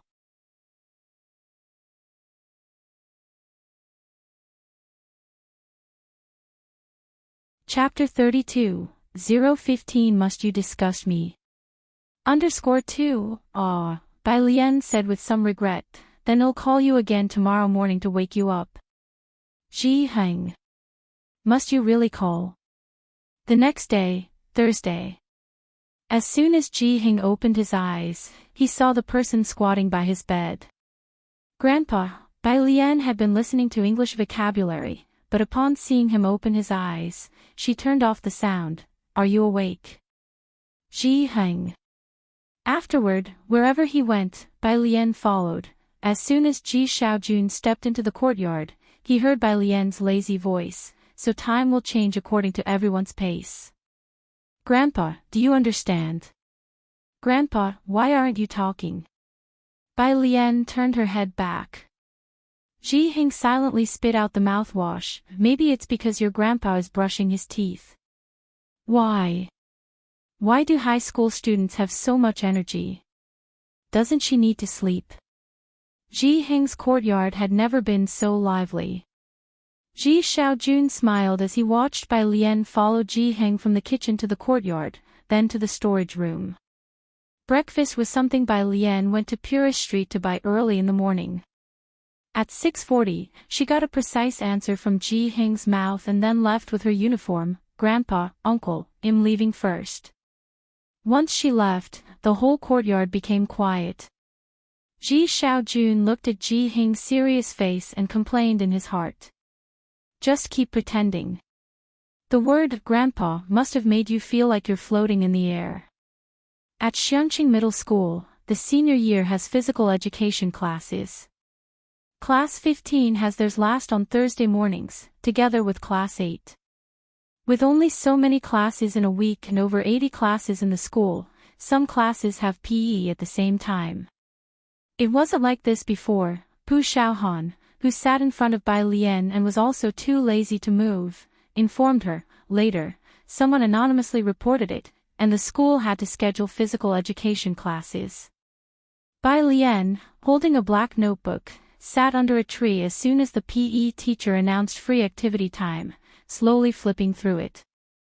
Even without doing anything, there were plenty of people who pretended to glance her way casually. Another basketball came flying in her direction. Only this time it was a bit off, spinning towards Bai Lian's forehead, heading straight for her. A boy anxiously shouted, "Hey!" Bai Lian lazily turned a page without lifting her head, and only when the ball was about to hit her face did she raise her other hand, catching the fast-flying ball cleanly in her palm. The breeze brought by the ball lightly lifted the loose hair on her forehead. At noon, the sunlight was just right. She weighed the ball in her hand, then lazily looked up at the boy with a languid gaze.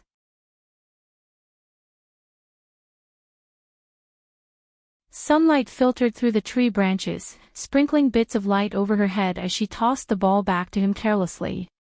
She smiled at him with eyes as charming as jade. "Be careful." The boy caught the ball. His face flushed red, and it took him a while to recover and return to his team, while his teammates whispered excitedly, Damn, that was cool. 10 minutes, Pu Xiaohan came back to reality, closed her mouth, and began to count for Bai Lian. Only 10 minutes, and already 2 shuttlecocks and 3 basketballs have accidentally landed near you. Bai Lian is so extreme. Bai Lian smiled lazily.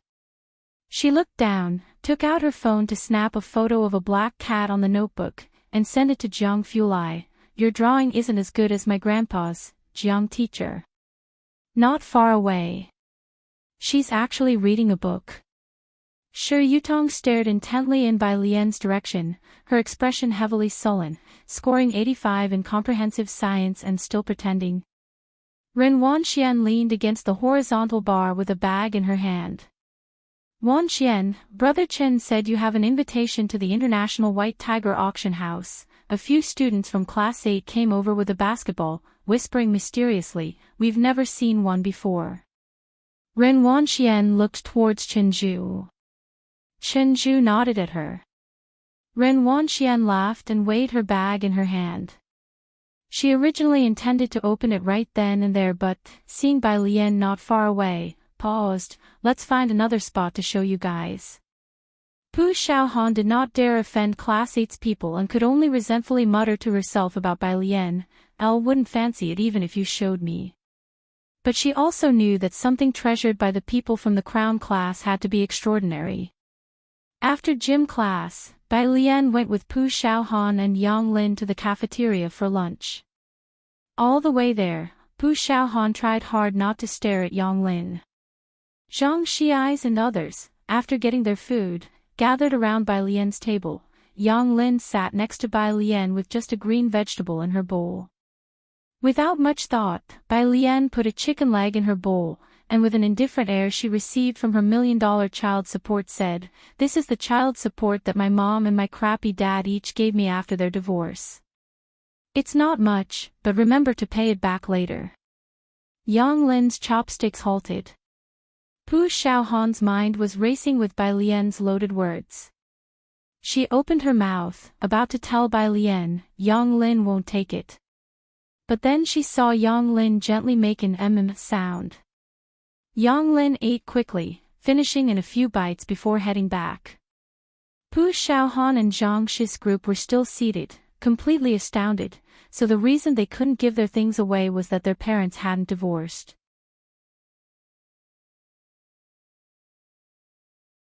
Bai Lian, after finishing lunch, as Bai Lian and company had just reached the second floor, they saw the Class 8 homeroom teacher coming out of the second floor office, wearing glasses.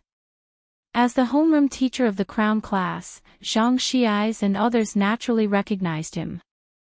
Several students, scared at the sight of a teacher, went clambering up to the third floor, leaving Bai Lian by herself. Your work on last time's questions was very good. The Class 8 homeroom teacher stood in the hallway, expressing his admiration before his tone turned discontent. Why did you go off to study literature before? That's just nonsense. Bai Lian hid her feelings behind her eyes, quite honestly admitting, Teacher, yesterday's questions were taught to me by someone else. That has nothing to do with teaching, he laughed. From your steps, I can understand your whole problem-solving thought process. If you can understand that question, the answer. Even if I were to use it in a tutoring class, only a few people would comprehend it. Bai Lian really wanted to explain to the teacher. If Jiang Fulai explained it to them once, they could write it out too. It's just a matter of whether the teacher would believe it or not.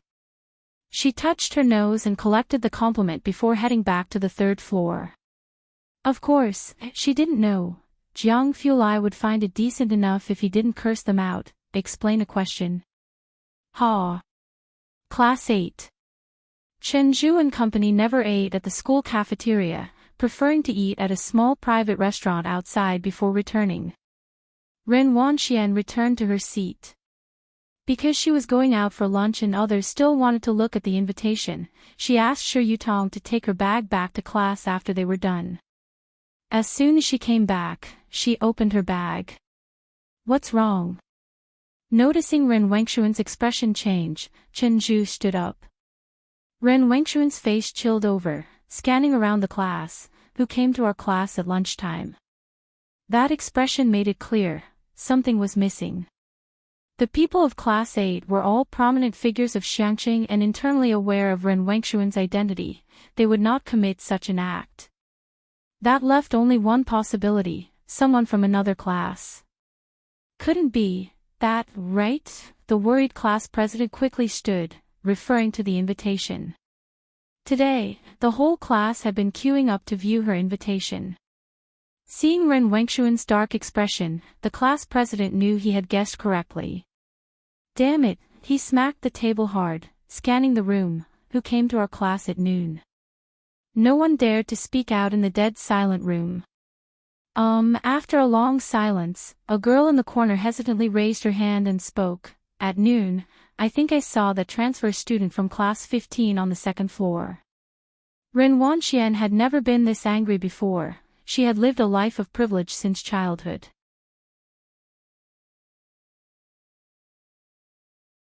In school, others only looked up to her. No one would dare touch not just what she kept in her bag, even her discarded items.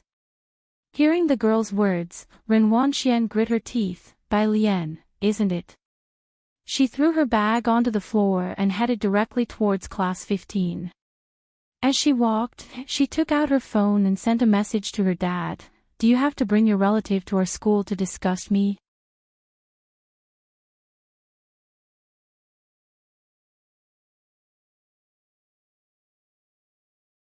Chapter 33, 016 Unique_L Bai Lian, the new transfer student, has become the most talked about student at Xiangqing Middle School due to her excessively flamboyant appearance.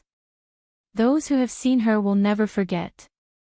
The girl who just spoke had seen Bai Lian on the second floor at noon and remembered vividly. Now, seeing Ren Wanxian looking so angry, she was somewhat afraid. Class president, it won't cause any trouble, right? The girl looked toward the class president of class 8. The class president seemed to be aware of the transfer student Bai Lian as well. He shook his head, indicating he didn't know. I'll go take a look. I don't know if it has anything to do with that new student. If it's really unclear what was lost, our whole class could be in for bad luck. He kicked the chair away and left. Behind him, Shi Yutong's eyes glittered. She followed and revealed a smile that took pleasure in others' misfortunes. It must be that transfer student. Class 15. At noon, most people were resting their heads on their desks, while some were writing furiously.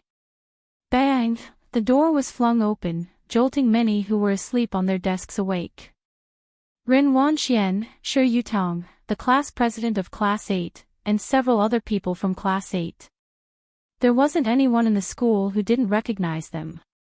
Class 15 became utterly quiet, even those who were whispering stopped and just watched them silently. A hush fell over the room. The people from class 8 were known as the Crown Prince class because they acted wildly, and other classes had grown accustomed to their attitude. Ren Wanxian did not look at anyone. She only swept her gaze across the classroom. Not seeing Bai Lian, she asked coldly, "Where's Bai Lian?" No one dared to speak. Zhang Xiais, who had been startled awake by the loud slamming of the door, glanced at Ren Wanxian and the class president of class 8, sat up straight, leaned back, and said, "She went to the restroom." What do you want with the people of class 8? Often played basketball with Zhang Xiais. The class president of class 8, afraid that Zhang Xiais would offend Ren Wanxian, immediately intervened, holding him down and explaining the situation to him in a low voice. Ren Wanxian simply ignored Zhang Xiais. "Where's her seat?" No one answered, but some couldn't help but glance towards Bai Lian's desk. Zhang Xiais had some connections with class 8, and moreover, since Chen Zhu's younger sister Chen Wei liked him, the people of class 8 usually showed him respect. He frowned, not believing at all that Bai Lian was that type of person. "You must be mistaken. My desk mate went to the second floor because your class teacher was looking for her." Zhang Xiais continued to speak. Shi Yutong did not need to think at all. She went straight to Bai Lian's seat. pulled out the black backpack from Bai Lian's desk and dumped its contents downward. Clatter. A pile of books and notebooks fell to the floor. Ren Wanxian didn't look at the books, her eyes were only fixed on the unusually conspicuous red cover among the pile of books. She bent down, picked up the red invitation with a sneer from among the pile of books, then took out a tissue from her pocket, carefully wiped it, and held it in her hand, looking at Zhang Xi's with a mocking smile. Mistaken, huh? Zhang Xi's and the people around him also paused when they saw the red invitation in Ren Wangxuan's hand. Yang Lin had been sitting in her seat from the beginning. She had watched with an expressionless face as Shi Yutong rummaged through Bai Lian's backpack, waiting until Ren Wanxian picked out the red invitation from among the pile of books. A questioning expression slowly appeared on her face. Bai Lian had just returned from the restroom. "I don't want to say," Ren Wanxian said coldly as she saw Bai Lian coming back. "Go explain it to the teacher." However, Bai Lian did not look at her. She stood at the door and looked at her seat, where her black backpack was carelessly thrown on the floor, with a bunch of books scattered on the chair and under the desk, as well as a bottle of milk that Ji Xiaojun had put in her bag before she left in the morning. The classroom was as quiet as ever. Bai Lian slowly walked to her seat, kicked the chair away, and looked down at the scattered books for a few seconds. She raised her head, her face devoid of any smile, containing only 3 words: "Who did this?" She always seemed laid back, showing little interest in anything other than her studies. But now her eyes were deep and cold, her dark eyes like a shrouded mist at dawn. Her originally delicate features were tight with a look that warned strangers to keep away. Zhang Xi's involuntarily stepped back half a step after being swept by her gaze. His eyes turned towards Shi Yutong. "Was it you?" Bai Lian reached out, her slender fingers directly grabbing Shi Yutong's neck and pulling her over. Bang! Shi Yutong was flung onto a bench by Bai Lian, who held her by the neck. The loud noise made everyone else take another step back.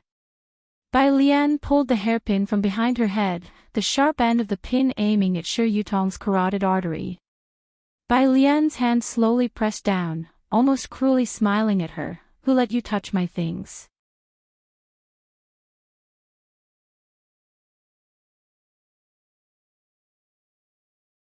Chapter 34, 016-2 Shi Yutong's neck was so red it was almost bleeding. What happened? At the classroom doorway, Lu Lingxi hurried over. Lu Lingxi's voice was gentle yet powerful. People from Class 15 had gone to find Lu Lingxi as soon as the students from Class 8 arrived. Bai Lian. Zhang Xi's also reacted, grabbing the hairpin in Bai Lian's hand. Bai Lian calmly stared at Shi Yutong for a few seconds. "You can't be serious." Lu Lingxi said, "These are all flowers of our country's future." But this person was like magnetic flux. Since she was like magnetic flux, she decided to let it go. Bai Lian thought for a few seconds before deliberately withdrawing her hairpin. Cough cough. Shi Yutong quickly scrambled up, her eyes filled with terror as she looked at Bai Lian. Before moving Bai Lian's desk, she never expected the person in front of her to be insane. Ren Wangxuan's belongings were stolen and eventually found in Class 15.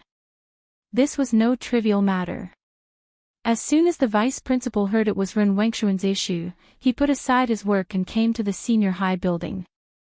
"There's no need to call the parents." Holding the invitation, Ren Wanxian cut off Ji Sheirong's call, and addressed Lu Lingxi and the school leaders. "Just call the police directly."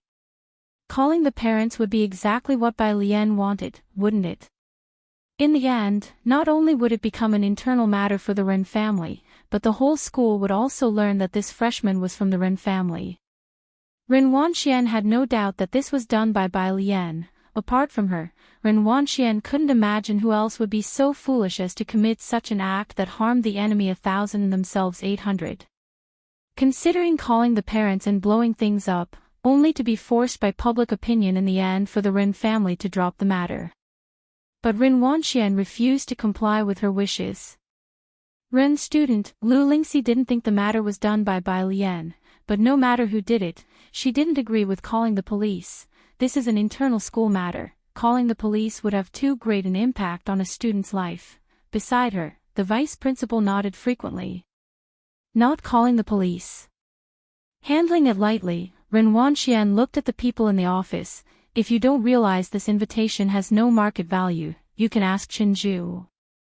Next to her, Chenju pondered for a moment. Teacher, this is an invitation from White Tiger Auction House. Except for special channels, it truly is unavailable for purchase. The teachers had no idea what the White Tiger Auction House was. But hearing Chenju and Ren Wengxuan's words, they knew the situation was serious. Lu Lingxi and the vice principal exchanged glances. Cough cough, Shi Yutong, who didn't dare to look at Bai Lian, said hoarsely, if you don't call the police, it'll help you. Lu Lingxi frowned, but, it's okay. Bai Lian was taller than Lu Lingxi and comforted her with an indifferent look, let them call the police. It'll be fine. But their family, Lu Lingxi knew these powerful families were not to be trifled with. She turned to Chenju, who was from the people of Class 8. Unlike others, Chenju wouldn't cause trouble due to his family background. If there was anyone in the school who could stop Ren Wanxian, it might only be Chenju. Chenju averted his gaze, his refusal clear. This was a matter of principle, and he couldn't help Lu Lingxi. Moreover, the White Tiger Auction House invitation was also very important to the Qin family. Lu Lingxi felt a bit deflated. Shi Yutong had already called the police, watching Bai Lian's direction with malicious eyes. Bai Lian didn't care about the invitation, just taking out her phone and looking up someone's profile picture, she inquired leisurely, white tank top, sister, I was just about to tell you, someone's made an offer for your invitation. Bai Lian, Xiao Mao, is there any purchase record for that thing? White tank top, there's no record, but each one is unique. Godfather had the auction house make a new one for you, so you have VIP status, and behind is a gold, white, character. Bai Lian understood, typing a single character. White tank top, sister, then I'll wait for you at the usual spot tonight to give you the buyer's money. Bai Lian, 1, white tank top, alright, sister. Considering the Ren family was involved, the police station didn't dare to be careless, and they responded quickly. Since it was at a school, they were careful not to disturb the students, coming in plain clothes without using a siren.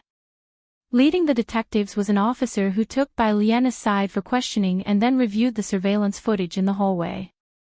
Lu Lingxi felt uneasy, looking at the vice principal, wanting to say something. The vice principal sighed, lowering his voice, troubled by these special students from Class 8, Teacher Lu, you know, is anyone from Class 8 easy to deal with? If your student doesn't want to leave a record, just let her transfer to another school.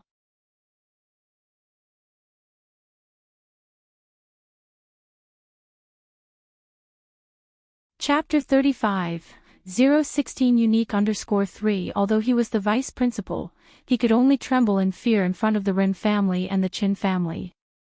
The entire interrogation appeared very simple. It took less than 3 minutes before the officer next door came out with Bai Lian. As soon as the two emerged, all eyes turned towards them. Lu Lingxi even stood up directly. Her eyes were full of inquiry. Miss Ren, the policeman, who had already been briefed on Ren Wengxuan's identity, began politely, may I see the invitation card in your hand, please? Ren Wanxian frowned slightly. But still, she handed over the invitation card to the officer. Unlike the general public, the police, who maintain law and order in Xiangqing all year round, are naturally aware of Bachter Street and White Tiger Auction House. When he saw the lifelike white tiger on the red invitation card, he was very cautious. He flipped through it. Bai Lian had not examined the invitation closely, only then did she notice the small Bai character on the back.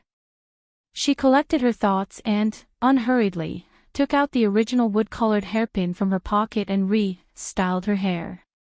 Her fingers were slender, clean, and so flawless they contained not a single impurity. It was hard to imagine how such hands, akin to a work of art, had previously been wrapped around Shi Yutong's neck. She looked towards the police officer, her eyes clear and unequivocal, her demeanor graceful and obedient. "Can I leave now? I haven't finished my homework yet."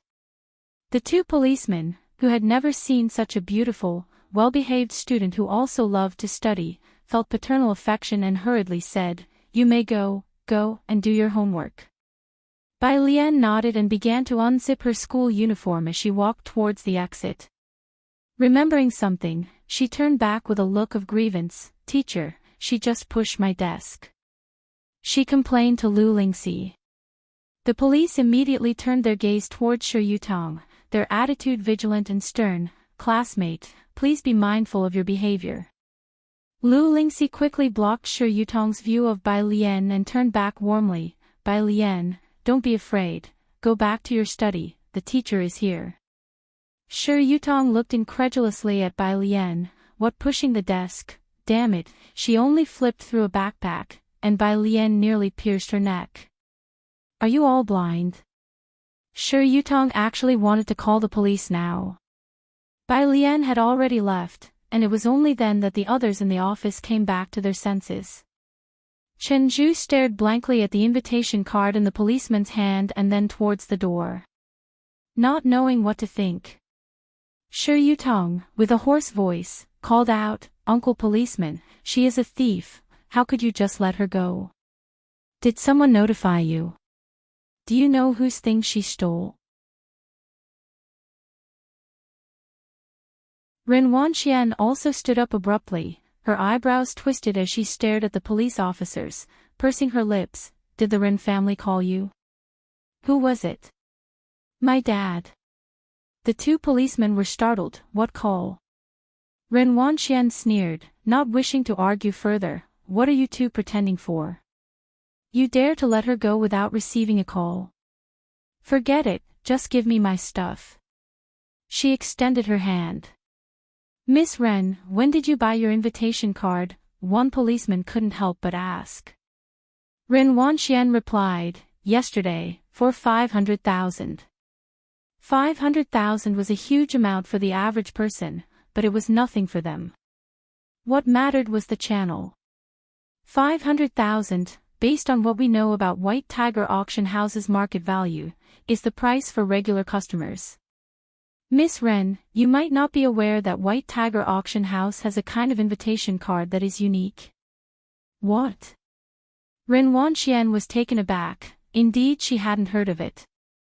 The police officer turned over the invitation card, pointing at the small by T character for her to see. "See this? In the bottom right corner, there's a by T character, indicating that this card is the personal property of Miss Bai who was here just now, an invitation for VIPs from White Tiger auction house. You're holding someone else's property while calling the police, and yet you still insist it is yours."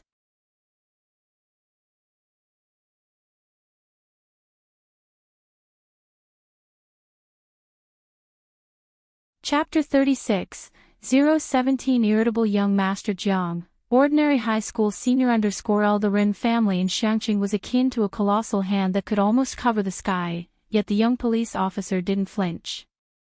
Seeing the condescending attitude of Ren Wanxian and her group, compared to Bai Lian who, despite being bullied, did not forget to study and remained obedient, it took them merely a second to side with the weaker party. However, these few words struck Ren Wanxian like a heavy blow to the head. First it was 500,000, followed by VIP invitation. These words stunned everyone in the office, rendering them speechless. Lu Lingxi, as if a great burden had been lifted, slowly sat down. "So, officer, my student isn't involved, right?" "Of course. How could that be?" Ren Wanxian simply couldn't believe it.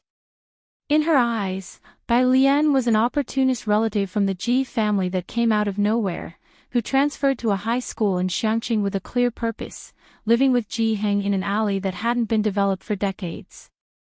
Not to mention the invitation, she probably didn't even know which way back to her street opened. Chenju reached out to take the invitation from the police officer's hand, scrutinizing it carefully.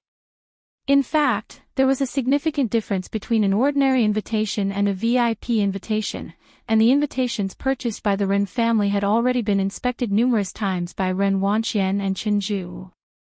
He could quickly discern the differences. Chenju looked at Ren Wanxian. This should be hers, it's different from yours. Are you done looking? The police officer extended his hand to retrieve the invitation from Chenju's hand. This belongs to someone else. He then handed the invitation back to Lu Lingxi, remembering that she was the homeroom teacher of the girl in question.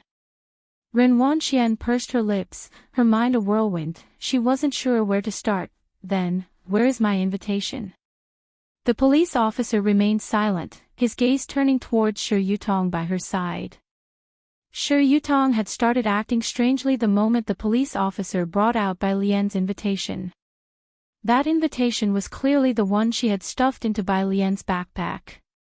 How did it end up belonging to Bai Lian? And what about the invitation that she had put inside? Miss Ren, with keen insight, these officers were capable of using the big memory recovery technique even with serial killers, so they could easily see through psychologically immature students like Shi Yutong with just one glance. I'll think it's best if we do not concern ourselves with students from other classes. Is this classmate a friend of yours? When she caught the officer's gaze, Shi Yutong turned pale and slumped to the floor.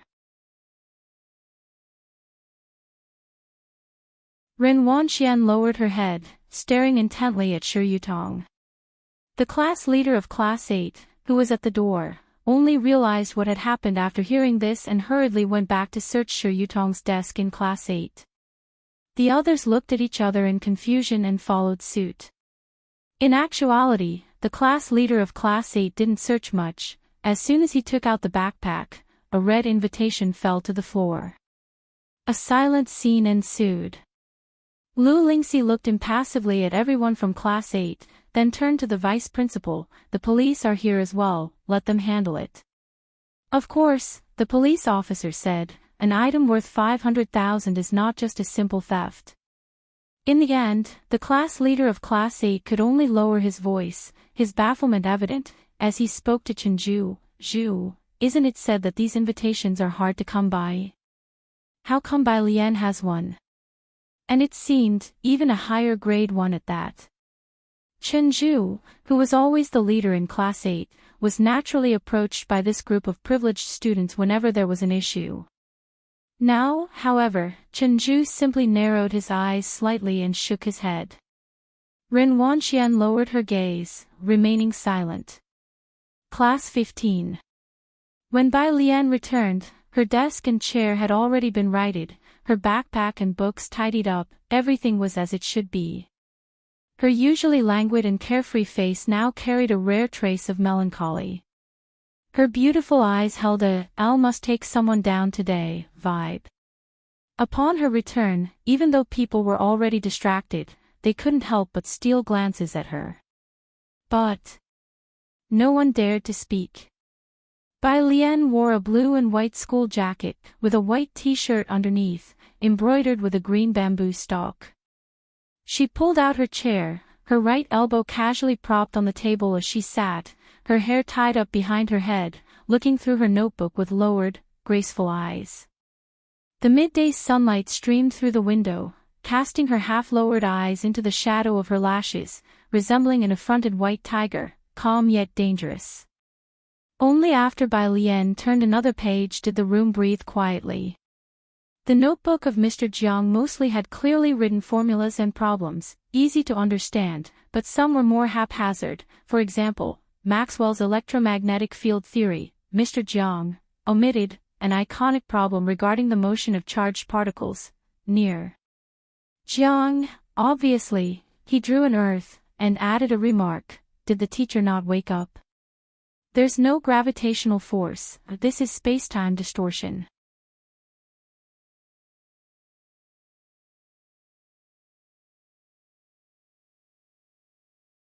Chapter 37, 017 Irritable young Master Jiang, Ordinary high school senior _2 a full page of complete and clear notes plus theorems, with the last line, Master Jiang frowny face. What exactly is this nonsense the teachers are spouting? Chill out with an INIO paper. Master Jiang endured several days of taking thorough notes before voicing his doubt. Why am I even sitting here listening to the lecture? Following that, there were several pages on analyzing planetary density based on celestial movement, likely intended for others to read. Master Jiang frowny face. Why do I need to explain such an easy question? After seriously analyzing celestial movement for a few more days, he finally burst out, has Jiang Ziju's brain been eaten by a zombie? Ming Dongheng seems like a paramecium. I want to blow Su Nanjing up. What on earth are these three?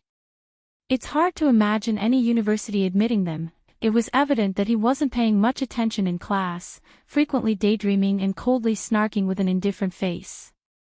Bai Lian was almost dying of laughter from these words. She took out her phone. Someone seemed to have recalled something about what was written in his notebook, noticing an unread message from an hour ago. Teacher Jiang frowny face. Look at something useful. Lazily tapping on her phone, Bai Lian replied, like a paramecium. Teacher Jiang frowny face. Bai Lian frowny face, comma. Jiang Fuel Eye on the other side stared at the comma for a while before finding a video in his album and sending it over. Bai Lian clicked on it to take a look. It was a very magnificent blue fire ring, surrounded by transparent blue flames. Her eyes lit up. What's this? Teacher Jiang frowny face. Shockwave mock ring. Bai Lian saved the video. It's beautiful. Teacher Jiang frowny face. Happy now? Bai Lian frowny face. She leaned on the desk, repeatedly watching the mock ring and casting Shi Yutong and Ren Wanxian to the back of her mind, before lazily propping up her chin and nonchalantly beginning to jot down the other serious analyses he had written. Behind her, a bunch of people were gesturing at Zhang Xiai's to ask around. As people of the same class, they were united, and the new student didn't look like someone who would steal from others. Don't ask why, it's just the beautifying filter they have for the attractive ones. Zhang Xiai's replied with a look, why don't you ask? It was a joke. Having already been up close to Bai Lian transforming and going on a rampage, he wasn't keen on getting himself killed. At least not right now. Everyone looked as if it was obvious, of course, because you're handsome. Zhang Xiai's frowny face. Seems like dying once isn't such a bad idea. Zhang Xiai struggled internally for a long time. He saw that the desk in front of him didn't seem so dangerous, even starting to leisurely play with the milk that had just fallen on the floor.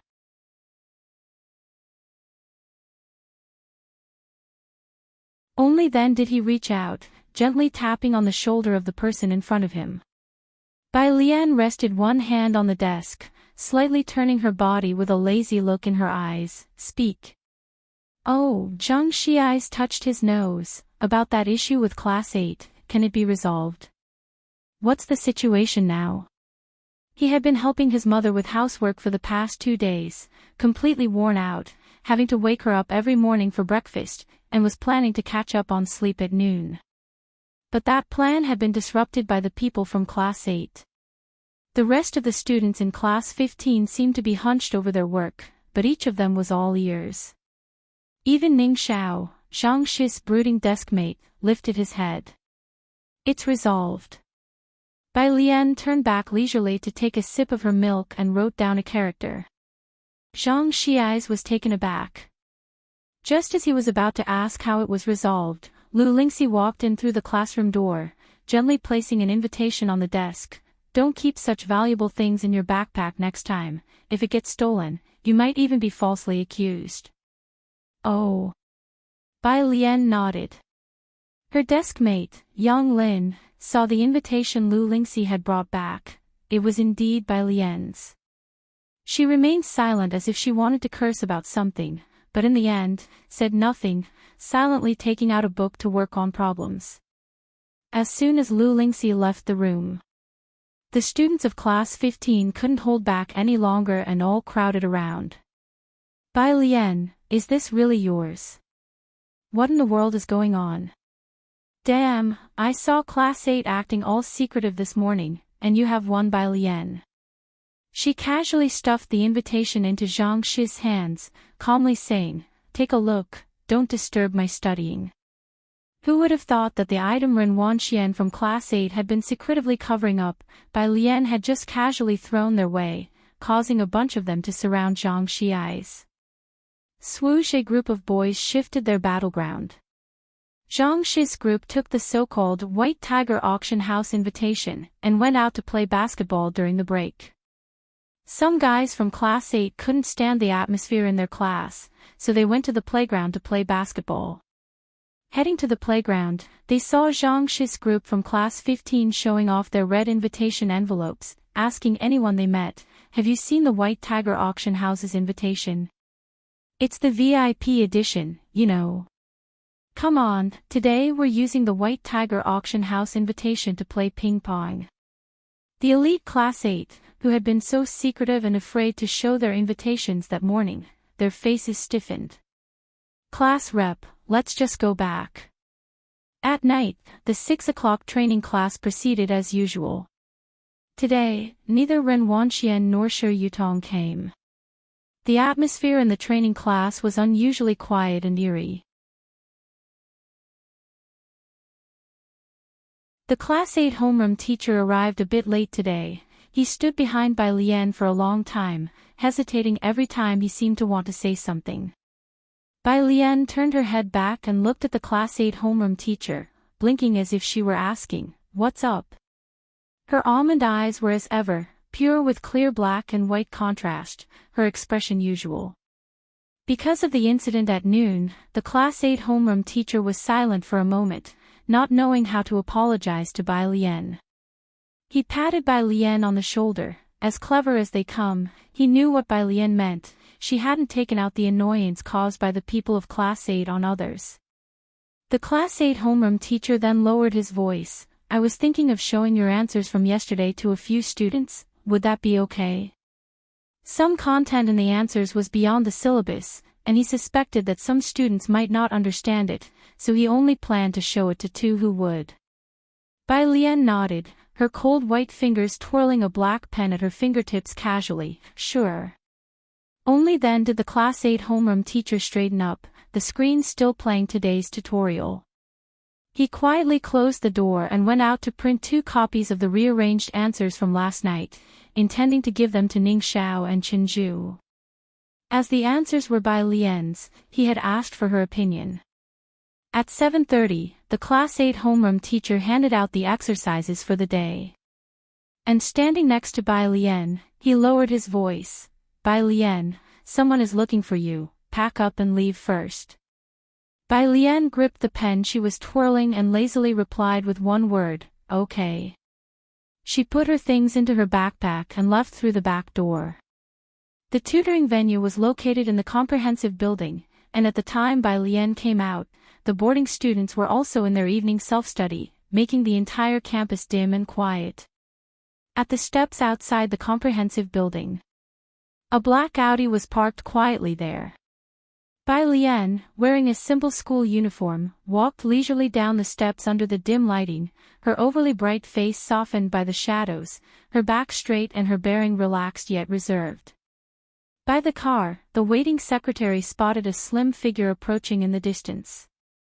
It must be someone from the Ji family, and he instinctively adjusted his glasses.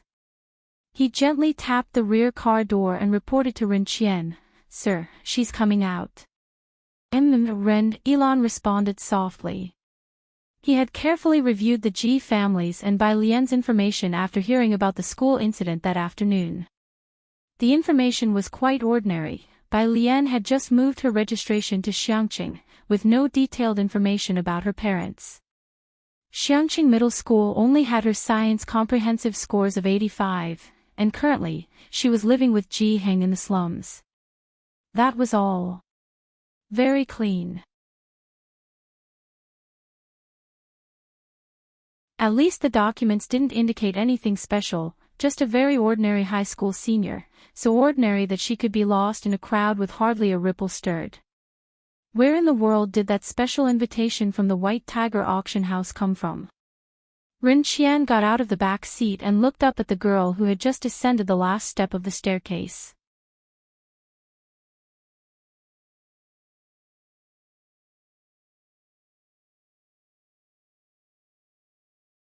Chapter 38, 018 Make Good Friends, Poverty Alleviation Study Group _L. Hello, I'm Rin Wengshuan's grandfather. Rin Qian was the first to speak, standing not far away, squinting slightly as he sized up Bai Lian, his aura as a person in a position of power feeling quite oppressive. Bai Lian. Bai Lian nodded at him, her tone lacking any discernible emotion. Rin Qian watched her quietly, noting her school uniform was just like the other students, and even the hairpin on her head was handmade. From head to toe. Even her shoes were nothing out of the ordinary. Everything about her resonated with the run-down, impoverished purist street. Yet standing in the night, backed by a long staircase and a street lamp that wasn't even very bright, the quiet look she returned was like a mandrake growing on the cliffs of the night. Wan Qian has been spoiled by us. I apologize for what happened today. Rin Qian regained his composure, full of regret. She hadn't anticipated that you would also have an invitation to the White Tiger auction house. I've arranged a banquet tonight and hope you can forgive my granddaughter. There's no need, Bai Lian smiled, a hint of indifference in her lazy demeanor under the light. Elle got the invitation by helping someone by accident, and I've already sold it this afternoon. That made sense, since Purist Street was close to two boundaries. It wasn't strange to run into some people there. The Secretary-General pondered internally and then deliberately mentioned the Wanha Building. Miss Bai, our gentleman has made a reservation for a meal at the Wanha Building. Wanha Building, the most famous members-only restaurant in Xiangqing. A random dish there would start at 4 digits and required a reservation. An ordinary person couldn't even get through the door. I have other plans, Bai Lian interrupted. I'll take my leave first. The Secretary-General stood dumbfounded, watching Bai Lian walk away. Sir, does she not watch the news? The Secretary-General turned to ask Rin Qian, unable to hide his confusion. Just a glance more at the news and she would know who Rin Qian was, wouldn't she? This girl has an unusual air about her, Rin Qian mused, then instructed, send a gift to the Ji family tomorrow. Was this an indication of seeking good relations? The Secretary-General was surprised but gained a measure of respect for the Ji family. Although Bai Lian's invitation had been acquired unintentionally, what if she formed a relationship with that person in the future? Rin Qian returned to his car. The girl seated in the back was still looking down at her phone, not bothering to look up. He spoke helplessly, Xian, this student Bai Lian is different from what one imagined. She has a sense of integrity. You should have gone down to apologize to her. I didn't know she had one too. Are you taking her side? Ren Wanqian finally looked up. She pursed her lips, glanced at Rin Qian, and then abruptly pulled open the car door to leave. Bang! The car door slammed shut forcefully. Sir. From the driver's seat, the Secretary-General looked back with an inquiring expression. Rin Qian fell silent for a long while. Have someone follow her. Rin Wanqian had always been bright, skipping grades in school, and she was the youngest and most beloved both in class and in the Rin family, never having suffered any indignity. Today was the first time Rin Qian had reprimanded her. Tutorial class. The class teacher, after seeing Bai Lian leave, remembered those 2 solution papers and handed them to Chenju.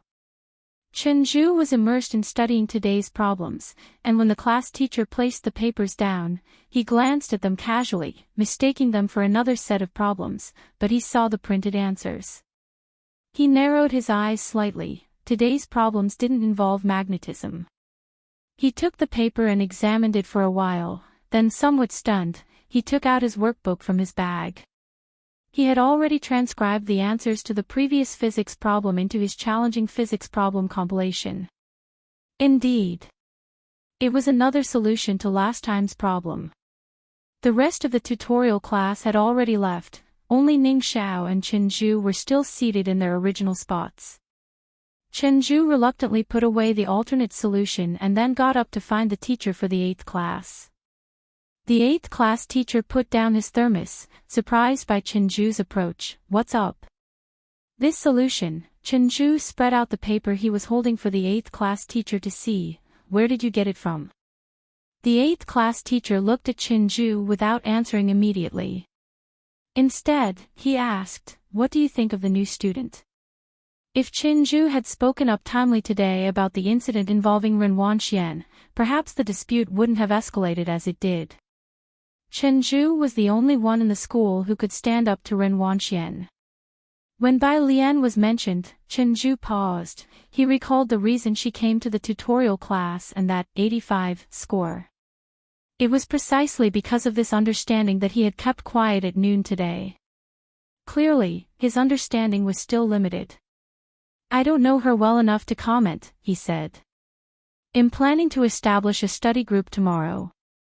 "Will you lead the new student?" the 8th class teacher asked.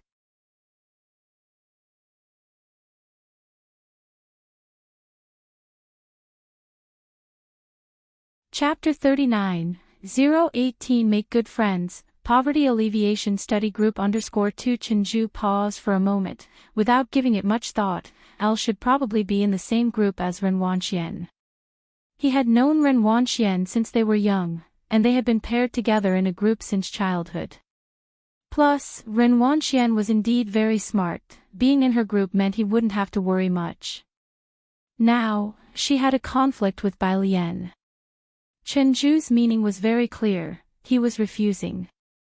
Elle showed this problem-solving approach to my teacher. The 8th grade homeroom teacher nodded, not saying much more. It is very similar to the solutions provided by the Jiangjing preparatory camp. If similar solutions appear in the future, I will consult her as appropriate and try to make them available to you all. Chen Zhu was startled but eventually nodded and politely bid farewell to the homeroom teacher. Ming Dongheng was still keeping Jiang He company at the milk tea shop. Every day, he would wait for Bai Lian to finish school before leaving. Today was no exception. However, when he said goodbye to Bai Lian, she gave him an extra look. And to be honest, although Ming Dongheng was tall and strong, the way he looked at people was sharp, but his expression rather dull. He didn't seem very smart. In fact, he kind of resembled a paramecium. This sense of identification was somewhat inexplicable. After leaving, Ming Dongheng touched his head, puzzled over the meaning behind Bai Lian's glance at him. Bai Lian sat down next to Jiang He and took out the physics exercises distributed that evening to study slowly. Jiang Fulai's notebook was quite useful, at least making today's studying less strenuous. Physics was like that. Once you knew the formulas and theorems, any static image could play out automatically in your mind. When Jiang Fulai arrived, Bai Lian was memorizing English vocabulary. "Are you studying electromagnetism again today?" Jiang Fulai noticed the problems she had laid out on the table at a glance. The questions today were normal but didn't hit the mark. Bai Lian nodded, closing her English vocabulary app. "Yes." Jiang Fulai put aside his coat and reached for the problems. The answers were apparent at a glance, so he didn't bother flipping through. "I'll write a new problem for you." "Okay," Bai Lian replied. Jiang Fulai's hand wrote down a series of beautiful numbers. His cold white fingers sketched an electric field diagram as if it was printed. Once serious, the sense of aloofness around him faded a lot. He wore a white shirt with all the buttons tightly done up. It felt cold yet peaceful. Bai Lian quietly watched him for a while, then suddenly asked, "Teacher Jiang, do you think I look like a paramecium?" Jiang Fulai. He put down the pen and suddenly felt the urge to sigh.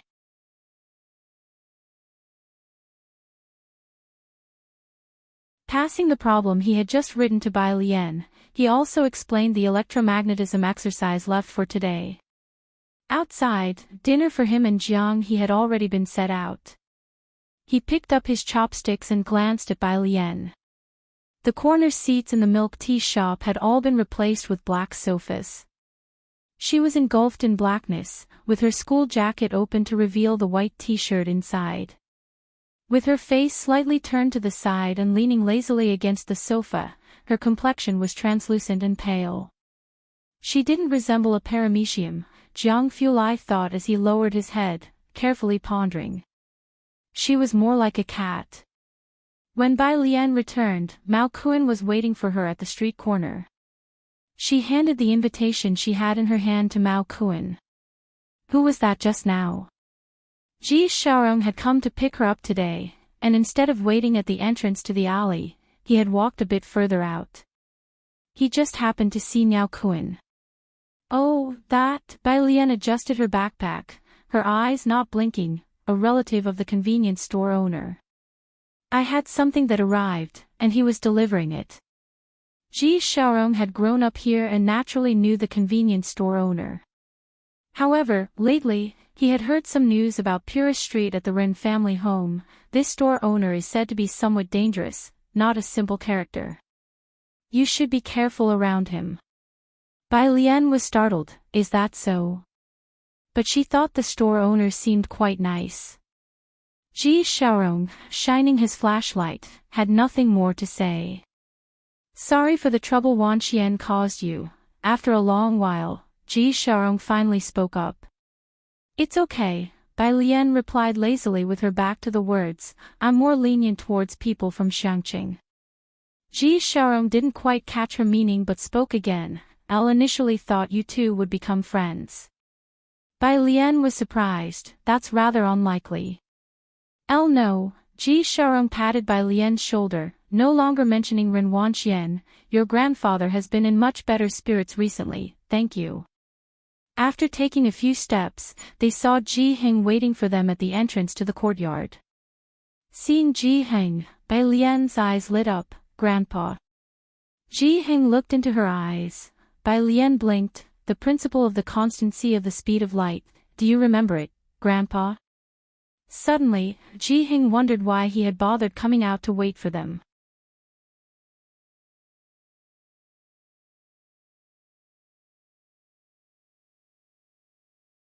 Chapter 40, 018 Make Good Friends, Poverty Alleviation Study Group _3 He turned and went back to the yard to continue his carpentry. Then I'll explain it to you again tomorrow morning, Bai Lian said, minding her own business. Ji Heng, no matter what speed I travel at, the speed of light is always a constant 300,000 kilometers for me. Even if I reach the speed of light and move at 300,000 kilometers, the speed of light relative to me is still 300,000 kilometers. Listening on the side, Ji Xiaorong, is his dad prepping for university in his old age? Bai Lian was somewhat dissatisfied. She put down her school bag and followed Ji Heng to the courtyard. Grandpa, what you said is so vague. Let me explain it to you again. Bai Lian didn't go back to her room to continue solving problems until she heard the answer she wanted from Ji Heng's mouth. Ji Xiaorong watched the scene in amazement.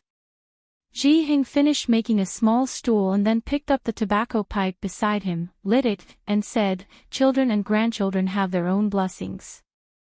Stop worrying about Wanxian and aliens matters. It's late, so stay here tonight. Having said that, he took the small stool and went into his room. Ji Xiaorong knew what Ji Heng meant and didn't insist further. The next morning, when Ji Xiaorong got up, he saw Bai Lian sitting by Ji Heng's bed, waiting for him to wake up. So why make a small stool? Isn't he afraid of someone getting up earlier and earlier? Today is Friday. The last class of the afternoon was Chinese. Lu Lingxi stood on the platform. Next weekend is the monthly exam. Everyone, gear up. Also, as you all know, the school anniversary is coming up.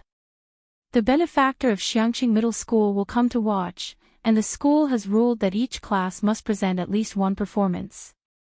Cultural committee members, go back and plan what our class is going to perform.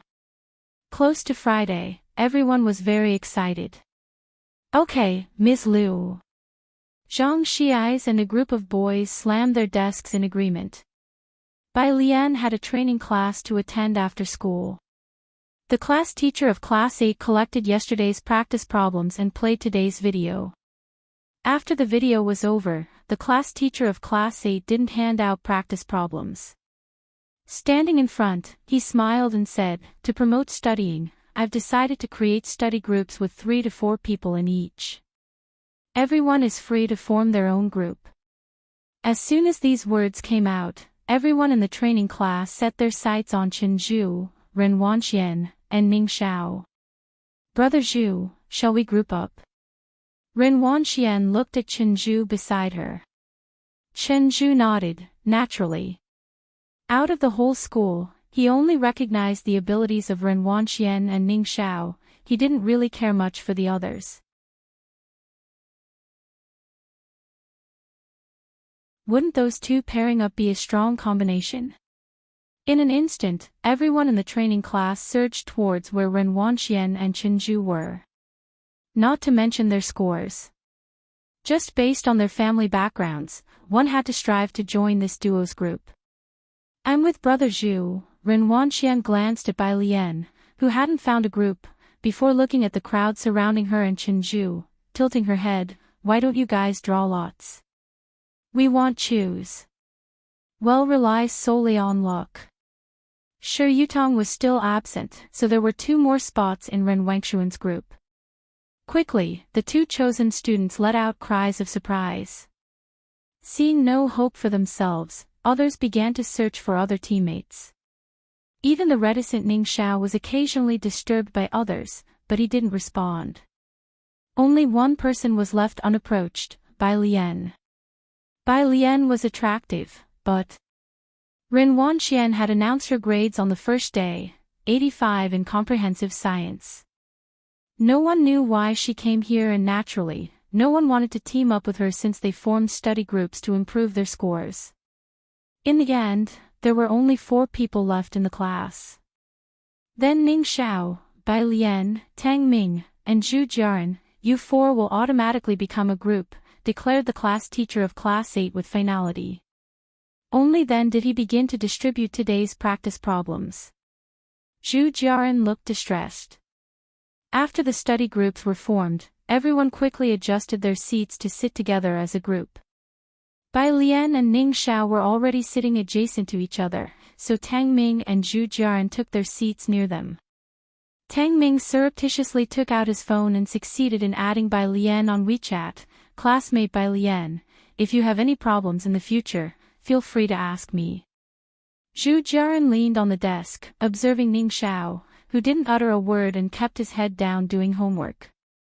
He was wearing the school uniform and had only initially glanced at Zhu Jiaran and Tang Ming, his dark eyes peeking through long, tousled hair. His look was so melancholic that Zhu Jiaran involuntarily shuddered. Then there was Bai Lian. She leaned casually against the desk, idly propping her chin in her palm, a strand of hair falling over and resting on her fair wrist. She then carelessly put the practice problem aside. What study group? This was like poverty relief for Bai Lian, thought Zhu Jiaran despondently. Even if she couldn't join Chen Zhu's and Ren Wanxian's group, being in another group from Class 8 would do. Why on earth did she have to end up in this group that clearly seemed to have no future? Tang Ming looked at Zhu Jiaran, who had competed with him before. "Zhu Jiaran, let's discuss any problems together in the future. Why don't you add Bai Lian and Ning Xiao on WeChat too?"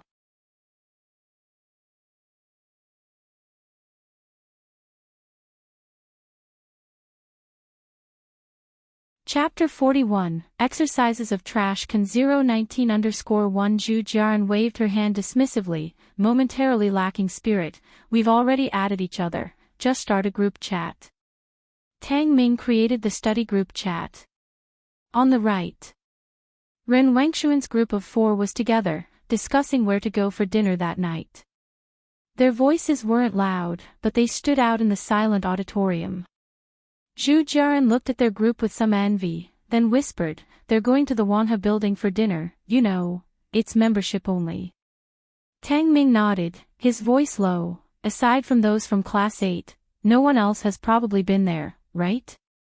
Neither Ning Xiao nor Bai Lian said a word. No response.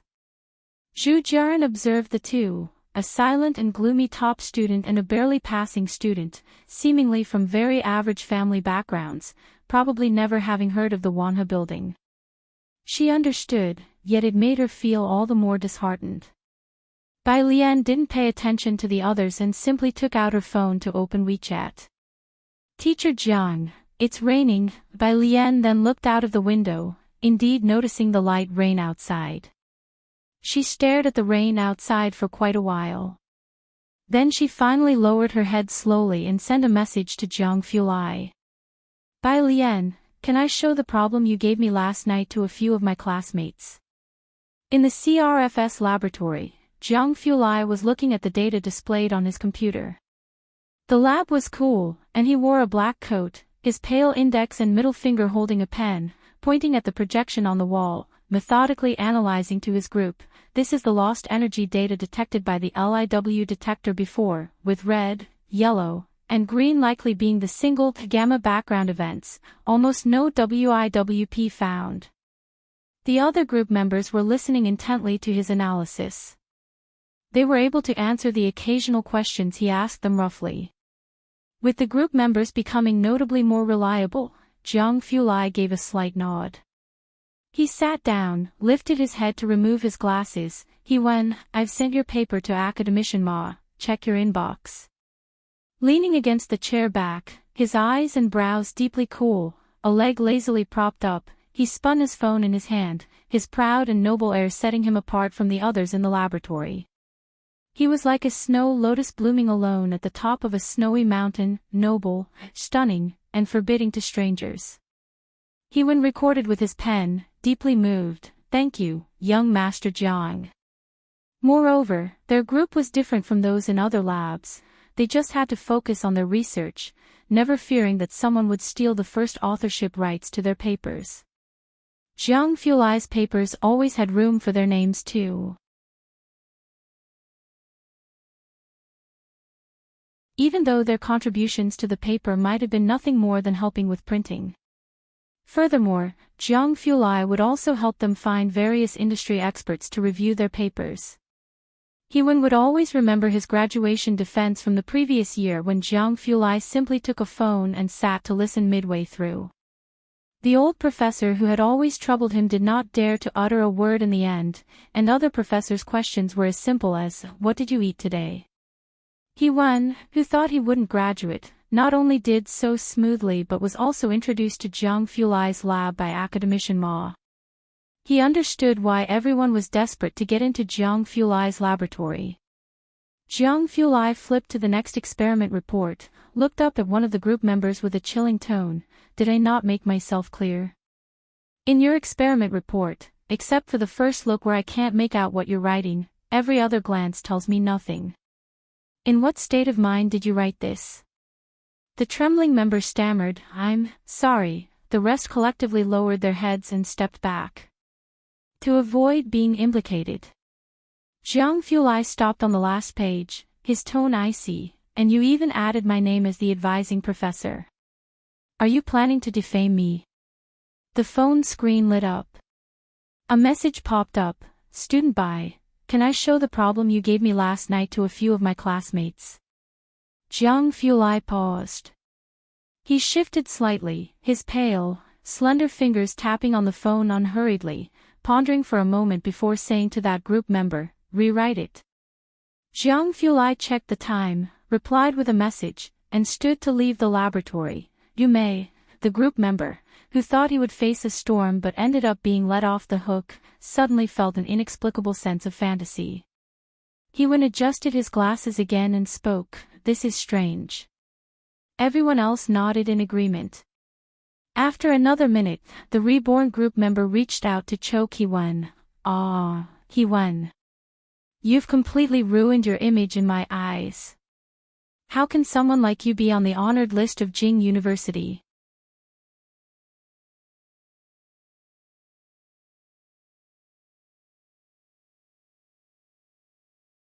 Chapter 42, Exercises of Trash Can 019_2 Hewen hurriedly spoke, I'll bought a recording pen for each of you, they should be arriving soon.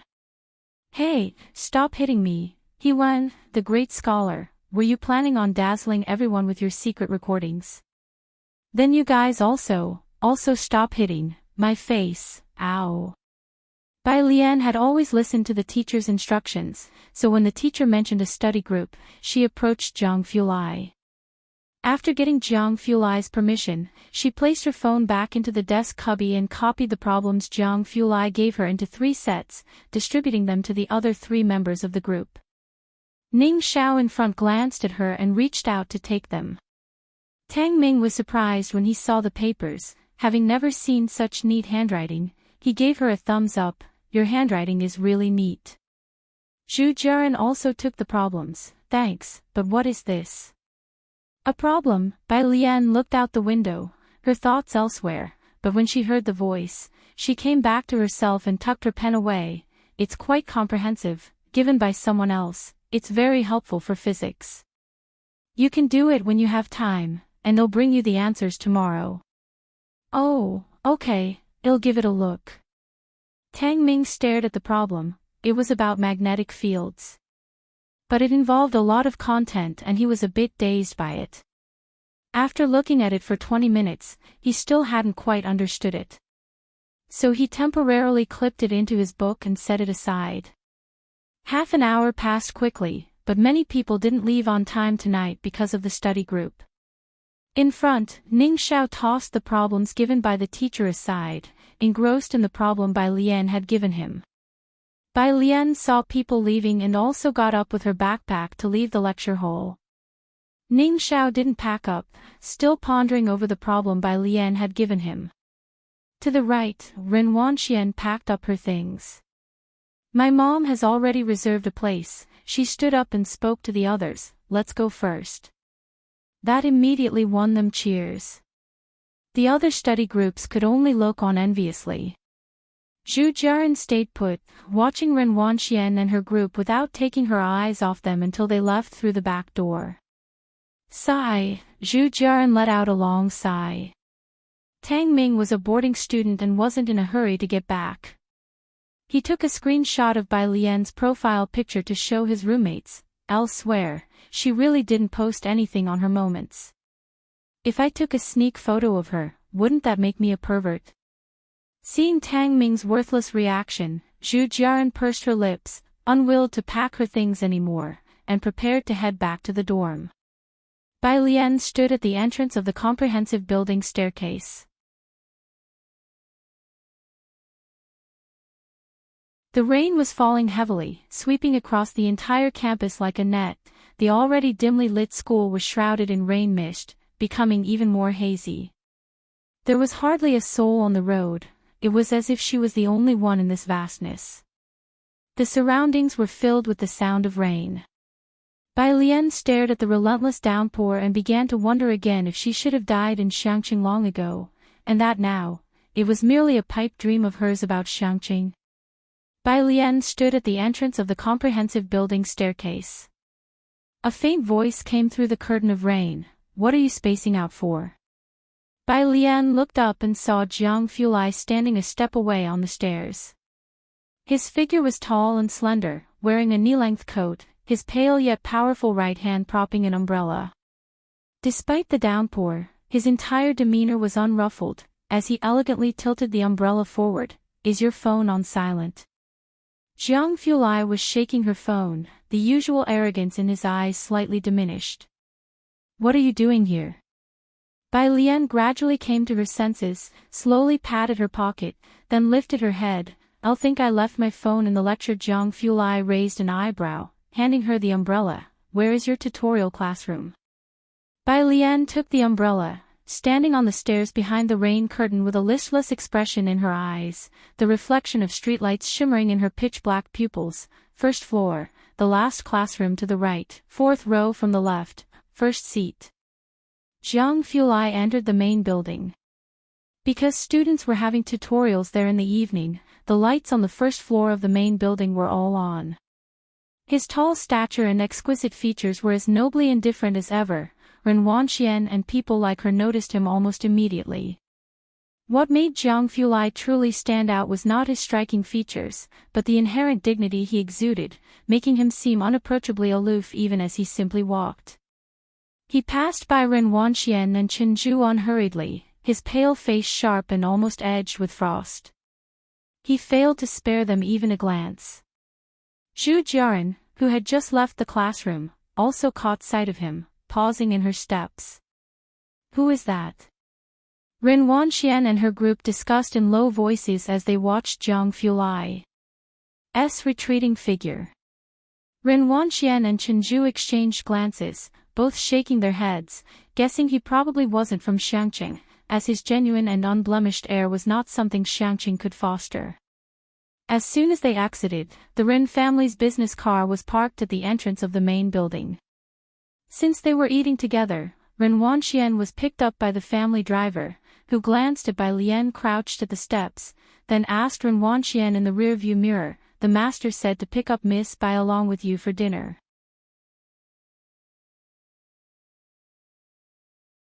"Your grandfather," Chen Zhu withdrew his gaze from Bai Lian without interest. He had heard from Ren Wanxian that Bai Lian's invitation had been inadvertently received, a 1 in a billion chance of luck. Just hearing the name of Bai Lian made Ren Wanxian inexplicably irritated, her face cold. "Don't bother with her, let's go." She directly instructed the driver to drive away. Chen Zhu didn't bring her up again either. Inside the main building, Jiang Fulai found the last lecture hall. There weren't many people left in the lecture hall by the time he entered, with over half the lights already turned off.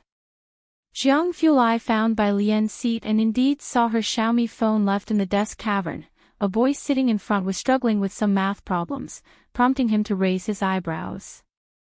He recognized at a glance that the problem was one head assigned, and the boy still hadn't solved it yet. Dumber than Jiang Shijue. Jiang Fulai withdrew his gaze, commenting blandly. He picked up the phone and walked out, pausing beside the trash can when something in the corner of his eye caught his attention. There wasn't much trash in the bin. Looking down, he saw a crumpled piece of paper tossed carelessly inside. With his back to the light, Jiang Fulai lowered his eyes, his face shadowed and his expression even colder. He bent down, picked the paper out of the bin, and with well-defined fingers, he slowly unfolded the neat, precise regular script. It was Bai Lian's handwriting, the problems he had written for her the night before. Now disregarded, thrown away without a second thought in the trash bin.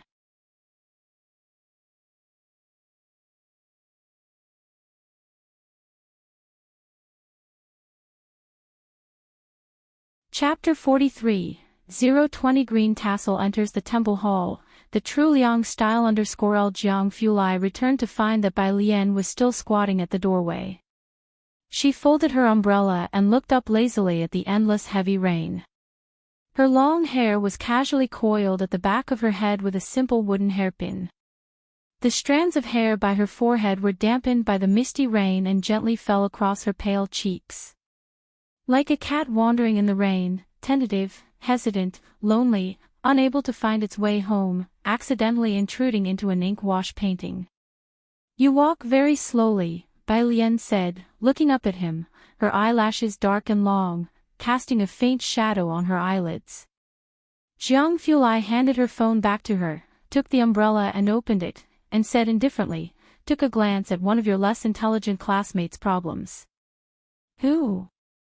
Bai Lian stood up and walked with him outside. The training classes were full of top students from Xiangqing Middle School. There were none that lacked intelligence. She took her phone, the red ribbon on her right hand contrasting sharply against her wrist, fair as white jade. "Sits in front of you." Bai Lian. Ning Xiao, the legend who was expected to be admitted to Jiangjing University this year, consistently ranked first or second in the whole school. "He's not very intelligent." Jiang Fulai held the umbrella, his fingers' knuckles distinct. "Why did you want to show your classmates the problems today?" "Oh, we were grouped in fours," Bai Lian walked languidly. "I'll just copied a set for the other 3 teammates." Jiang Fulai narrowed his eyes slightly. As they talked, they arrived at the milk tea shop where Ming Dongheng and Jiang He were squatting at the door. Jiang He was still slowly turning the 7x7 Rubik's Cube. It was a spherical puzzle with 12 sides, having many complicated speed-solving algorithms. However, Jiang Fulai found them too mundane to write algorithms for him, so he had to rely on memory to restore it. His movements were unbearable for Jiang Fulai to watch, and Jiang Fulai shifted his gaze away lightly. Jiang he was silent for a moment, then turned his back to Jiang Fulai. Then Bai Lian tugged at his collar, pinched his face. What's the matter?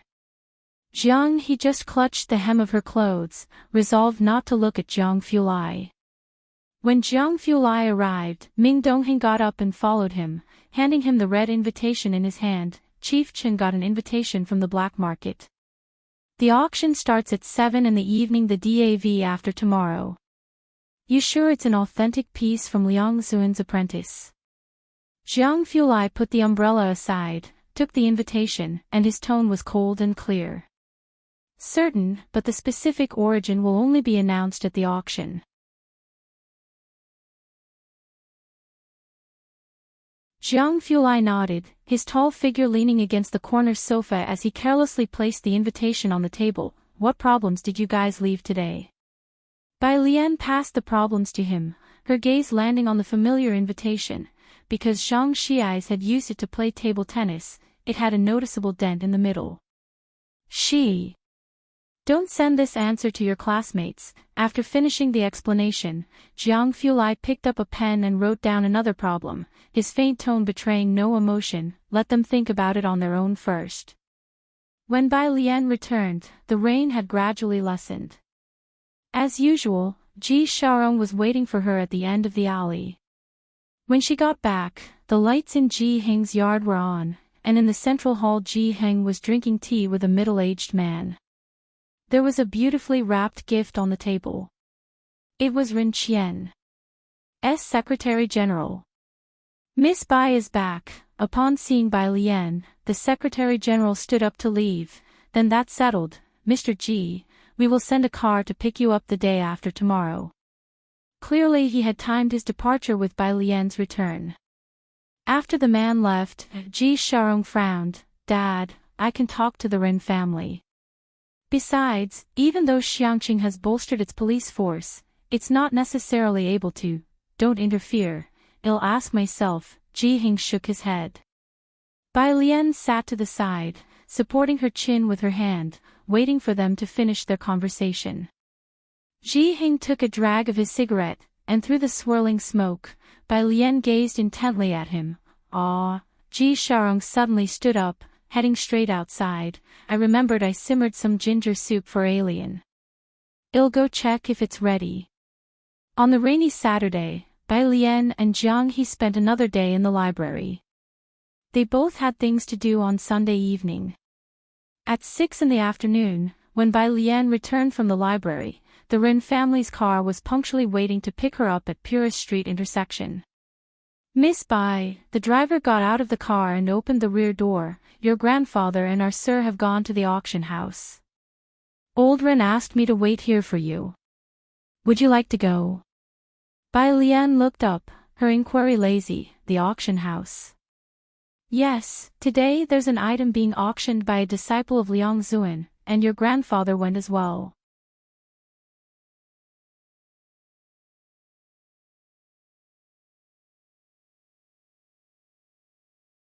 Chapter 44. 020 Green Tassel enters the temple hall. The true Liang style _2 Bai Lian stood still for a while before nodding her head. The driver glanced at her and wasn't surprised at all. Sitting in the back seat, Bai Lian casually rested her wrist on her knee and started memorizing English vocabulary through an app on her phone. The driver looked in the rearview mirror, somewhat astonished. He knew she was from the Ji family. However, he hadn't expected that she would be so at ease during her first ride in such a high-class business car. The car slowly entered the entrance of Bakhtar Street. At the entrance, the driver respectfully handed over a document before they were allowed to pass. Looking at the rearview mirror, he explained, "A pass is needed to enter here. especially today with the auction taking place. Not just anyone can come in. Bai Lian continued memorizing words, not even lifting her head. The White Tiger auction house was at the end of Bakhtar Street, where a majestic 20-meter-high stone sculpture of a white tiger was sprawled at the entrance. There was a crowd of people queuing up at the entrance. The driver couldn't drive any further, parking the car at a distance. "Miss Bai, please go and join the queue.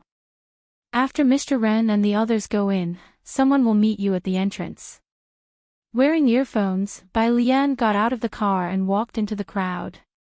Mao Kun, with a cigarette in his hand, was standing at the entrance of the auction house to prevent any troublemakers.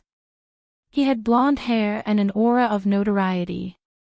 On this street, his reputation for violence was well known, especially since recent rumors suggested that the downfall of Poison Scorpion was related to him. The well-known fighter of Bakhtar Street, Poison Scorpion, could be taken down by Mao Kun, which indicated that he was no ordinary person. His infamy was widespread, and even those from fighting arenas regarded him with great respect. Today's auction, which catered to global VIPs, had him there to maintain order, courtesy of his godfather. Others who knew him made sure to stay at least 3 meters away. His eyes roamed and soon spotted Bai Lian in the crowd. Mao Kun narrowed his eyes and quickly stood up straight, making his way into the crowd. Whoosh! The group of wealthy businessmen in line hastily made way. "Sis," Mao Kun approached Bai Lian and awkwardly scratched his head. "El thought you weren't coming. Why squeeze in with these people? I'll take you in through the back entrance." Mao Kun led Bai Lian into the VIP entrance from the back. The White Tiger auction house was very large, circular in shape, descending from the top floor with 3 levels. The first and second floors were regular booths, while the third level had special ones.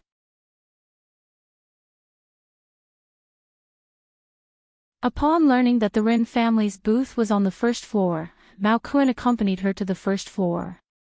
The booths there were small, with only a table and a few wooden chairs. Displeased with the setting, he frowned. "Sis, should I get you relocated to the 3rd floor?" Bai Lian chose a seat by the window and sat down, lazily resting her elbow on the windowsill. She was dressed in a gradient blue wide-sleeved top, with neatly fastened light blue braided buttons. As she lifted her arm, her fair wrist and a loosely tied crimson wristband were revealed. As she sat down, her long skirt spread across the entire chair. "No need," she said indifferently, leaning against the windowsill, her almond eyes slightly drooping, revealing an undeniable allure at a glance. Mao Kun dared not look any longer. After serving tea, he instructed Bai Lian to call him directly if she needed anything, then went back outside to maintain order.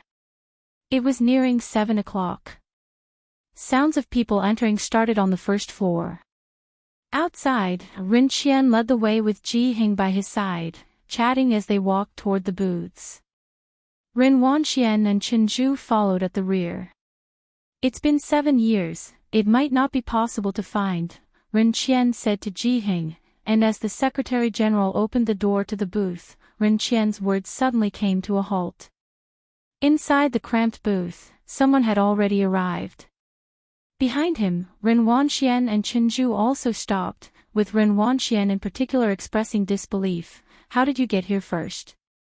To enter the White Tiger auction house, one had to go through stringent queuing and security checks. They had arrived early, but it still took nearly 2 hours to get in, only to find Bai Lian already seated by the window. Bai Lian continued memorizing words, casually pressing on her phone screen. Hearing the noise, she lazily tilted her head. "Grandpa." She paused, then politely greeted Ren Qian. All the while, she did not rise from her seat. Ren Wanxian looked at her impolite demeanor and then at Ji Hing, who also remained seated. She couldn't help but sit down beside Chen Zhu, her eyes narrowed as she slowly uttered 2 words, "uncouth." Having been trained well in etiquette, she looked down on the rude manners of the Ji family. Chen Zhu remained silent as the auction started promptly at 7. The first item up for bid was a red tourmaline. The beautiful and elegant auctioneer presented the red tourmaline encased in glass, a collector's grade red tourmaline, 106 carats, with a starting price of 2 million. Those present were not short on cash, and the price quickly rose to 3 million. Rin Qian, who had been conversing with Ji Hing, finally paused. Beside him, his secretary-general pressed the bidding button, 3 to 5 million.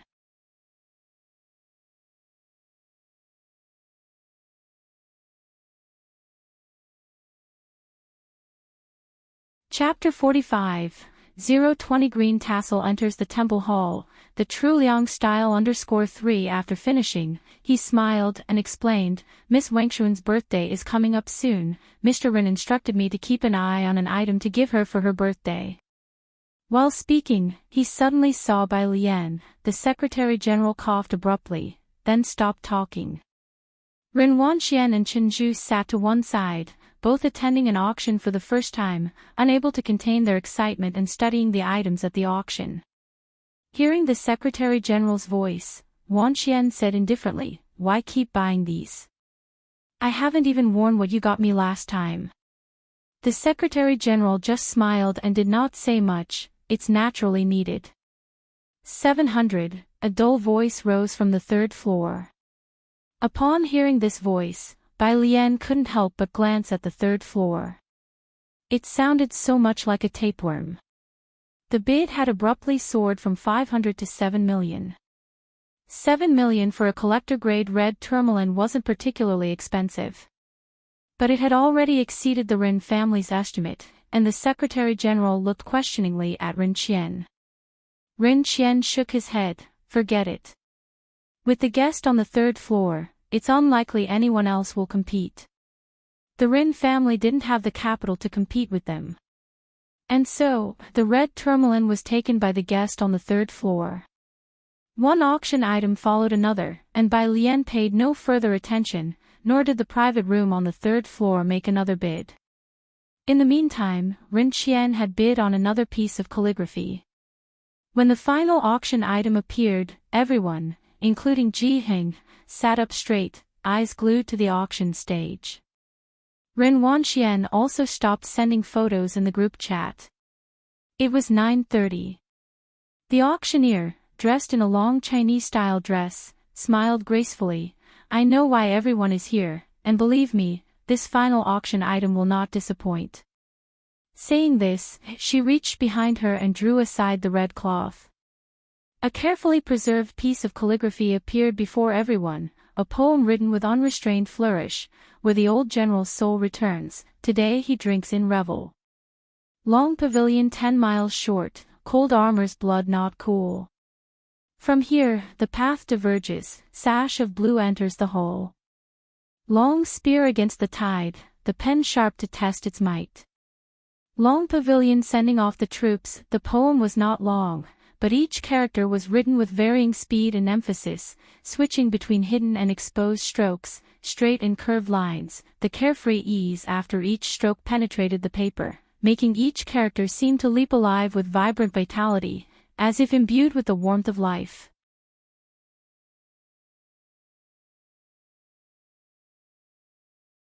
Behind her, Wanxian muttered in astonishment, "Sash of blue enters the hole. So this is the true Liang script." No one could feel the bursting vitality emanating from the calligraphy more than the auctioneer. For a moment, it was as if she could see a woman in white, freely dancing her brush across the paper, completing the work effortlessly. Because the handwriting is in Liang script and the signature carries Liang Zuan's personal seal, our auction house believed it to be Liang's original work. The auctioneer took a deep breath, stripping away her emotions, and said seriously, after historical scholars had appraised it, it was verified that the poem was written by his sister for Bai Zhongyu when he went off to the military. We all know the historical military genius Bai Zhongyu, who topped the imperial examinations at 15, aced them at 18, and after his father's death, left his writing at 20 to join the army, taking up arms and heading to the battlefield. His sister hoped he would return home safely and resume his career in the palace. Since he did not return, she wanted to throw away this piece of calligraphy, but according to historical records, it was retrieved by her teacher, meaning that Liang Zuan left us this unique and historically significant calligraphic treasure. The auctioneer continued to elaborate. In the private room, Bai Lian rested her chin on the windowsill, quietly gazing at the nearly yellowed calligraphy.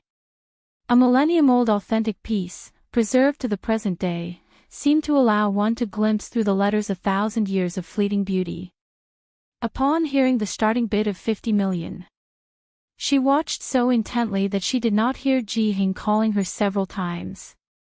Ren Qian had a good impression of Bai Lian and, seeing her staring blankly at the calligraphy, chuckled in surprise. "Bai, do you also study Liang script? What do you think this piece of calligraphy will sell for in the end?" Hearing Ren Qian's words, Wan Xian also snapped back to reality, giving Bai Lian a sidelong glance. She didn't understand why Ren Qian would ask Bai Lian such a question, as the Ji family member didn't seem the type to study Liang script. Bai Lian tilted her head, withdrawing her gaze from the calligraphy to lazily return to her vocabulary revision. The calligraphy lacks force. She was young when she wrote it, and had not yet trained enough strength in her wrist. The starting bid is too high. The starting bid is too high. Wan Xian, already unpleased because Ren Qian regarded Bai Lian so highly, attending the auction and even inviting a member from the Ji family, and on top of that Bai Lian acting as if she knew everything, now had the audacity to casually critique the disciple of Liang Zuan. "Do you even know who she is? Not to mention her other accomplishments, half the calligraphy world are her fans. You couldn't reach 1/10 of her skill even if you practiced for 100 years, let alone saying she lacks wrist strength. If you don't understand, can you not go back and read more books?" You're tuning into the Path of the True Immortal YouTube channel. Don't forget to subscribe and join us on this journey to catch the most captivating stories.